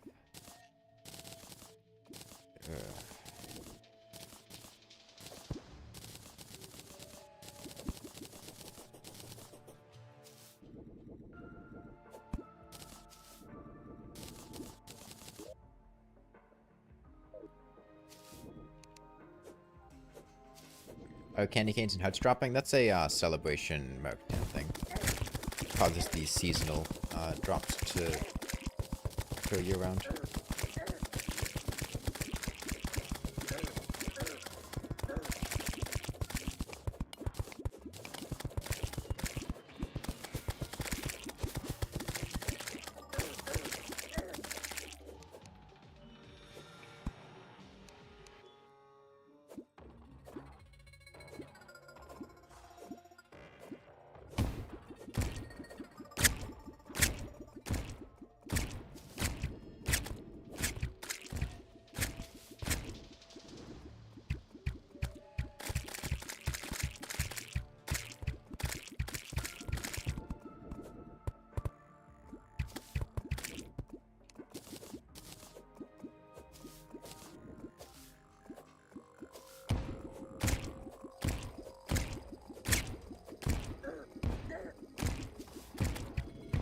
I mean, I wouldn't say Pullwood armor is supposed to be an upgrade of anything. It exists because wooden armor sets have...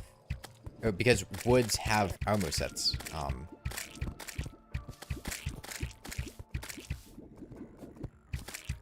Like, there's nothing really special about Pullwood. It's just wood.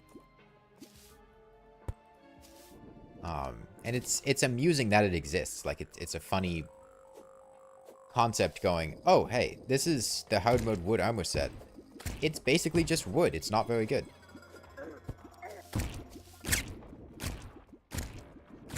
I think it needs to be removed. And as far as buffing it, I don't know if there's really... Even if it was buffed, I don't think anyone would use it. Oh, you're referring to hollowed.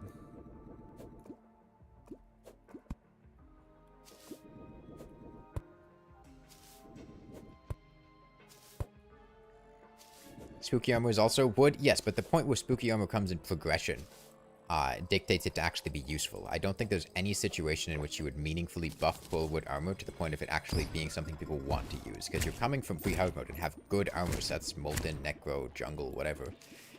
Then you immediately have the hard mode armor sets, which are good, and are very easy to get. You know, Cobalt, Palladium are trivial. The other two are a little bit more time consuming, but still pretty easy.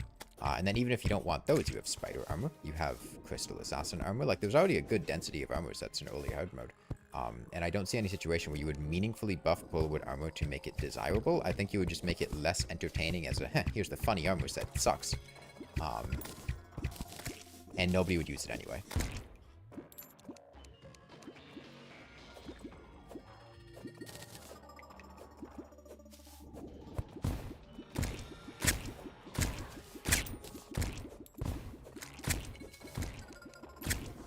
Well, you do get spooky wood from trees. They're just trees that are alive and mean. I want to kill you.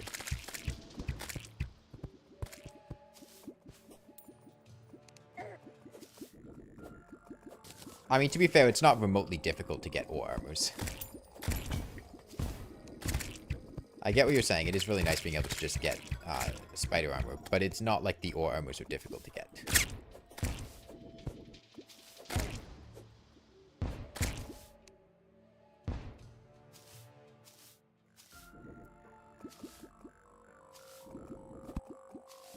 Are the normal trees not alive? Well, the thing is, this game does specify living trees. Right? Like, this is a living tree. Well, this is a dead living tree. But the, you know, the big giant trees with the finch staffs in them, those are living trees. So by implication, that would mean the other trees are not alive. Because otherwise, why would you specify that one as a living tree?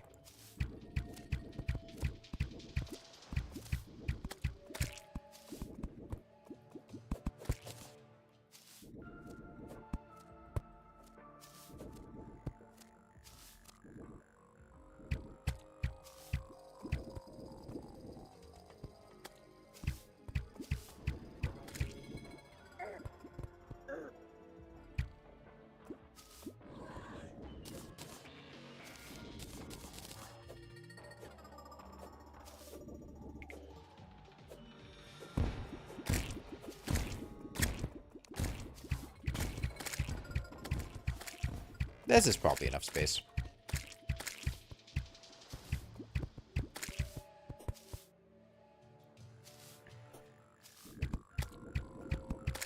This Spider-Man was more annoying than ore sets, since you have to go out of your way for compared to a hard mode animal.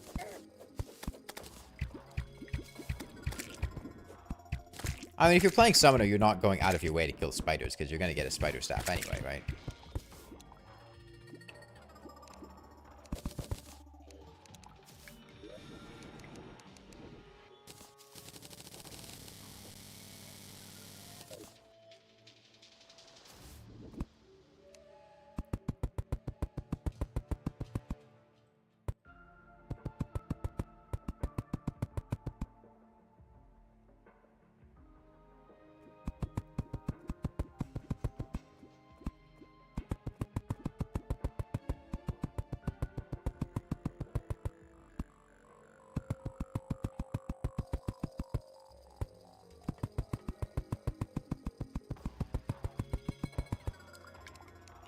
Jungle enemies?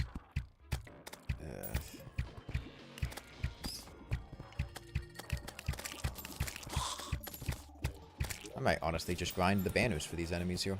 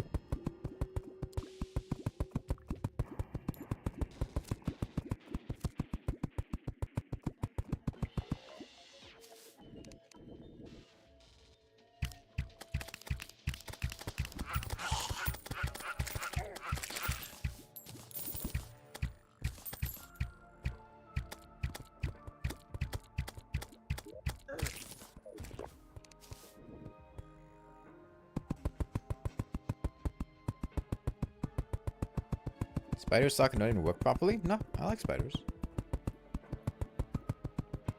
You don't need to build walls on an arena to use spiders. If you understand how to manipulate the enemy that you're fighting, you can just lead them into the spiders. I do it with the twins a lot.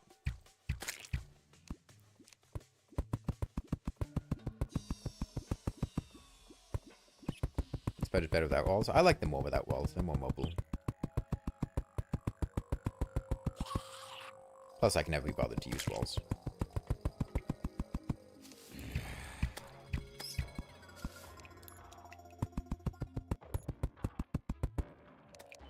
Yeah, I mean, I use spiders on the twins when playing Summoner most of the time. Like, spiders into optic staff is a really common line that I'll use when playing Summoner. It works, they're effective.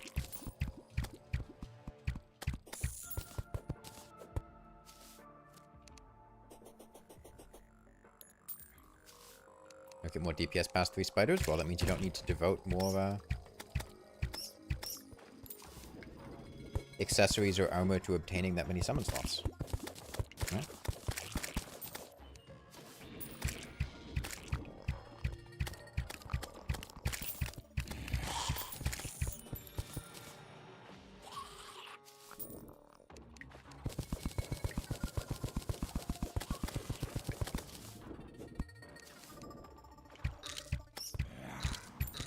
I am going to replace the floor down here with a solid block floor and then cover it with lava. Because honey reroutes enemy spawns, whereas lava... Wait. Or is it the other way around?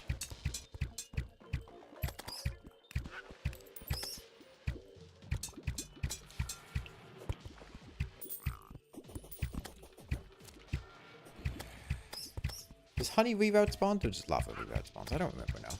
Other way around, yeah.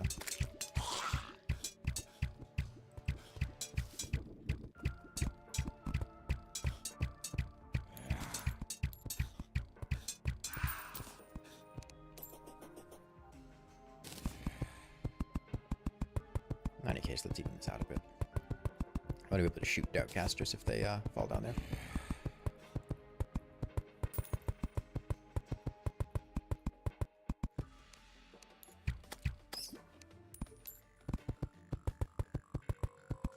optimizing damage is stupid. I mean, I wouldn't say it's stupid. People enjoy doing it. It's a fun way that some people interact with the game.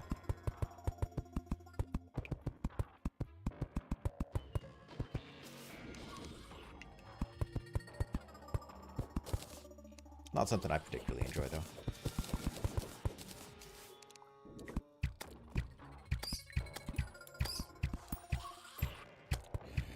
I gotta work on my aim, man.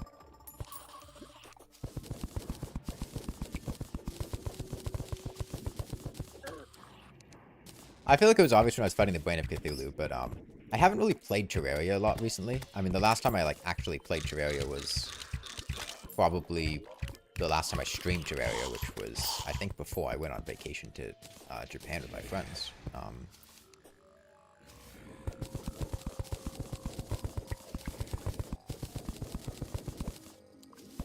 I mean, I've been, doing stuff for Terra cells and playtesting and whatnot. Map building and things. But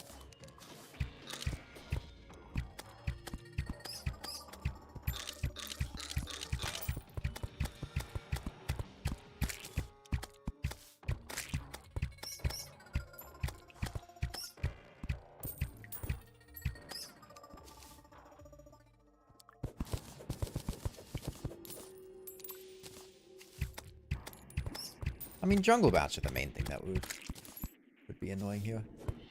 We have a banner for them already.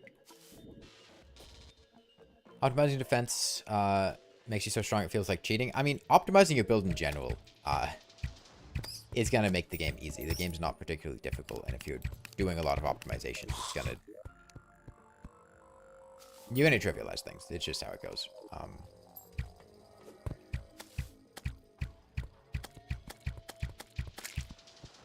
People to put too much focus on bosses? Yeah.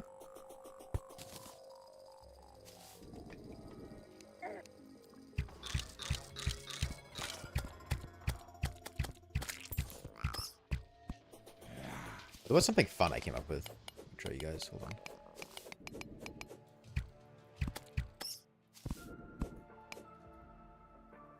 If I can find where the old man rests at night,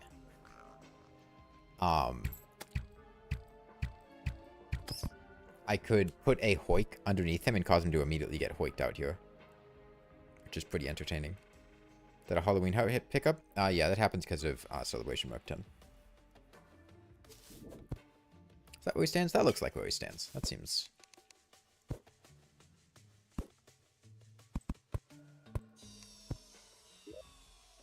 a reasonable estimate.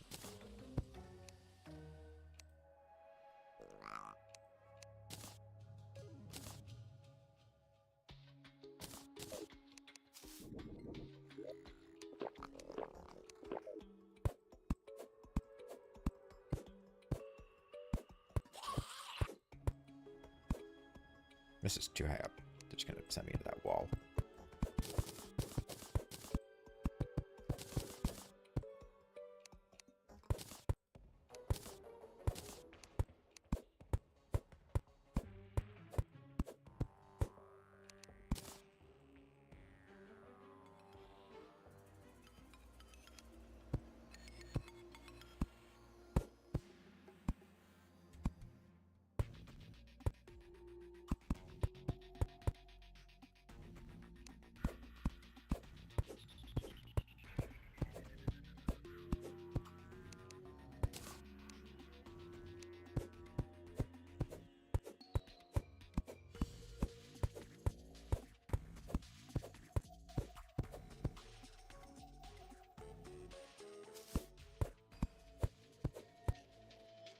Okay, so it's gonna be a little bit annoying because of just I have to wait for him to walk.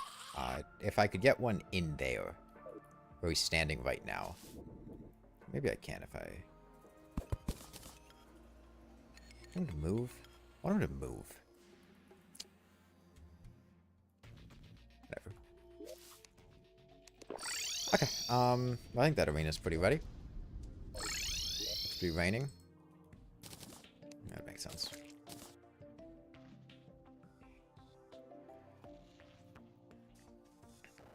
I could also just summon him and then hoik out, which achieves the same effect. It's a little annoying summoning on top of him, though, because Skeletron spawns on top of him. You kind of want to be a little bit below him.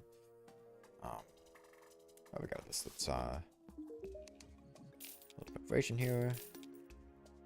Let's roll my mini shuck.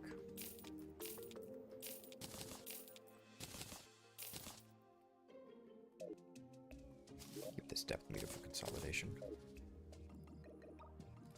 Want to summon them and hoik out, because it's fun doing it this way.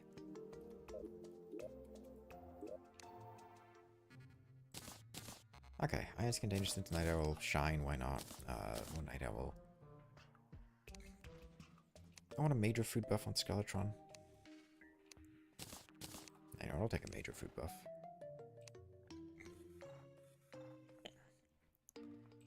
I don't know what else I'm going to use that steak. I gotta get more potion, bottles soon.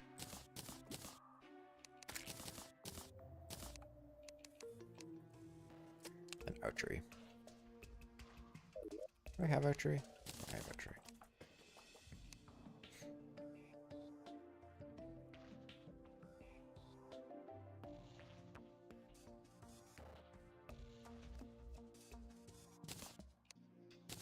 Okay. And then accessory-wise, I might slot in Sandstorm instead of Band of Regen.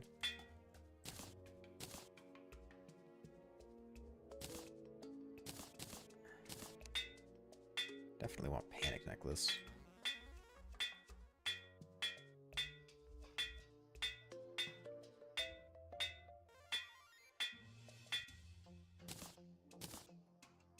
I have to reforge my Molten Fury, of course.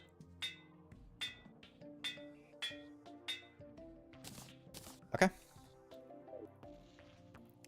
My arena buffs.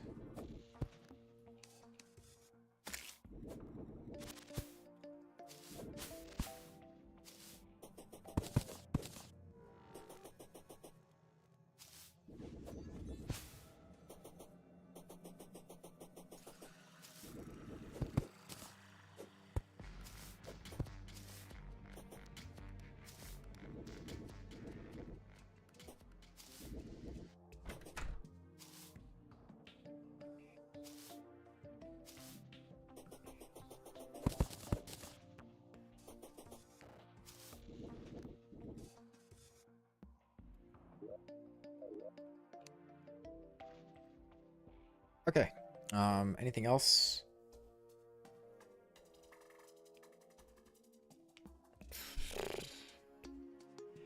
But Lantern, Sunfire, Bass Statue, Campfire, Arena buffs are fine.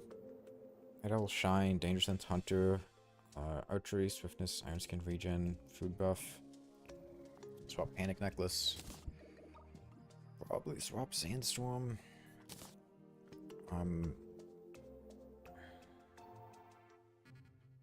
Yeah, I think we're good.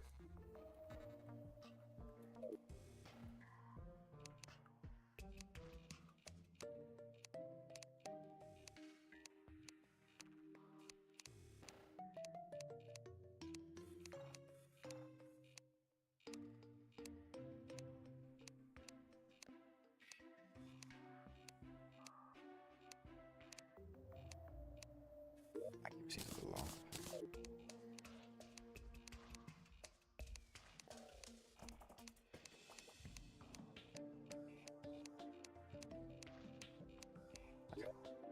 I can do slot 8 pretty consistently.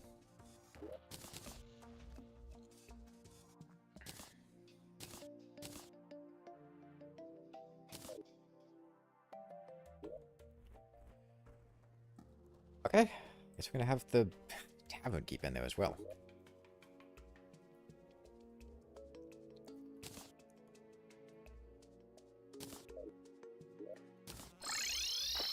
Yeah, it is raining right now. No, I'll just wait until the rain stops and until next morning. Give myself an old man that'll actually do what I want.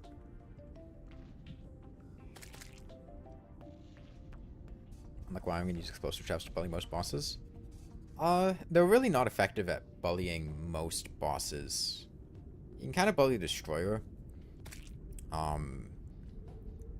Like chunk out a big part of his initial HP. And then if you set things up well, you can do well afterwards. You can bully the Wall of Flesh.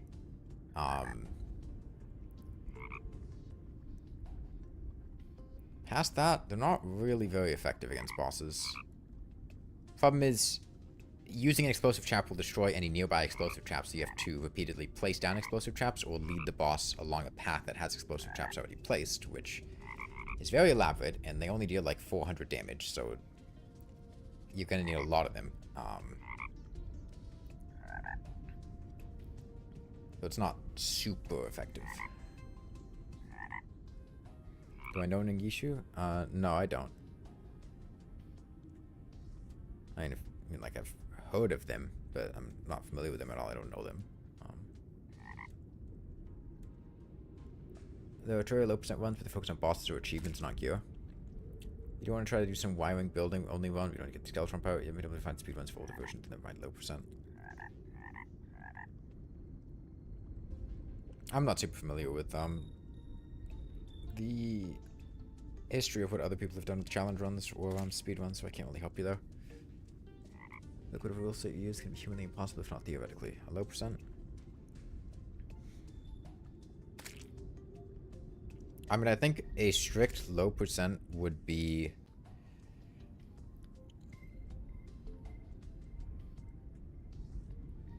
I mean, classic mode, obviously. A single weapon that you could obtain with a copper short sword. And then use for the rest of the game. And then a power cell.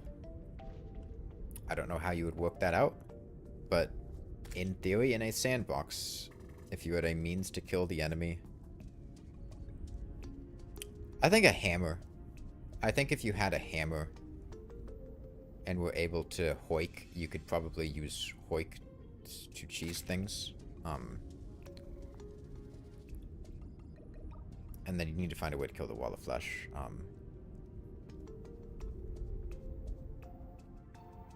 Still snowing, huh? Yeah, it's still snowing. I can hear it. Yeah, it would really come down to what you'd consider using an item. Is it each time you use it? Is it the quantity of things that you use? Like, is wood and a single item, or is using an amount of wood to make a house or some? Why would you? Spaghetti's got a death wish.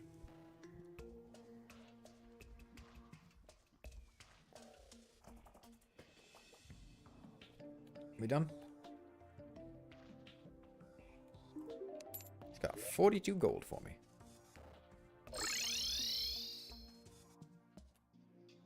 Yeah, we're done.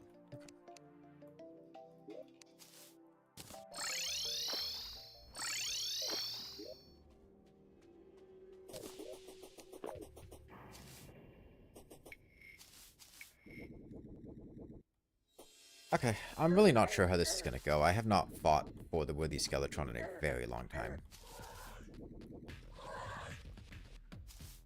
Gotta get used to having my second jump.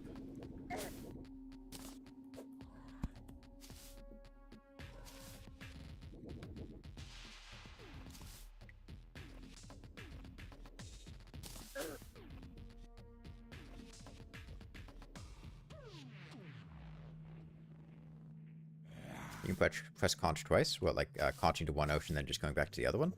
Yeah. You go to whichever ocean you're furthest from. In terms of your horizontal position, so.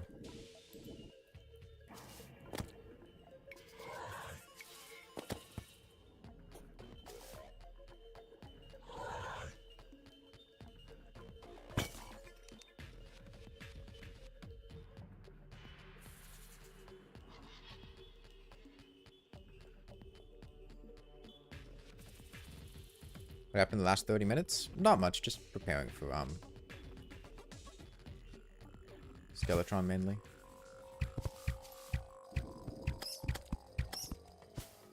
I think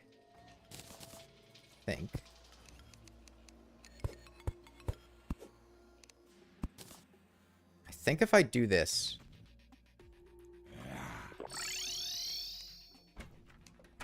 At night, he'll hoik out. Maybe not.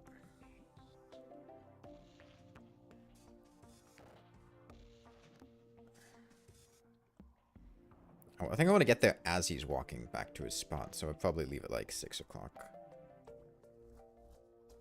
It's a little bit finicky. It's been a little while since I've done this.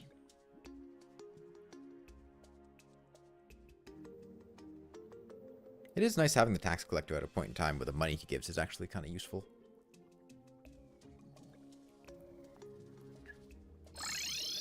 I'll go now because I got to put down the arena buffs and whatnot.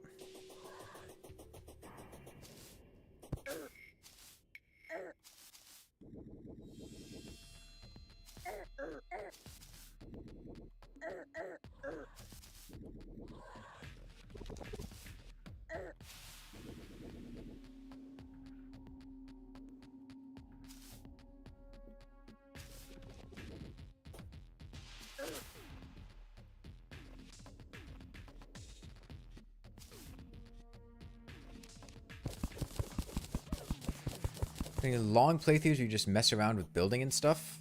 No, I would just get bored doing that.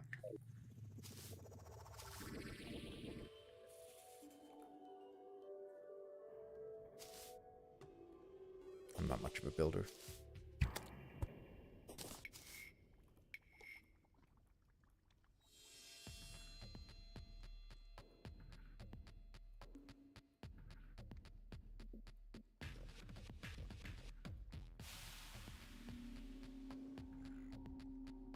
How do we hook out?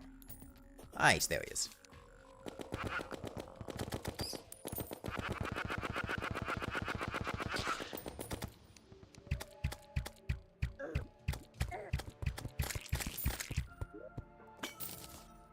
Impressive showing against the mother slime.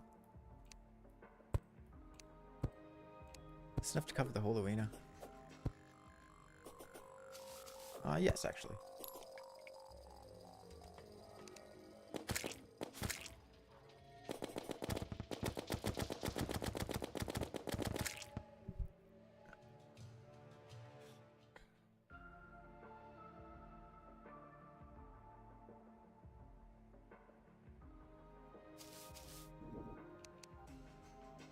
Okay,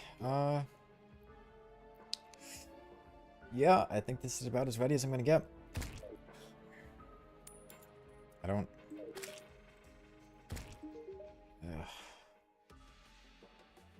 We'll see how this goes. This might be like a Brain of Cthulhu situation. We'll just have to recall and reevaluate.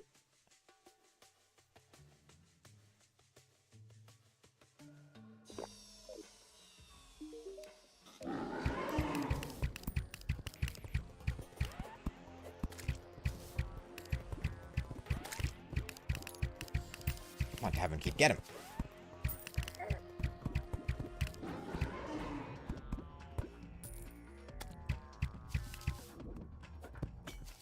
This is smaller than I would have liked.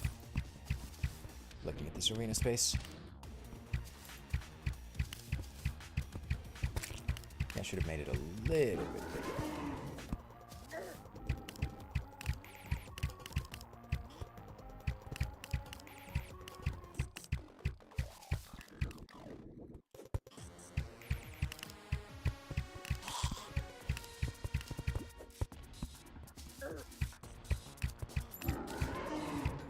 I don't regret spending the time for that panic necklace. Skeleton. Skeletron's minion.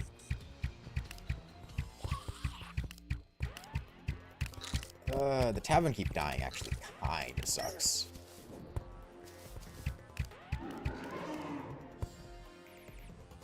Because now we have all these assholes showing up. Should have taken a peace candle.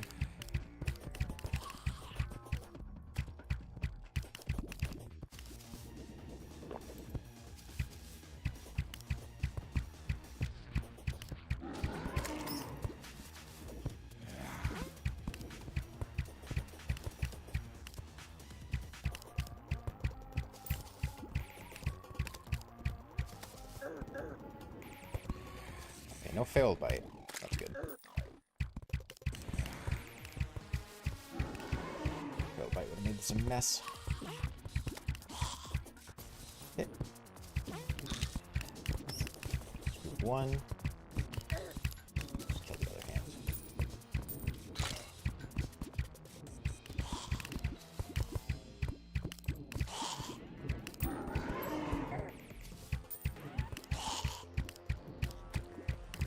Okay, I'd really like to get rid of all the non-Dark Caster enemies in here.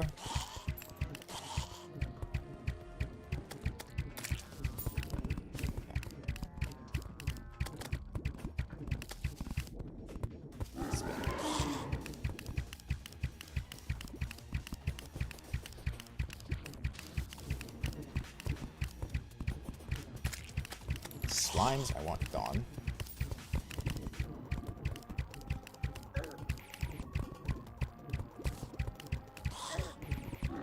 I don't mind eating the skull projectile because it'll give me a panic necklace buff. The contact damage is more threatening than that.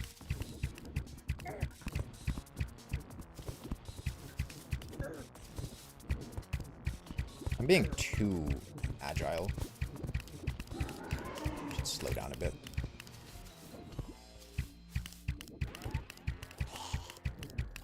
It's getting a little hard to hit him because he's moving around a lot.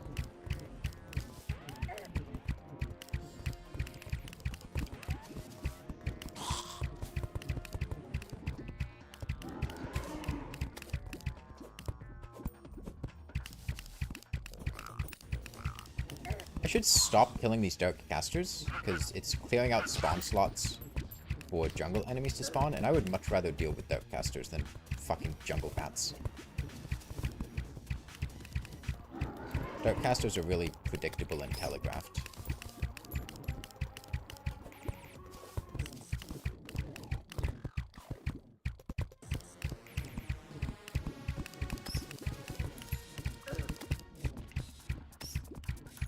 Although, fun fact, Dark Casters in For the Worthy have unique teleporting logic.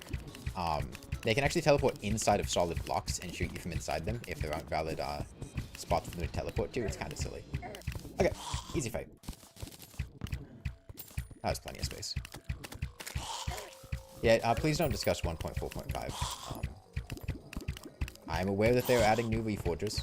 I don't want to talk about them, because I don't want to know anything about them. I'd like to, discover them when the update comes out. Why didn't I use B-bow? One, I don't have a B-bow. Two, I prefer the Molten Fury with Unholy Arrows for Skeletron.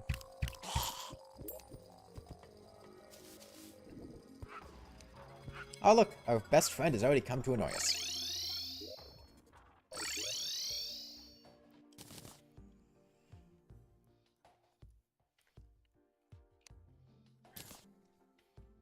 Book of Skulls.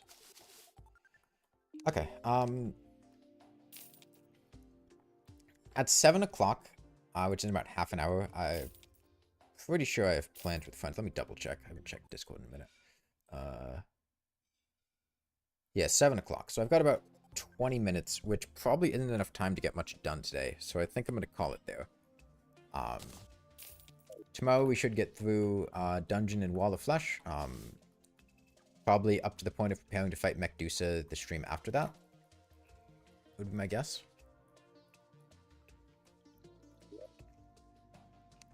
Progress has been a bit slow. Definitely could have been playing faster in a lot of instances. But we are still alive, so that's positive. This is part of why I'm playing so slow is because I haven't played Get Fixed Boy or even Terraria in quite a while. Which I feel like is very evident from how I've been playing these boss fights, especially the Plane of Cthulhu. That was a mess. World Evil switches every day, yeah. Every morning, 4:30 a.m. Okay. Yep. It's been pretty solid. Good run so far. We are at 11 hours in. Bye, everyone. I'm gonna go make some food.